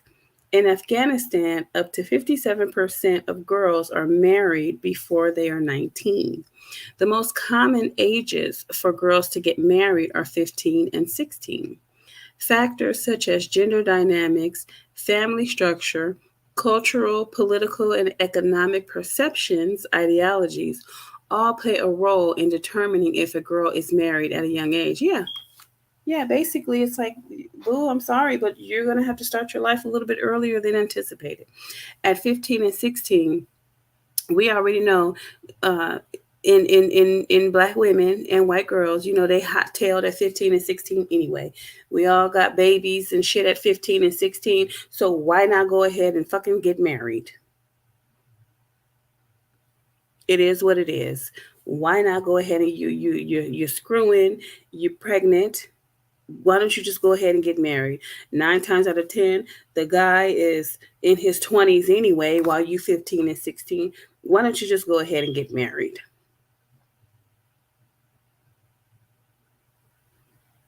The practice of child marriage has been linked to detrimental consequences for girls, such as the inability to obtain an education and skills to work independently. Why would she need to get an education and get a job if she has an old-ass husband that wants to take care of her that got money? Girls may also suffer physical harm as their bodies are often not developed for childbirth, resulting in emotional, mental, and physical trauma for both the girl and her child. Well, there are 9-year-olds in the United States that are having babies. And they're C-sections. But I don't agree with it. Let me just say I don't agree with it. However, it is what it is.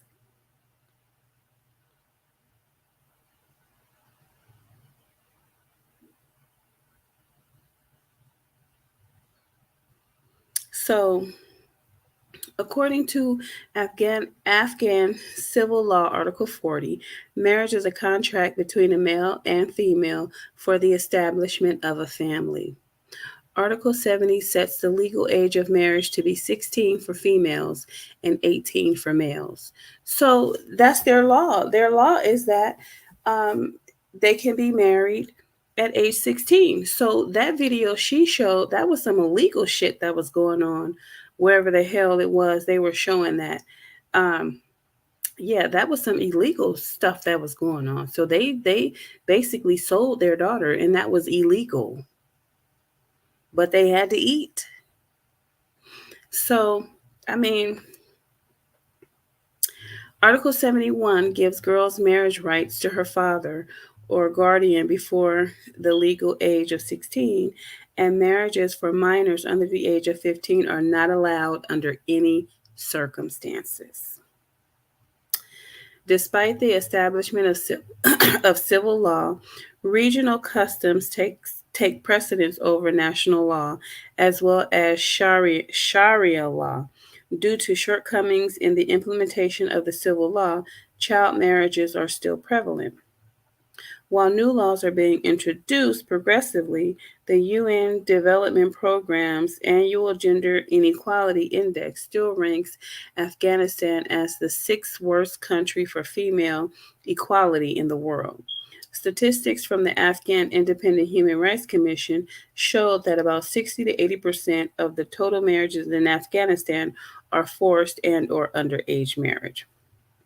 Okay, but like I said, why, so they say one of the detrimental consequences is inability to obtain an education and skills to work independently.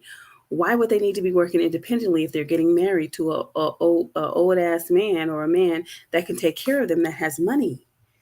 So if he's running the ship properly, when he dies, she's going to inherit the money. So it's just it's in a sense saying, and I wish education for every woman, independence, employment, different things of that nature. However, when you have a country that is riddled with a constant war, constant self bombings and bombing of children, and they got to reproduce fast, or their numbers are going to be low, right? Isn't Afghanistan like a war country? You know what I'm saying? They losing kids, women and men by the minute. So I mean, it is what it is. But however, they do have laws that's saying that the girls can only be married at the age of 15, and they like them to be married before the age of 19. So this woman, I mean, she's taking stuff and she's inflating it. This is inflated research. This is in inflated sense of urgency. Oh my God, we gotta save these women. They're being brutalized. They're being, oh my God, I gotta save them. No, you gotta get their money. You gotta hurry up and get this money. And we're not going to say, because they do it in Afghanistan, it's happening all over the world. It actually is. There's a gender imbalance of 70 million more males than females because they murdered baby girls. Okay, so it's happening all over the world. So there's a gender imbalance over in another country because they're killing the girls and keeping the boys. Okay, so what the fuck does that have to do with child marriage? So are we arguing right now child marriage, or are we arguing them killing baby girls because they want strong men to protect their country? It's not right. I mean, I don't agree with it, but this is their culture. This is their society. This is how they do things. This is how they maintain homeostasis. And she likes to talk about homeostasis so much. This is how they maintain homeostasis. This is how they protect their lands. So just like the girl at the beginning of my live said, modern women, they're not marriage material because all they're self-centered. They want to do their hair and their makeup. They want to be on social media. They don't want to focus on their spouse nor their children. And so basically, it's spilling over into Afghanistan. The women are no longer focused on a home, a spouse, and some children. They want to get educated and they want to go to work. So if they're pushing that ideology over there, then those women will become not marriage material.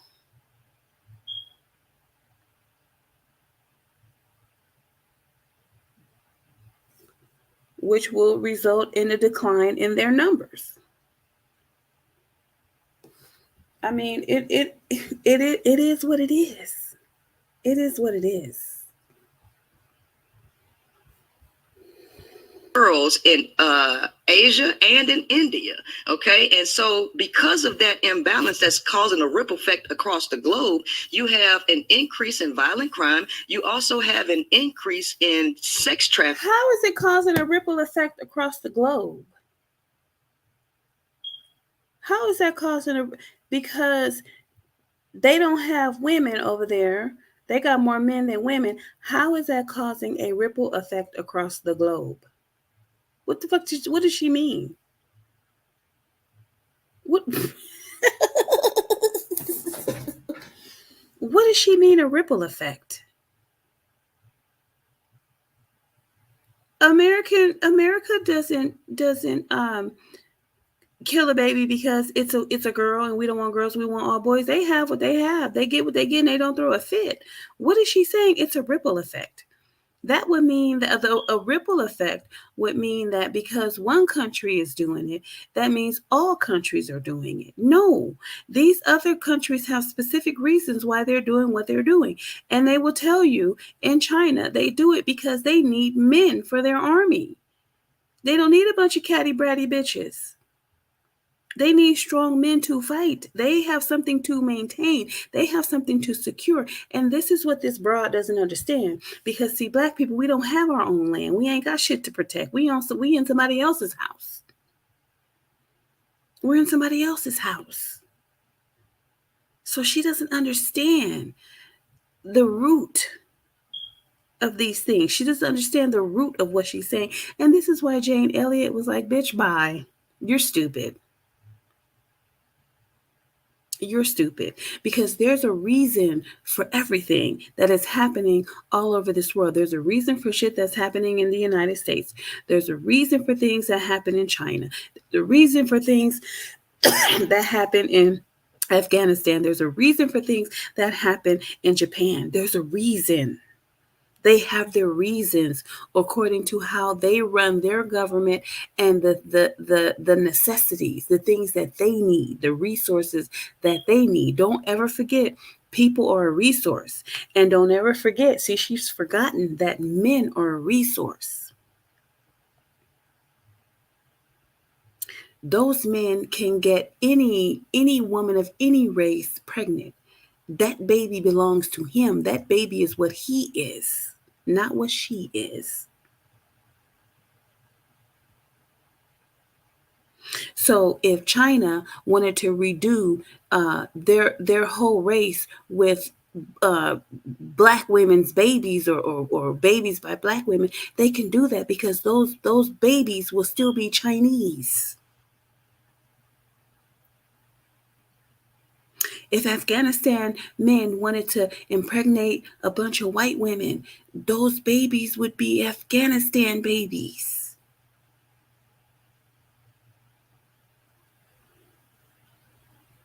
If they so choose to do so.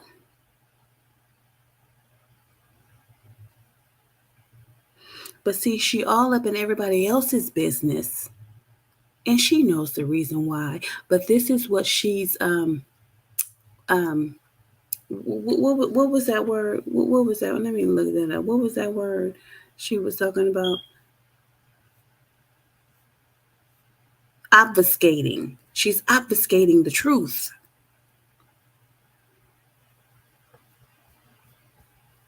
Because she's not stupid. She's so smart. She knows exactly what she's doing. This woman is sick. Trafficking, kidnapping, and all of this stuff. These are facts. Who are the number one patrons of sex trafficking? Males, not women. Women are not paying for sex with kids. That's me. Now, see, what she fails to realize, or what she's obfuscating, is the fact that women may not be paying for sex with children. And yeah, they probably are doing that too, but they get paid for other people having sex with children. What was that lady's name? Jillian Michaels? What was that her name? Jillian Michaels? She got paid for delivering those girls to that guy. Women are just as culpable. Women are participating, and they are participating of their own free will. You know why? Because they're greedy for that almighty dollar. Why do you think that black hoe was dragging that white girl out of that hotel? Because that bitch was getting paid too. She was benefiting too. She was benefiting off of the revenue that woman brought in. So what are you talking about?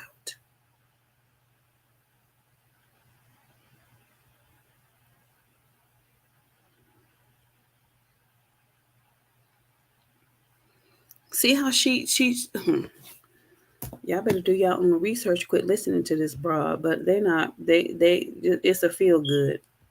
That's men doing that. And these are facts. So this is outside of race. We're dealing with a male-female dynamic where all of the resources have been shifted into the power and control of males. That's a fact. Well, that's your fact. That's your fact. That's your fact. That's your fact. And you know, if I believed as you do, I'd have to go around preaching against the very people who make it possible for me to have had children. Right. Okay. So what she's saying is that, let me back it up because I was doing something. I kind of missed that. Let me back it up. I'd have to go around preaching against the very people who make it possible for me to have had children. So she's saying, if I agree with you, if I sit on this freaking interview and second your emotions, because that's what they are. They're all emotions, right? They're emotions drowned out by her so-called facts, but what it really is emotions. So she's saying, if I was to sit here and agree with this bullshit, then I would have to go against the very men that made it possible for me to have kids. But because without men, there will be no babies. And that is one of the most precious and most valuable gifts on this green earth. A baby. Babies.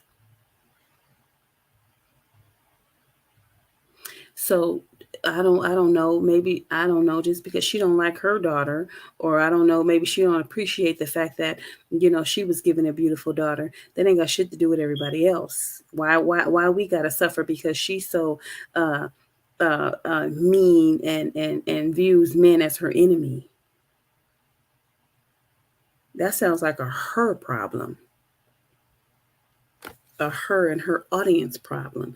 See, when you look at the gifts, the natural gifts that comes from nature, and you appreciate them, you won't have this kind of speech that this woman has. She don't appreciate shit. She doesn't even appreciate them wigs on the top of her head, the way she takes care of them.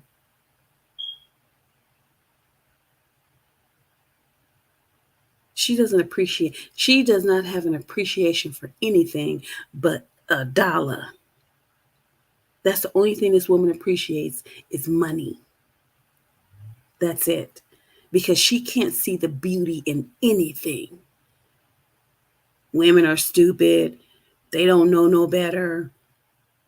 Men are all evil. Patriarchy is the devil.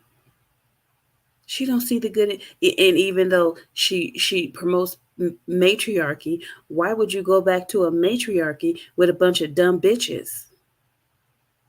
With a bunch of women that don't know no better? and women that don't know the male nature, because obviously by the comments in this comment section and by the comments that I receive, they still don't know no better, and they're not learning any better, because their speech would be changing. The things that come out of their mouths would be changing. It's all fun and games. Hee hee ha ha. He digmatized. Pick me. Mammy. She been having nut on the brain for a long time. This dumb shit. Immature shit. But remember what I told y'all at how women are just as aggressive as men. They just display it in a different fashion. And this is one of the ways they do it, verbally. And that is what this is. This is verbal aggression coming from these women. And this is the same way they was talking to these men. And that's why they was getting bopped upside the head. I like that little comedian. He be bop. Yeah, that's we know. We know. And enslave those kids. No, because that's what they didn't. They didn't enslave those kids. I didn't enslave my children. Not you. Males did. They've enslaved the entire globe. And she's so stupid. And enslave those. She's so stupid. She's so stupid. What she doesn't understand. What she does not understand is the hi FYF Sports Debates. What she doesn't understand is that as the population grew, resources had to be housed differently. So you can no longer find, well, you can, but you can't. I remember when we were growing up, we would, when we were walking back and forth to the store, there was this house that had a lemon tree, and the lemons would hang over the fence, and so periodically we would get up there and grab a lemon or two, one for each. Be about 3 or 4 of us kids walking down the street, and we would grab a lemon, and those lemons would be so good. Oh my God. We used to find orange trees. We used to find berry trees. I remember we used to be able to go down to the train tracks, and they would have just this long row of berry bushes. And we would just pick berries and take them back home and wash them off and eat them. It was just free to take, right? But when you're talking about a society full of grown-ass people, grown, greedy-ass motherfuckers, selfish motherfuckers, you'll have 1 or 2 families pick the whole fucking entire tree bare, and there will be none left for anybody else. That's how selfish society has become. That's how greedy and a hoarding nature society has become, because women hoard resources too.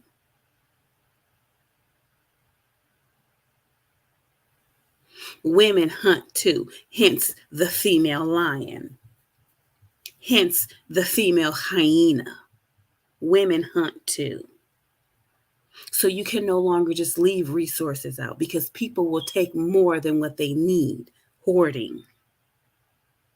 So this is what she's not saying. Oh, the males, they took all the resources. They took all the resources and they hoarded them all away. And yes, bitch. Because of people like you and the women in your chat.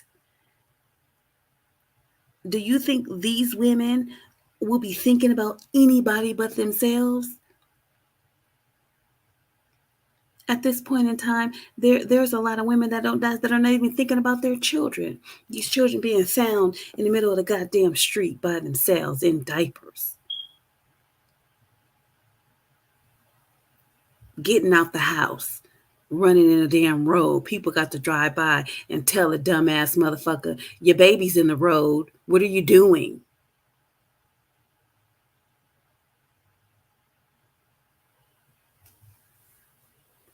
So yeah, these resources had to be put away.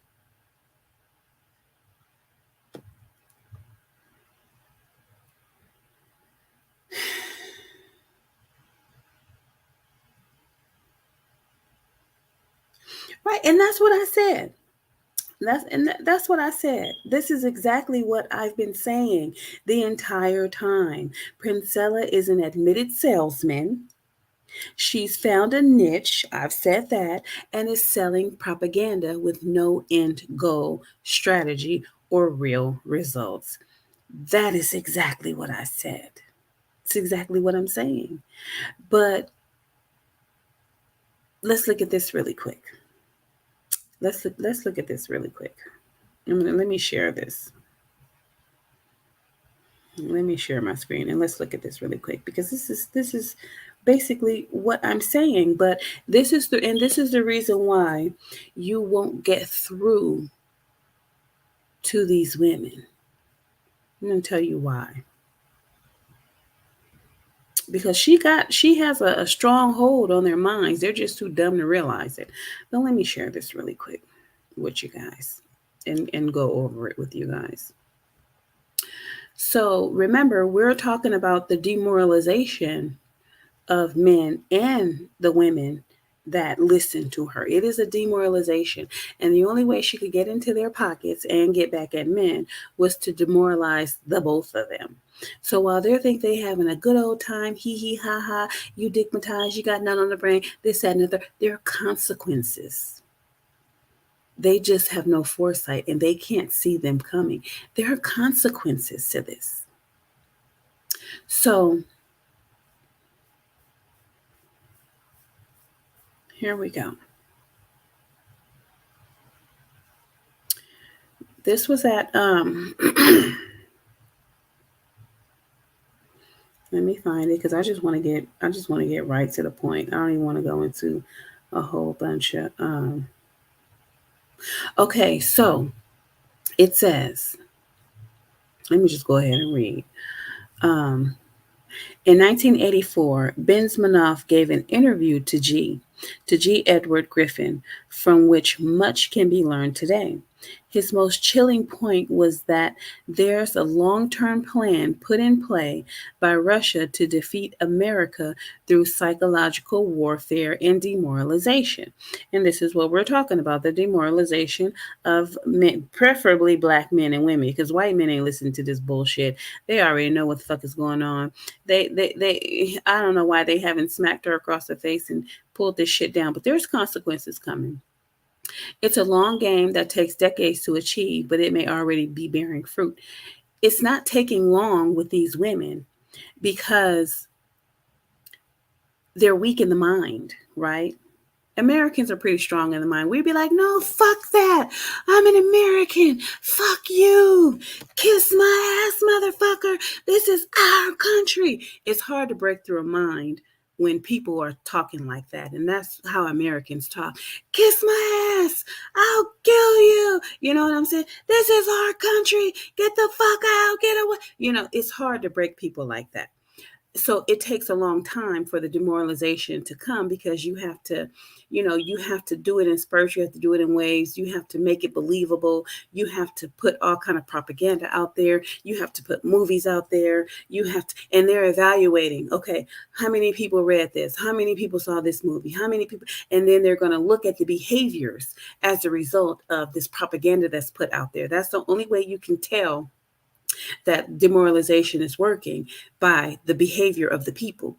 So if we start to say, oh, the Russians are good people, Putin is a kind and gentle man, versus fuck you, this is our society, this is our America, you can't come in, we'll kick your ass. When they stop, when everybody's not saying the same thing, and some people are saying, oh, Russia's good, and oh, leave those people alone, and oh, they just want equal opportunity like us, that's how you know demoralization is working, it's taking effect, right? You can only know by the behaviors of people. Sure, come on in. We got soup and bread for you. We'll help you. That's how you know. So with what she's doing, the reason why it has taken a strong hold so fast, because she knows that these women have been abused. She know that a lot of the things that she's saying has happened to women. And she knows that women don't know biology. It's not that they don't know the nature of a male, they don't know biology. So she has given them some information that and presented it in a way to where they're like, ooh, ooh, I didn't know that. Oh my God, this is ooh. She has the women like, ooh, yeah. Oh, okay. Well, this is why he did what he did to me, because he's incapable of love, and no wonder. And ooh, yeah. So they're mesmerized, right? And then first she mesmerized them. Now she has them isolated to where she doesn't want them listening to anybody else. She comes on here consistently. Let me recap your minds. And she's very, very, very good at what she does, right? But that's to weak bitches. That's to weak women. Because a female like me, girl, if you don't get up out of here and get the fuck away from me, I'm one of those, fuck you, bitch. I'm an American. I love men. I'll never hate men. I don't give a fuck. Fuck you. Get out of here. I'm one of them. And that's how I'm going to stay. Fuck you, bitch. That's how I'm going to stay, because I know the truth. I don't give a damn about testosterone. I don't give a damn about biology. I don't give a damn about none of the shit she's talking. Okay? I know the root. I know the reasons. I know the rhymes. I know the whys. I know the who, where, what, when, and I know why. So this bullshit that she's spewing, bitch, if you don't get up on my face, if you don't get up off this internet, because what you're doing is very destructive. And like I said, it has consequences. But here we go. So Benzmanov made the point that the work of the KGB mainly does not involve espionage, despite what our popular culture may tell us. Most of the work, 85% of it, was a slow process, which we call either ideological subversion, active measures, or psychological warfare. And this is what she's doing. She's doing psychological warfare with active measures, her workshops, her books, her videos, her shorts, her TikToks, her lives, and all this types of things, and her going on other people's podcasts and making it like we have some global emergency, that we got 5 women left on the planet because men have killed them all. And yeah. So it says, what does this mean? Benzmanov explained that the most striking thing about ideological subversion is that it happens in the open as a legitimate process, right? These men are doing that. I have a legitimate argument and a legitimate beef that's backed up by science.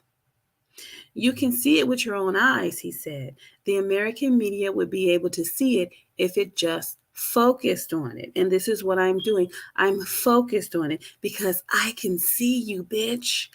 I can see you. Here's how he further defined ideological subversion. What it basically means is to change the perception of reality of every American to such an extent that despite the abundance of information, no one is able to come to sensible conclusions in the interest of defending themselves, their families, their community, and their country, right? Benzmanov described this process as a great brainwashing. She's brainwashed these women because their minds are so weak and they so desperately want to feel that they aren't responsible for the things that have happened to them in their lives. Oh, we don't know. We don't know any better. She's telling them, you guys don't know any better. These men are evil. The testosterone is evil, right? Benzmanov described this process as a great brainwashing that has 4 basic stages, right? The first stage is called demoralization, which takes from 15 to 20 years to achieve. It didn't take that long to demoralize men because what have they been doing forever? They've been doing exactly what she's saying that they've been doing forever, but it's not all men. It's a small group of men, and there are reasons why. They are alcohol-induced rage, drug-induced rage, reactions to the stupidity and dumbfoundedness and the self-imposed ignorance of women, right? It's their sneaky games. It's their divorcing them to get money, filing child support to get money, and not spending on the kids, spending on their niggas, their nails, and everything that men are saying that women are doing is true as well. But it's not hard to demoralize the man because the woman is the weaker being, and so this testosterone has just got him acting like a complete monster, and he's taking over everything, and he's hoarding the resources, and he's enslaved everyone, and he's done this, and he's just this evil person. And the women are like, yeah, that's why he did. It was very, very, very, very easy because these women, first of all, don't have standards. They don't have education. They're basically retarded, like I said, right? But that's not all women. That's her followers. So anybody, initially, you're taken aback by what she's saying, like, okay, sister girl got some new information going on. I never really looked at testosterone that way, right? But then as she got further along, it was like, ooh, ouch, ooh, that burnt me. What's she talking about? Oh, hell nah. Because I done had a nigga suck my toes. I don't know about her, but I've been wined and dined. Like, boo, love. I don't know nothing about that, but I do know about caring. I do know about the sensitive nature that men have. I do know that they will put themselves in prison for your ass. So no, oh no, that's what I was like, ooh. And then as you listen and listen and listen, you're like, this bitch is crazy. Like there are reasons for these things happening, but she is totally dismissing them. Like I always say, I don't know what she's saying to them behind closed doors. I have no idea. However, what she's doing to continuously gain followers and subscribers and pocketbooks is that she's repeating the same verbiage over and over and over again, which is a tad bit new knowledge, new videos, a little bit of new research and different things of that nature, but it's only to hook women. It hooks you. It's like she's threw a goddamn fishing hook out there. And since these women are so ignorant, we would say, and so and deceive themselves about who they really are and what they really look like, they are mesmerized at the fact that this woman has given them an excuse for all their woes with men. Whew. It's their fault. It's not mine. Whew. They're relieved. No, bitch, it's your fault. Okay, so according to the former KGB agent, that is the minimum number of years it takes to re-educate one generation of students that is normally exposed to the ideology of his country. However, that is the main point that I wanted to make, was that here is how he further defined ideological subversion. What it basically means is to change the perception of reality of every American to such an extent that despite of the abundance of information, no one is able to come to sensible conclusions in the interest of defending themselves. So basically what it is that it doesn't matter what you tell them. It doesn't matter what you say to them. It doesn't matter how much of the truth you give them. They're not going to believe you, right? Referring to such people, Benzmanov said, they are programmed to think and react to certain stimuli. And what is that stimuli? What is that stimuli? All men are not bad. Yes, they are, because they raped me and they molested me and they did all of it. Those are the triggers for these women's anger. The things that probably actually has been done to them or someone they know. So right now, we're not only playing off the things, she's not only playing off the things that have happened to these women personally, she's also playing off of the things that they are aware of that happen to other women. Because remember, as I said to you in one of my lives, is that when she was recapping their minds, she was doing a Zoom live with her audience. And when one of the women started to speak, she wasn't speaking about herself. She began to speak about something that was happening to another woman. It had shit to do with her. But they're bouncing off of their own experience. Well, she's bouncing off of their experience as well as the experiences that they are aware of. So they are programmed to think and react to certain stimuli in a certain pattern, alluding to Pavlov. You cannot change their mind even if you expose them to authentic information.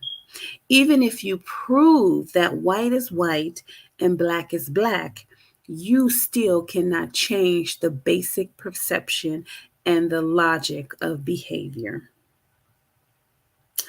Demoralization is a process that is irreversible. Benzmanov actually thought back in 1984 that the process of demoralizing America was already completed. So you understand what I'm saying? They've been programmed. There's no coming back from this. They fucked up. They fucked themselves up. There's no coming back from how they will perceive men. I don't know. Maybe you can give them some dick and they'll forget everything she said. Who knows? Go over there. These men need to go over there and suck their toes or something. I don't know. Scratch their coochie. I don't know. But yeah, as of right now, you can slap them in the face with the truth. They won't believe you. It is that bad. It is that bad. So, yeah. But anyway, you make your bed and you lie in it.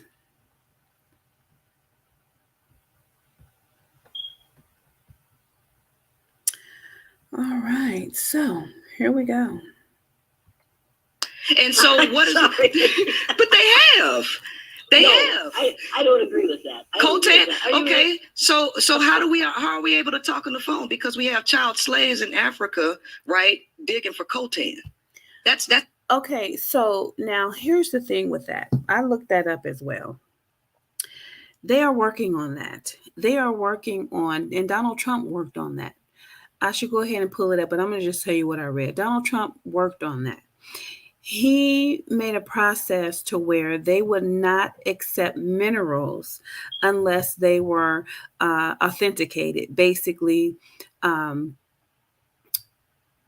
saying where they came from. So if they were a result of child labor, they won't buy them.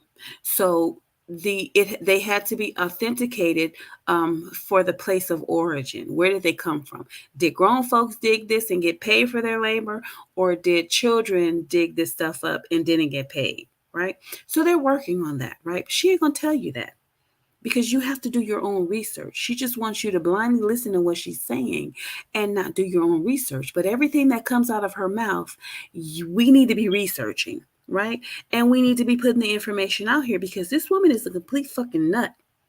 She's a nut, right? And so when she good morning, beautiful Halo. Hi. So when she's saying this, and then look at it like this. Remember, I don't know if y'all remember, but you know, my listen, I didn't just fall off the goddamn banana boat, okay? My people didn't just come get me from, low tide, okay? I did not fall off the back of I didn't just get off the slave ship, okay? Now, I distinctly remember back in the day when children were allowed to work. Remember those little boys that used to be on the corner and sell you those newspapers, right? But what ended up changing was the fact that they wanted children to go to school and get an education versus work. There were Back in the day, children had to start working early because they had to get out there and help the family get this money. Right? I mean, just like the kids, they had to work on the farm versus going to school. But when school started, they had to round up all them kids and take them to get their education. Right? So we have evolved. Things have changed. Things that used to be are no more. But this is what this woman is basing all her facts on. Old shit.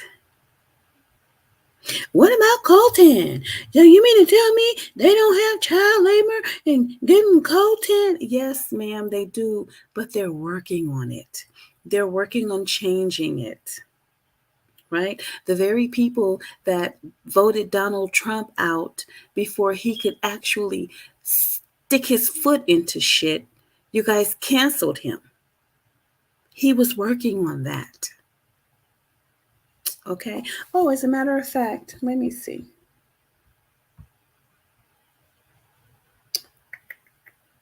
Nope, that's not what. I don't feel like looking for it. But yeah, go look it up. Go look it up. Go fact check me. Go look it up. This woman is crazy. She's crazy. She needs to be stopped. That's enslavement, right? And who is running this infrastructure? These societies are patriarchal societies. Patri is the suffix equaling father. All of this. Okay, so what? We know this. So what, ma'am? There has to be some structure, some order, some discipline, some correction and instruction, ma'am. And it's not coming from you in the mirror, bitches. All y'all worried about is what your face look like. Now you worried about what your booty and your lips look like. You're in here, you're dying from BBLs and shit. Who the fuck wants you motherfuckers running the goddamn country?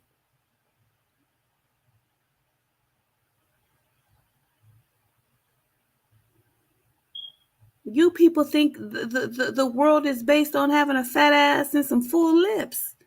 Ma'am, no. Cut it out. No. No.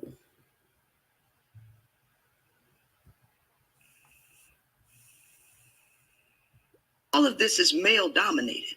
All of the religions are patriarchal religions, male dominated. This is a male female problem and not a race problem. So I agree with you with race being alive, but we have to acknowledge.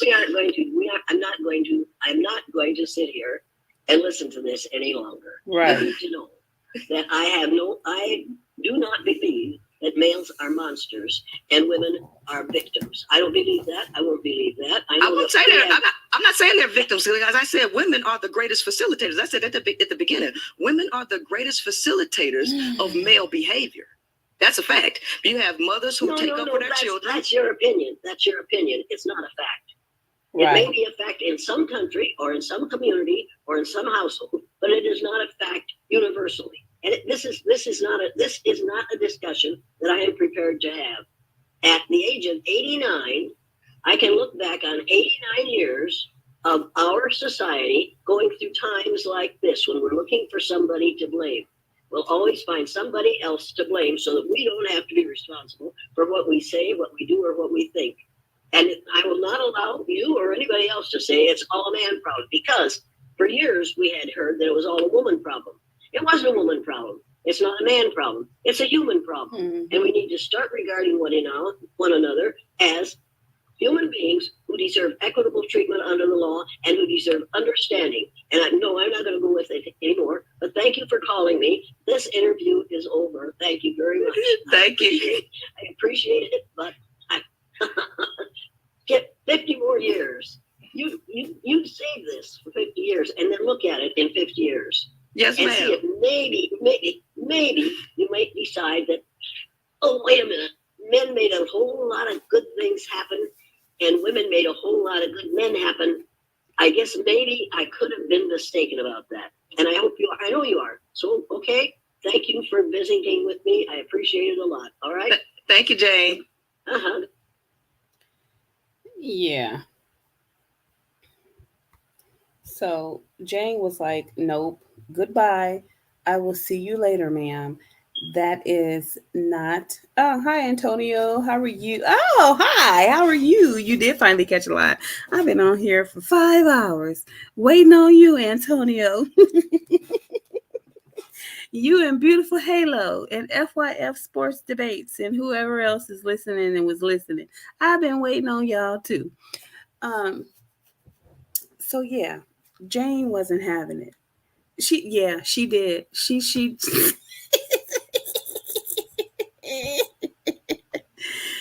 she thought, like Jane said, Jane was like, yeah, you think I may appear, to be weak in the mind because I'm 89 and because I'm sick and I'm just getting over coronavirus, honey. But she said, ain't no age or no damn virus gonna stop me from or get me to listen to this bullshit. Right? So Jane recognized what she was doing and she was like, ooh, I gotta go. She was like, I got some hot tea waiting for me because this ain't it. Oh, she was just, and then so she says, "Oh, the what is it? The Jane Elliot slaughter." No, ma'am, you were the one who got slaughtered. Princella got slaughtered, but she only did that to, you know, uh, inflate. Remember what I told you guys about self-inflating, self-inflation? She put that title there to inflate herself. But then when you listen to it, because I was like, Jane Elliott slaughter. I was like, oh, I gotta see this because I know she ain't slaughter no Jane. And when I saw it, I was like, Jane handed her ass in every freaking topic that she brought up. Jane was like, you don't have enough knowledge. You're not old enough to teach me anything. You know nothing about the world. So live for about 50 more years, go through these trials and tribulations that we will go through again, right? And then you will come to understand the necessity of men and the necessity of procreation and the necessity of the family. But right now, you can't teach me anything because all your facts are old. There's root causes to all of them. There's reasons why things are going on and happening today. Every society is different. Every culture is different. We all are not going to be on one accord, right? So this is what I say. Redraft her and send her ass back to war because she seems to have forgotten her war teachings. She forgot the reason she was drafted into the army or they allowed her into the army, right? It's a fucking game to this broad. She think everything is funny. You know what I'm saying? She has no real sense of reality, right? Why is there an army? Why was there an army of men? Why is there an army of men? Why does China have an army? Why does Russia have an army? All this bullshit that she's talking about, it's irrelevant. These bitches are in their feelings and they want somebody to love them. But these men don't know y'all like that. Why are you expecting some man that don't even know you to love you? He don't know you like that. You're not his high school sweetheart. He didn't come up with you from elementary, junior high, high school, college. He don't know you like that. Love you for what? Love what? Your weave? Your bad attitude? Your child support and spousal support grab? What I'm supposed to love you for? These women are not giving these men a reason to love them. You can't even fix his diet appropriately. You know what? And I was gonna say this. She wasn't in the army because she wanted to fight for her country. She was in the army because she was homeless. She had nowhere to go at 18, so she went to the army for 3 hots and a cot. and a check. That's right. She never was drafted. The Army was her hustle to beat the system. You know, the Army is a free check if she just got to drill. Yeah, yeah, yeah. It was a hustle. She didn't even take that seriously. She didn't even take that serious. That's why I said, can they draft her ass back? Take her back and send her ass out there. Put her ass out there in the fucking trenches so she can see why these men are necessary and why we do what we do in the United States of America.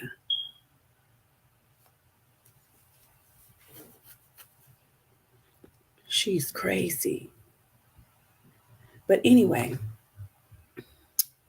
Jane Elliot, right? I wanted to look at Jane Elliot because I'm going to tell you why Jane Elliot is like, fuck you, bitch. I'm going to tell you why. Let's look at this really quick. We're going to find out who Jane Elliot is, right? Because we always like to know who we talking to. I always tell y'all, look at who you talking to. Get a little bit of their background. You know what I'm saying? See where they stand in society and in the accomplishments and things. So, Jane Elliot, born on November 30th, 1933, is an American diversity educator. As a school teacher, she became known for her Blue Eyes, Brown Eyes exercise, which she first conducted with her third grade class on April 5th, 1968. I wasn't even born. Oh my God. If I wasn't even thought of, Princella, her fucking daddy probably wasn't even born. You mean to tell me you're trying to teach this woman? Oh my God. Her daddy wasn't even old enough to have her yet. On April 5th, 1968, the day after the assassination of Martin Luther King Jr., she was there through the assassination of Martin Luther King Jr. If Princella don't have several seats, if she don't sit down and have several seats, you gonna teach this woman what? The publication of compositions which the children had written about the experience in a local newspaper led to much broader media interest in it. Wow. Okay, so early life and career. Elliot was born in 1933 to Lloyd and Margaret Jennison on her family's farm in or near Riceville, Iowa. Her father, who delivered her, was Irish American. She was the fourth of several children. In 1952, after graduating from high school, she graduated in 1950. Ooh, I wasn't even thought. Man, the thought of me wasn't even there yet. Elliot attended the Iowa State Teachers College, now the University of Northern Iowa, where she attained an emergency elementary teaching certificate in 5 quarters. In 1953, she began her teaching career in a one-room school in Randall. This lady coming from a one-room school. A one-room school. If she don't stop the cap, now let me tell you guys this. Now, mind you, let me see what this does for me. Let me see if I can close some of this stuff. Yeah, I don't need that. I don't need that. I don't need that. Okay. So, I have always known this, but I can't say always.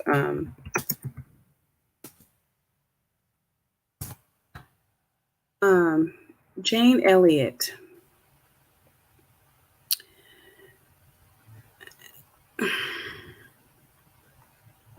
She is Irish American, right? And if you know anything about the Irish, they went through a famine right, in their country. And the reason being is because they were taken over by the British, right? They were taken over by the British. And I'm just telling you this to give you a little bit of background on Jane Elliott's familial history, right? We know a lot of Irish people came here as immigrants. However, back in Ireland, let me see, I can't say, it was a long time ago.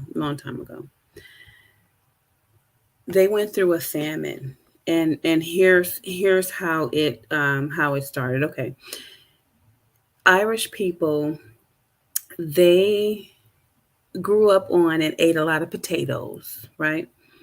Um, this is how they fed themselves. This is the crops that they, you know, sold and different things of that nature. What ended up happening was the crops got a fungus, right? Fungus on the leaves. Yeah. And they said the Americans brought the fungus there by accident. And so what ended up happening was that the crops were basically inedible, right? They would bear potatoes, but they were inedible because they had a fungus. So around this time, I would just basically say they were colonized by the British, and the British wanted them to convert to a different religion, right? But they didn't want to. Those that didn't want to, they endured severe suffering. The government wouldn't feed them. Their own Irish government wouldn't feed them. They had to work to buy food. Eventually, it came to a point where the food prices were so expensive that working was basically useless, right? So, what ended up happening was they began to starve. Like they would use seaweed and manure to grow the potatoes. Well, eventually they started having to eat the seaweed, and they had to eat raw crabfish. And the reason they had to eat the crabfish raw was because they were too malnourished and food deprived to even start a fire to cook it. So basically, they would make their way to, I don't know, the water, and that is all they could do. They could only make it there and eat the seaweed. Anyway, they eventually got sick. They knew they were going to get sick from eating it, but what the fuck? You're going to eat whatever is there, right? I just remember the story of the little girl whose mother died in the house, and she survived off roaches. The little black girl had to eat roaches in order to survive until she was found. So, you're going to put anything that's edible in your mouth, to survive. But anyhow, eating those things made them sick. So a lot of them died. A lot of them eventually ended up enslaved. Let me see. Did I do that? Did I have that here?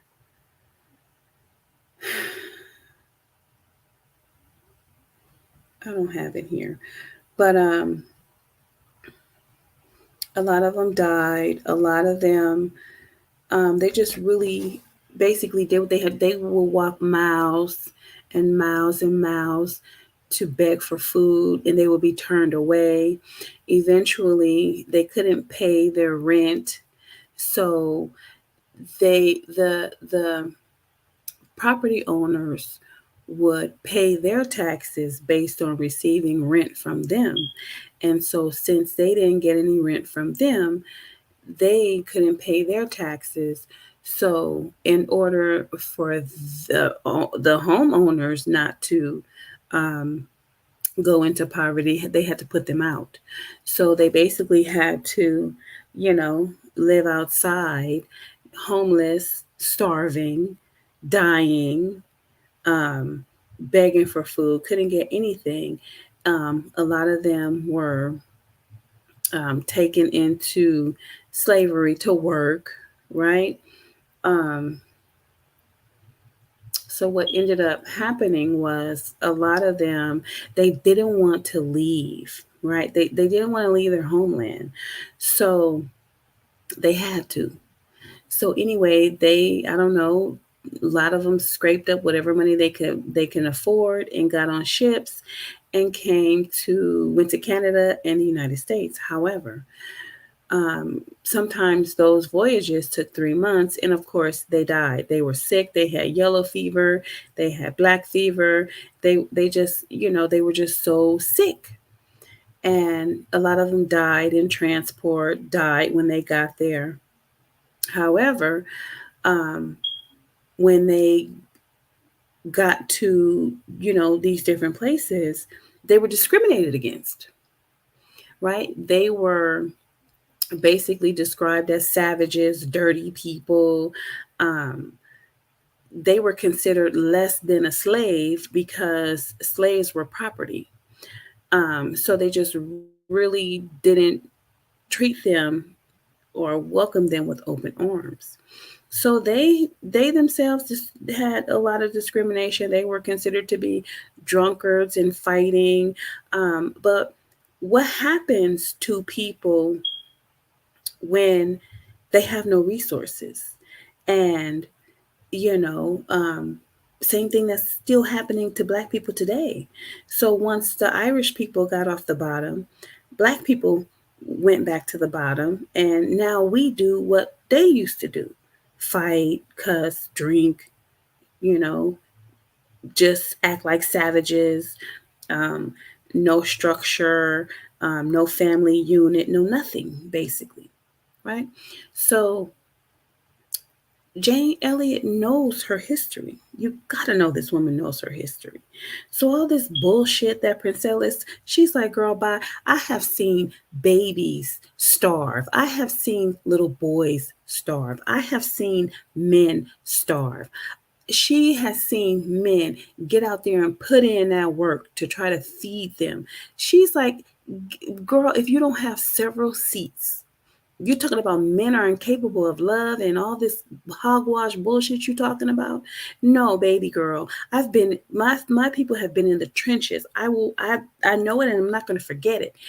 You, on the other hand, my dear Princella, you have seemed to have forgotten the fact that your people were enslaved, and now your people are considered savages and have nothing, or impoverished, drunkards, drug addicts, everything up under the sun. The things that they used to be, when they used to be considered less than a slave, and only because slaves were property. So losing a slave was worse than losing an Irish person, right? She don't want to hear none of that shit you talking, because she's seen the real. She's been through decades of bullshit in the United States.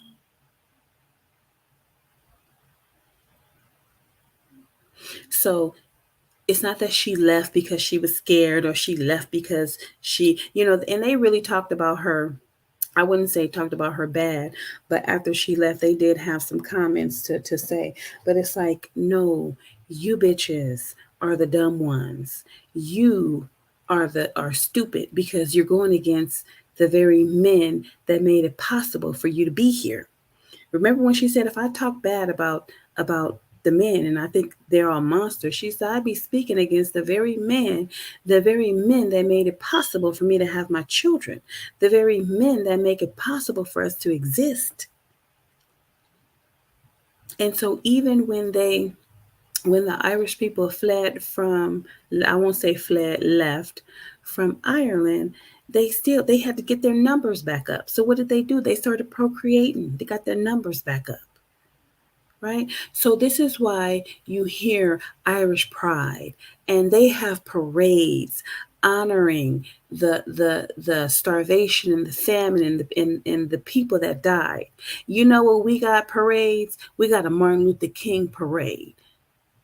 When the shit hit the fan way before Martin Luther King. Where's our parades for our enslaved people? Where are our parades for our enslaved people? Where's our shit?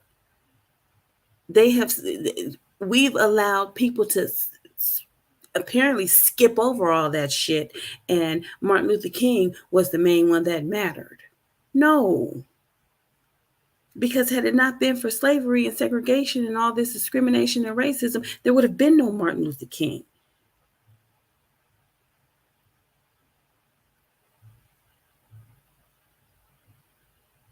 So it's her self-imposed ignorance, her self-inflation, and her self-deception that has brought her to this, forgetting the fact that if we don't come together as a people, we can't stand as individuals.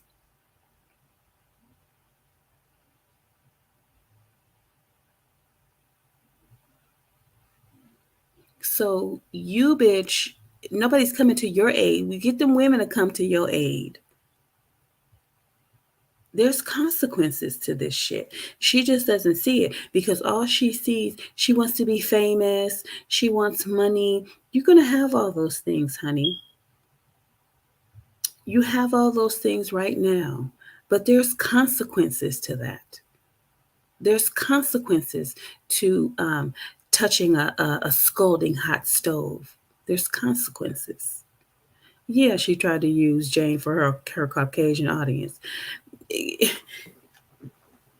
Listen, Jane wasn't having none of that because Jane knows her history. She knows the history of her people, and she knows that it was men and women in them damn trenches starving, dying on the side of the fucking road, nothing to eat, living off potatoes. And here's the kicker. Here's the kicker. The person that was put in charge of feeding them, giving them food, giving them resources, decided not to because he said they were being punished. So who basically is he to interfere with their punishment, basically? So this is why the government didn't help them. And so instead of them to give them food, they would export the food to Britain. Yeah. So when you're talking about Jordan Peterson, who's British, that was kind of like an insult to her, smack in the face. And they're never going to forget. And they'll tell you that they're never going to forget. Princella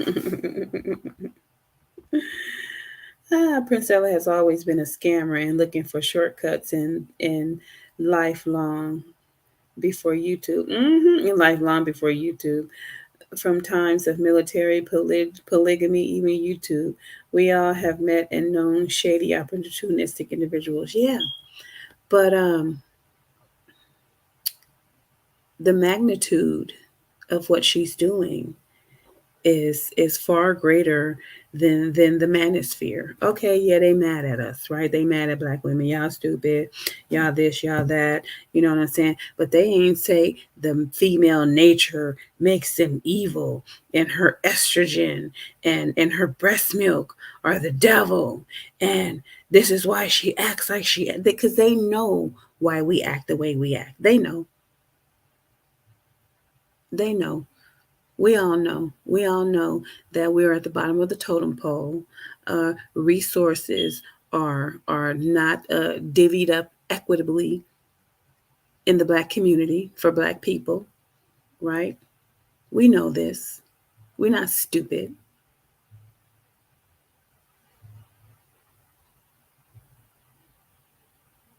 So at the same token, you don't have. They still rock with us though.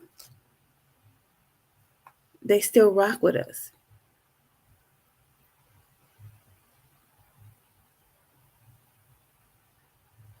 Of course, YouTube is her new hustle. But I mean, like Fresh and Fit, all great things must come to an end. You understand what I'm saying? It's bigger than men and women. It's protecting the United States of America. She trying to weaken us from within. It's like, bitch, are you crazy? Do you know what you're doing? But white men ain't listening to that shit. Black men not listening to it either. They telling her she can have a whole fuck you pie all to yourself. We can't do that. Just like we know that there's racism out there. However, we can't assume that everybody hates everybody that we come in contact hates us. No, we have to treat them on an individual basis. I show you respect, you show me respect. You show me respect, I show you respect. You show me disrespect, I show you disrespect. You discriminate against me, I discriminate against you. It's on a individual basis. I don't go into the community and be like, oh, white people are evil. I don't do that. I base it off of how you treat me. And then I don't even only base it off of how you treat me. I base it off of circumstances. Something might be wrong, especially in the industry that I'm in. There might be some other reason that, you're angry and aggressive and unhappy and what, what I'm saying? So I have to evaluate every situation on an individual basis. I don't go around, oh, white people are evil. Hell no. I'm going to strike up a conversation really quick. Hi, how are you? Excuse me. Okay, thank you. All that. I don't know. No, but I'm not going to be blind to the fact that racism is out there. That would be stupid. You know what I'm saying? That would be stupid, because if we thought like that, then people could just blatantly disrespect us, discriminate against us, and we'd be thinking like, okay, racism doesn't exist. Hi, how are you? No, you don't go out into the world stupid, with self-imposed ignorance and self-deception. I know what the fuck is going on. But like I said, you keep it nice, I keep it nice. Right? You be cordial, I'm cordial. Right? So, no, we don't have to go out there as, no. There's a way you're supposed to conduct yourself. Shit. But this broad, what she's preaching that, all fucking men are evil. I want to show you guys this really quick, because we got to keep it 100. This, and it's not going to show, but we can listen. Oh, maybe it will. Oh, it is. Okay, we're going to listen to this. How Irish Americans Became White, Finding Your Roots. This is a video that this lady did. I thought it was very interesting, truthful, but let's take a listen. Now that we've made travel so expensive, we have this hotel to ourselves. How'd you get here? Kayak. They compared hundreds of travel sites to find a great deal on my flight, car, and hotel. Oh, it's not going to show it. Kayak. Search one and done.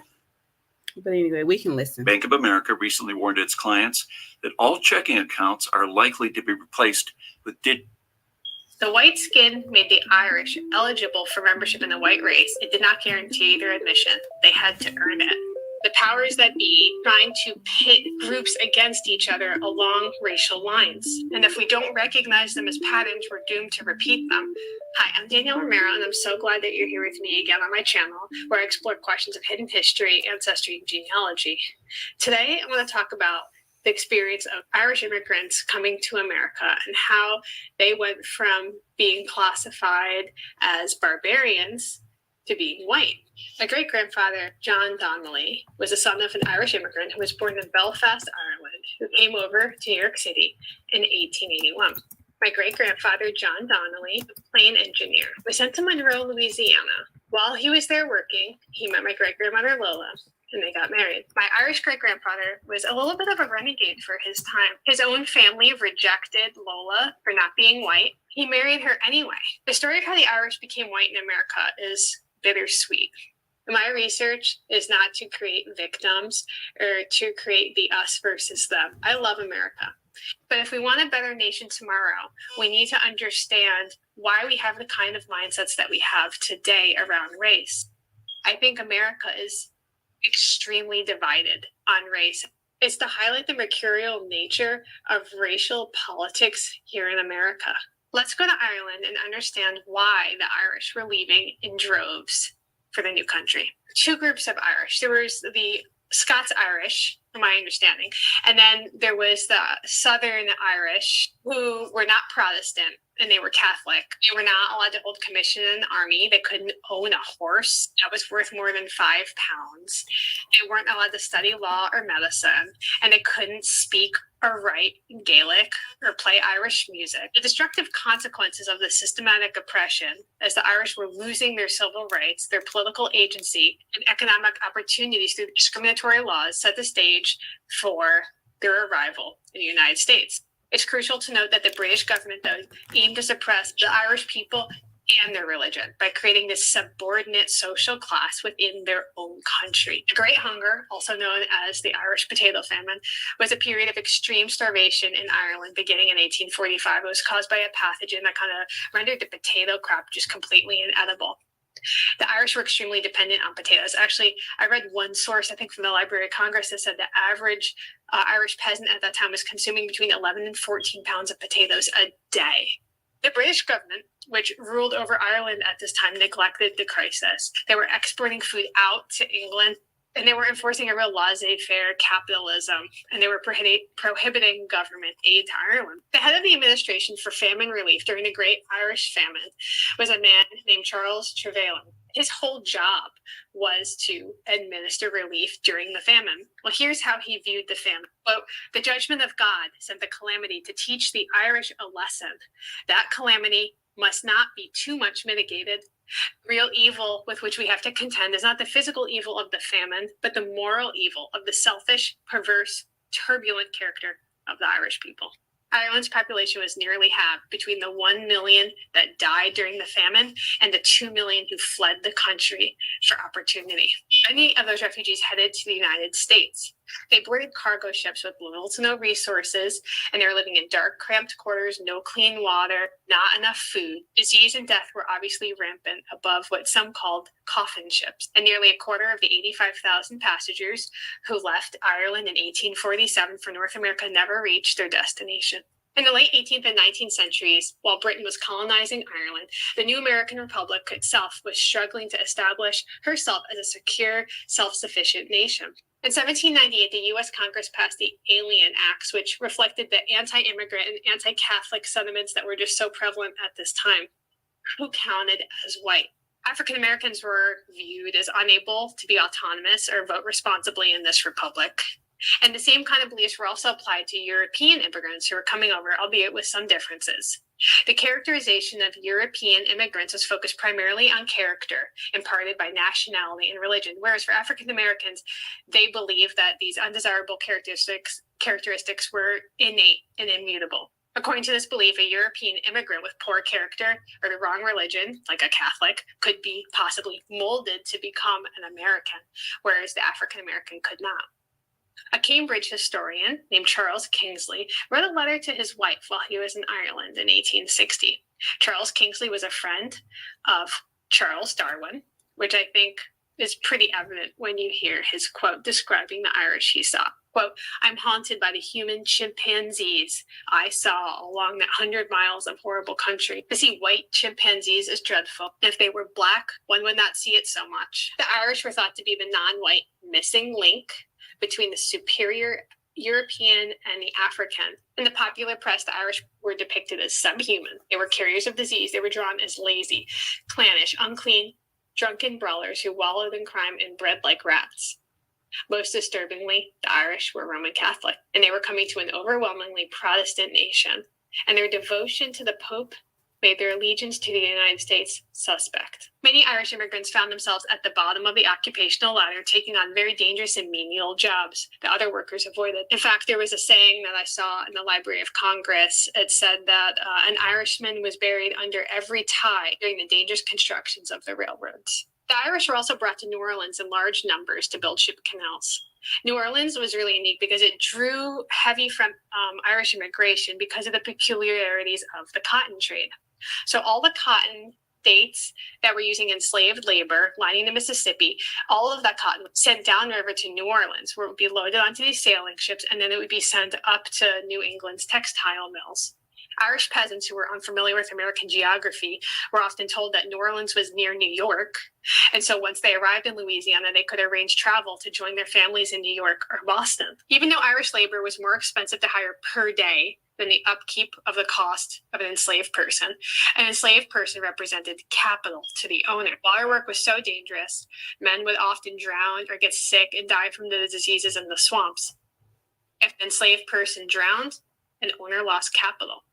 If an Irish laborer died, on the other hand, the saying was they could be replaced easily. This competition really heightened these class tensions, and the Irish were often antagonized by groups such as the American Protective Association and the Ku Klux Klan, who were adamantly against everything Catholic. Tensions between Protestants and Catholics found their way into these United States cities, and the verbal attacks often led, as it always does, to mob violence. During the Bible riots of 1844 in Philadelphia, mobs set fire to churches and immigrant homes, killing 13 people. Anti-immigrant and anti-Catholic sentiments in the 1840s produced groups such as the Nativist American Party, which fought foreign influences and promoted traditional American values and ideals. American Party members earned the name the Know-Nothings because their standard reply to questions about their procedures and activities was, "I know nothing about it." Now, in the early 19th century, the Irish immigrants encountered African-American slaves here in America. Now, Ireland, the country, was staunchly abolitionist.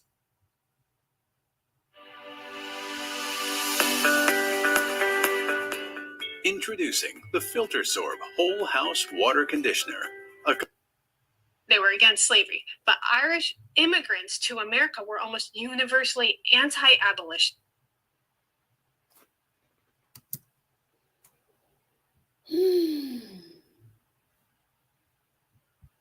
And they supported the pro-slavery Democratic Party. Many Irish saw Abraham Lincoln, for all his generous words about immigrants, as a frontman for the know-nothing bigotry. This stark contrast caused tension between Irish kin groups in America and those who were still in Ireland back home, highlighting this commodification of American whiteness. Daniel O'Connell, who was a prominent Irish figure who fought against British colonial oppression in Ireland, condemned the Irish-American support of slavery, but he was met with rejection. The issue of slavery was so divisive that it caused hostility among a people who were once united in their desire for Irish independence from Britain. I think the powder keg moment is the Conscription Act of 1863. And it just exacerbated these tense relationships because this act made white men between the ages of 20 and 45 years old eligible for draft by the Union Army. But African American men were not drafted or otherwise forced to fight. White men with money could bribe doctors for medical exemptions, legally hire a substitute, or get out of it some other way. But those who were less affluent couldn't afford to pay for deferments. And the inequities of the draft eligibility between the African Americans, the moneyed whites, and the working class whites, many who were Irish American, increased racial tensions. In July of that year, a mob protesting the draft formed in New York, and the riots that followed destroyed entire blocks of businesses and homes. Now, several cities suffered draft riots as well, but New York City experienced the largest incident. More than 100 people were murdered by the angry mob, which was burning down the draft office, killing police officers and well-dressed whites, and killing African-American bystanders. The African-American residents beaten or lynched. The riot involved white workers, many including Irish Americans. The riots continued for 2 more days, but Union soldiers and regiments eventually brought an end to the violence. And I'd have to check, but I think President Lincoln actually had to call troops from Gettysburg to come suppress these riots. In a pamphlet that was published after President Lincoln's election, the authors made some truly reprehensible claims of the Irish, labeling them as, quote, inferior to other white Americans, and even if they were, quote, more brutal than African Americans. In 1864, this pamphlet, the Miscegenation Manifesto, it's called The Theory of the Blending of Races, was published, which it claimed that interracial marriages would and should occur between African Americans and Irish Americans. The manifesto was a hoax cooked up by 2 Democratic journalists who were seeking to discredit the Republican President Abraham Lincoln as a, quote, race mixer.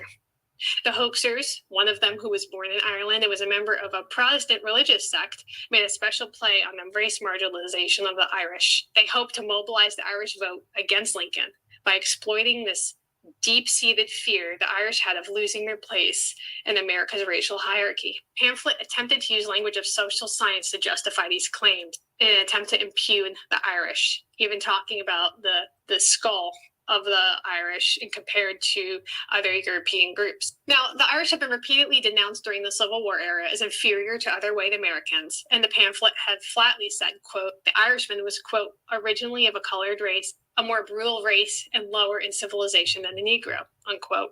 It's important to note that this pamphlet was not an isolated incident, but just a larger pattern of the powers that be trying to pit groups against each other along racial lines. It's worth remembering, too, that many states had laws in place up until the 20th century that banned interracial marriages. I've actually never found a legal marriage license for my great-grandfather, John Donnelly, and my great-grandmother, Lola Perot. The No Irish Need Apply signs and advertisements and songs provide evidence of the discrimination and prejudice faced by the Irish in America. The Chicago Tribune published this piece in 1855, quote, who does not know that the most depraved, debased, worthless, and irredeemable drunkards and sots which curse the community are the Irish Catholics, unquote. The historical context prompts the question, how did the Irish, once viewed as non-white, become white in the United States? This is not to create a new group of victims and say, look how bad America treated the Irish, look how bad America treated all of these different groups, but to take a step back and like, are we repeating this over and over again? Are we falling into this racial ploy of seeing each other in these binary groups? Well, some historians say that the Irish leveraged their political power, assimilated into American society, particularly using civil service jobs. For instance, at the outset of the first wave of Irish immigration in 1840, there were very few Irish police officers in New York City. However, by the end of that year, Irish officers constituted over a quarter of the police force. And by the end of the century, over half of the city's police officers and more than 75% of the firefighters were Irish. Additionally, prosecutors, judges, prison guards, and other civil service jobs. According to historian Matthew Fry Jacobson, this allowed the Irish to become a visible part of American society, occupying positions of power and contributing to the public good as civil servants. This increase in representation allowed Irish Americans to portray themselves as patriotic, as selfless civil servants, which was a marked shift from their earlier characterization as uncivilized barbarians. It's notable that now the annual St. Patrick's Day parades in many cities celebrate police and fire departments, reflecting this historical trend. No longer embedded in the lowest rung of American society, some Irish unfortunately gained acceptance in the mainstream by dishing out some of the same bigotry towards newcomers that they had experienced. County Cork native and working men party leader Dennis Kearney, for example, closed his speeches to American laborers with his rhetorical signature, quote, whatever happens, the Chinese must go, unquote. Kearney was a California labor leader from Ireland who was active in the late 19th century, and he was known for his anti-Chinese activism. Kearney and his compatriots overlooked the moral of their own narrative. While the Irish did leave a significant mark on the United States, the reverse was also true. The anxieties of the nativists did not materialize, and instead the influx of the Irish immigrants and their descendants has bolstered the country. We're better for it. Presently, I think 32 million Americans trace lineage to Ireland, including myself. And the once scorned Irish are now celebrated on St. Patrick's Day, a day when everyone is Irish. I wanted to end with a quote that I found. It was an interview with an Irish-American man a couple years ago. His family came over from Ireland, but he was born here. And he explains in the interview about his family not really identifying as Irish. His grandmother and mom, he said, really wouldn't give him any information about his Irish ancestry. And this is what he said, quote, they said, that's not important, we're Americans. I, with my mother and grandmother, had a fairly heavy Irish dialect, and I worked very hard to get rid of it. I'm sorry I did it. You want to fit in. They never talked about being Irish. The history of Irish immigration in the United States serves as a reminder of the power of immigration to transform both the immigrant and the hosting society. Like I've said before, this is not about pointing fingers and saying, or looking to also get a victim card. I think this is about looking to the past and saying, we've seen these patterns over and over and over again. And if we don't recognize them as patterns, we're doomed to repeat them. As a proud American of multi-ethnic background, to kind of look at this question dead on and say, who gets to count as American and how? Most people have no clue that in 2023, the best way to make money on Amazon is not with physical products. All right. So I just wanted to share that because she explained it better than I did. I had some errors in there, and so she cleared that up, and she did that video very well. I wish we could have seen it, but yeah, they experience heavy discrimination, and so this is why Jane Elliott is looking at Princella like, really, like all the discrimination and everything that your people, not just black women, but your men and your women have experienced, and here you are preaching separation between your men and women, because it ain't gonna work with the other races. They just there having a blast. It's a fun time for them. But as far as black women, this is something that they're taking to the heart. They're taking serious. Women of other races can look back and say, oh, fuck no, our men did a damn good job taking care of us, or our men made many, many sacrifices. Our men got out there, even Irish, our men got out there and got in the police force and got to the fire department and got into politics, and they did the damn thing because they had to feed us. Right? So they put everything aside, everything, all the discrimination. Hi, Soup Bone. All the discrimination, everything that happened to them in America, they put to the side and said, we're not going to concern ourselves with that. What we have to do is we have to get from the bottom of this totem pole. And that's what they did. And so that is one of the major things that, well, black people have always been at the bottom, but they wanted to get themselves from not being worth a slave, right? So they decided to do public works, like do public assistant jobs, like assist the public in the benefit of everyone. And so when you have it in your mind that what you're going to do is going to benefit society, you're going to be a worker for this country, right? Because I live here, I'm getting the resources from here, and I need to be replenishing whatever resources I can. I can't just take. And this is one of the issues that, white people have with black people. They feel like we're not fucking doing anything. We're not raising our children properly. Our boys are out here in the streets, running rampant, tearing shit up. Right now, they're stealing, they're doing all this. However, we're not being given the resources. So what do you expect us to do? I mean, black men can go to the Army Reserves and get a 3 hots and a cot and a check. But I mean, what sense does that make? And then black men do go to the Army, right? So we do have contributions to society. I've seen black firemen, black policemen, we got black politicians. We're in there, but the knuckleheads drag us down so bad, the knucklehead men and the knucklehead women, right? We out here twerking, getting BBLs, even though we don't need it, getting lip injections, doing all this dumb, stupid, crazy stuff on the internet. We're like the clowns. We're like the clowns of the freaking circus. Everybody else's jobs and things and reputations make sense, but ours, look at what we use the YouTube platform for. Instead of promoting unity, we're sitting here and we're promoting all this garbage because it's what's making us money and because it tells you about us. We like garbage. We like garbage because this is what we flock to. This is what we listen to. You'll see 1.3 million views on some bullshit. And you'll see 5 views on some educational stuff. Listen, cool cat, you better quit listening to my smoke alarm battery. It's the one in my room too. I'm gonna get it. No, I'm not going to get it. It's going to get done for me. I just have yet to address it. Somebody said that to me, I think, a couple of weeks ago, and I still haven't done it. I can't hear it. I don't know how you guys hear it. I don't hear it. So,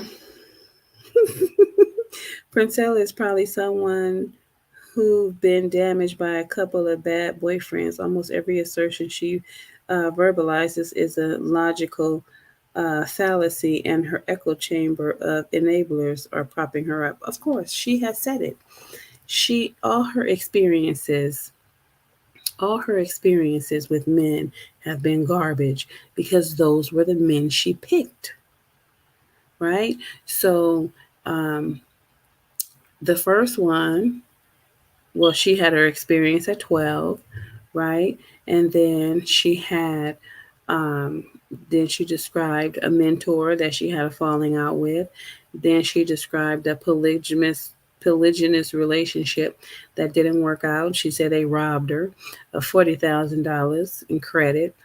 Then there was the guy she let move in or went and found to move in because she needed to get her rent paid. Then she was messing around with the truck driver lady's husband, the truck driver. Then she met her husband shortly after the truck driver, and that didn't work out because he wanted her to stop doing Facebook. And then she had a friend that she was doing Facebook with, and she left to go on a road trip while she was 7 months pregnant, and he left her stranded because of some argument he was having with his girlfriend on the road trip. I mean, everything, it just sounds all bad. She's saying she didn't get along with her mother. She said her grandmother used to not feed her and her brother. And I'm saying to myself, and then she says, "Oh, I love my brother and my father." Okay, well, where was your dad when your mother's mother was starving you guys, when she wasn't feeding you guys? You didn't tell your dad what was going on at 12 years old that this tragic thing happened to you. Where was your dad? Right? Where was your mom? She said one guy, and we went on another podcast that she was on, and she said she was doing music and she was selling her CDs, and she sold her CD to this one guy, and then he asked her if she wanted to come back to his house to play dominoes. And she said, yeah. So she went back to the guy's house to play dominoes, and he wanted to have sex with her, and she didn't want to. And he pulled out a gun and says, I could just take it. I'm like, who the fuck goes to a man's house? You just met him. You don't know jack shit about him, but you going to go to his house and play dominoes because he's just such a nice guy that you don't know. And he's supposed to not be thinking about sex because it's his male nature. And he's saying, do you want to come play dominoes? But really, what she couldn't decode was he was really saying, do you want to come to my house and have sex? So situation after situation, encounter with men after encounter with men, they've all been bad because it's not the men, it's her. And she just hasn't recognized it.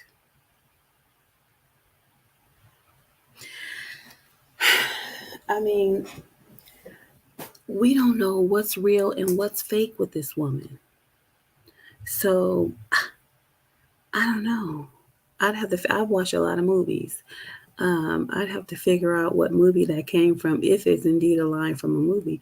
But she's like a bag of dummy and a bag of bad decisions and a bag of naivete and a bag of self-imposed ignorance and self-deception,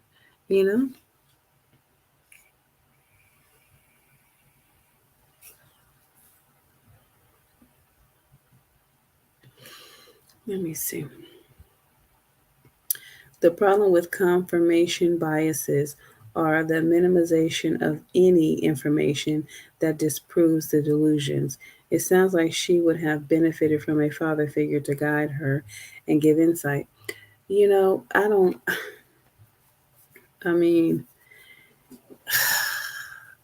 don't know what to say because it doesn't sound like her mother and father were married. I think her father was military as well. I think he was in the Marines or something, she said. But, you were supposed to be a Marine brat or an Army brat or whatever they call it, right? Like, I mean, I don't know. Maybe since they weren't married. Do you have to be married in order to have a woman and your child with you? Or can you just, I don't know, you might have to be married. But yeah, it just seems like she doesn't want to take accountability for any of her actions, and she's never experienced love or whining and dining. And it sounds as if she married her husband. One of them, it wasn't even it might have been a 90-day fiance situation. Who knows? Because she was with the trucker in 2017, and then she married her husband in 2017. So it's like, girl, it seems like she wasn't letting any time go by in between male encounters. And then when the outcomes didn't work in her favor, she didn't want to take accountability for allowing these men access to her. So you have to be very cautious of this woman. But we all know that she's just in it for the money. She really don't care about these women. She's just stirring up trouble, getting paid. And, she got these women brainwashed because, they like pity parties. So anyway, it's Tommy a trucker. Isn't Tommy a trucker too? I don't know. But yeah, she just wow. Let me look at something really quick because I'm getting tired, you guys.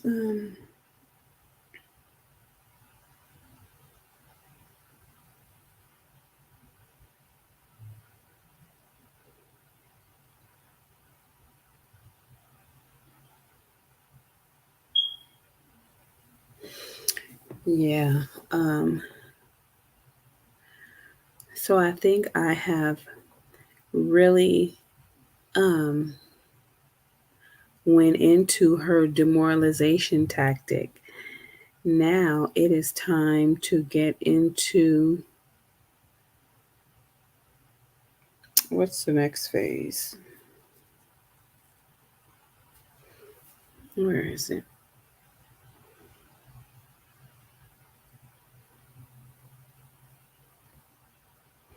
Wow, I'm just tripping off of that. Let me see. Oh, this is destabilization. So we're going into the destabilization phase. So I will be doing my research on that and giving you my commentary on the destabilization phase of Princella, the Queenmaker's ideological subversion of the weakest of females. I didn't see her on there. I knew she was on there, but it's, I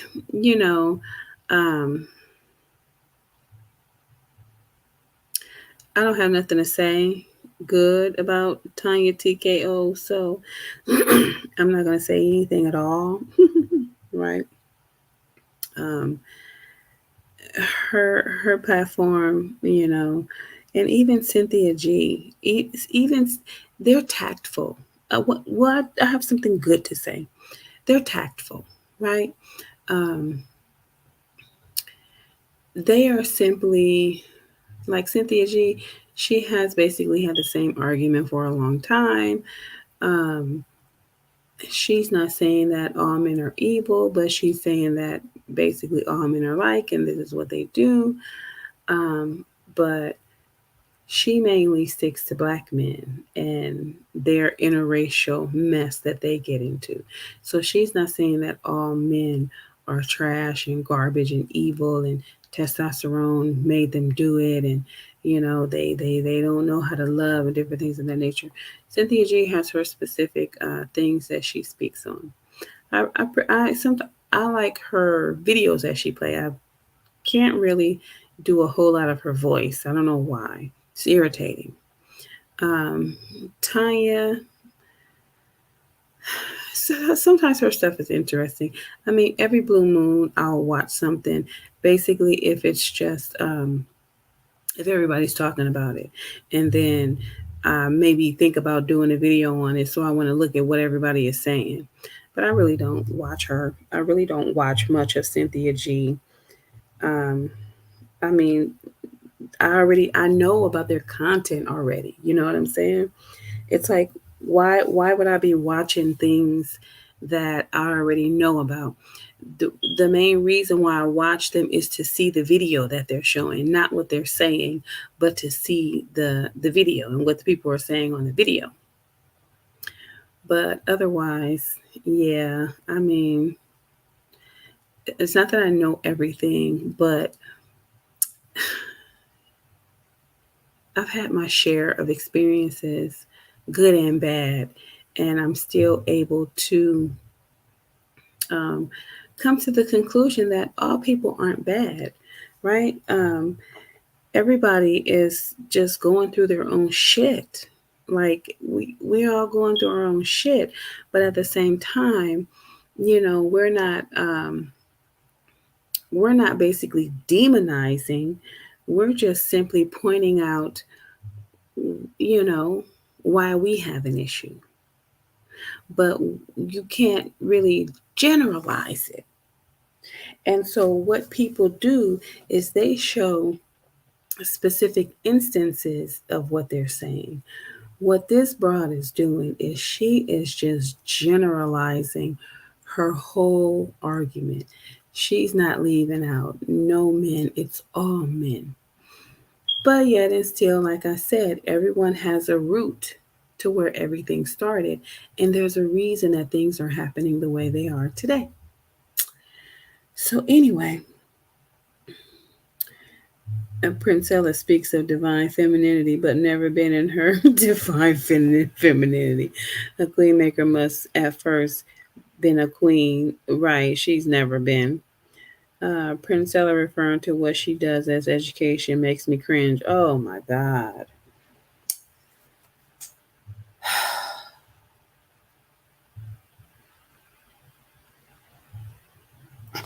Let me tell you something. She's out here getting money. That's what she's doing. It ain't got shit to do with education. Because what she's preaching it's not a good thing. It's not a good thing. She has I'm not here to intellectually masturbate, and I'm not here for the man. I'm not just talking about black men. You have to be. Who else? You're black. Who else are you talking about? You don't know white men like that. You don't know Hispanic men like that. You don't know Chinese men like that. You don't know Russian men like that. You don't know Japanese men like that. All you know is what you read from biased sources. Because the United States has had an issue with all these countries. You hear what I'm saying? All of them. So how do we know that our books are not propaganda?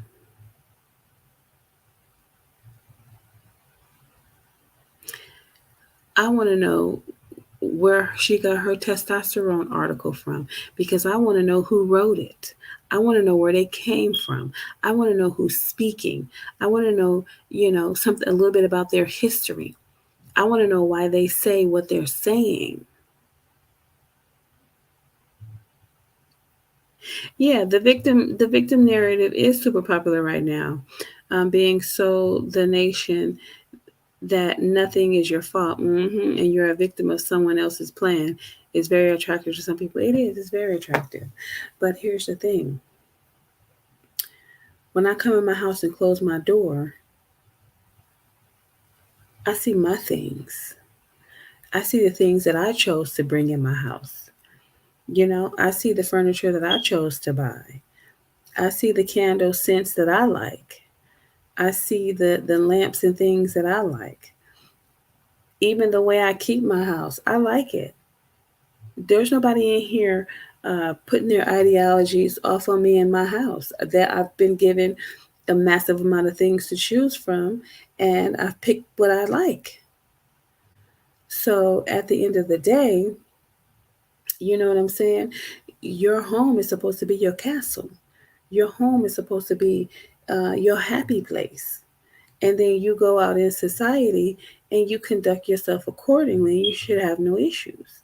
And preferably, you don't pick up every Tom, Dick, and Harry that you see leaving, that you see when you leave your house and see when you're coming back to your house. You say hi and you keep it moving.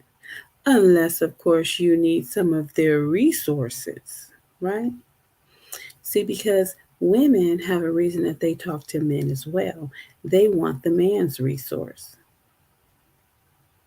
which is his money and his time and his sex interaction. So we can't just say it's all men and men just want our resources. We want their resources.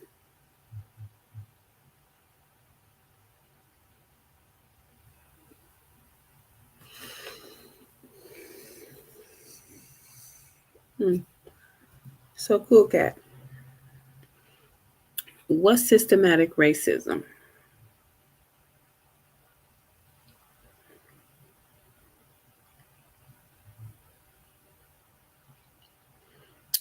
How do you define systematic racism, and how do you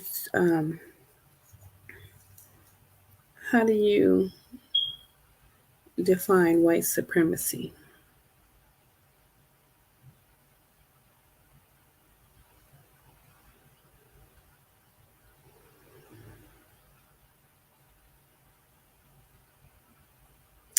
I'd like to know. Otherwise, you guys, I have been on here for 6 hours. I am ready to go to bed. I will probably be sleeping all day. So I want to thank you guys for coming out and supporting my live. Thank you, thank you, thank you very much. And I'm going to leave y'all with this. We must internalize the flatulation of the matter by transmitting the effervescence of the Indonesian proximity in order to further segregate the crux of my venereal infection. Now, if I may retain my liquids here for one moment, I'd like to continue the redundance of my quote-unquote intestinal tract. See, because to preclude on the issue of world domination would only circumcise the revelation that it reflects the aphrodisiac symptoms which now perpetrates the Jericho's activation.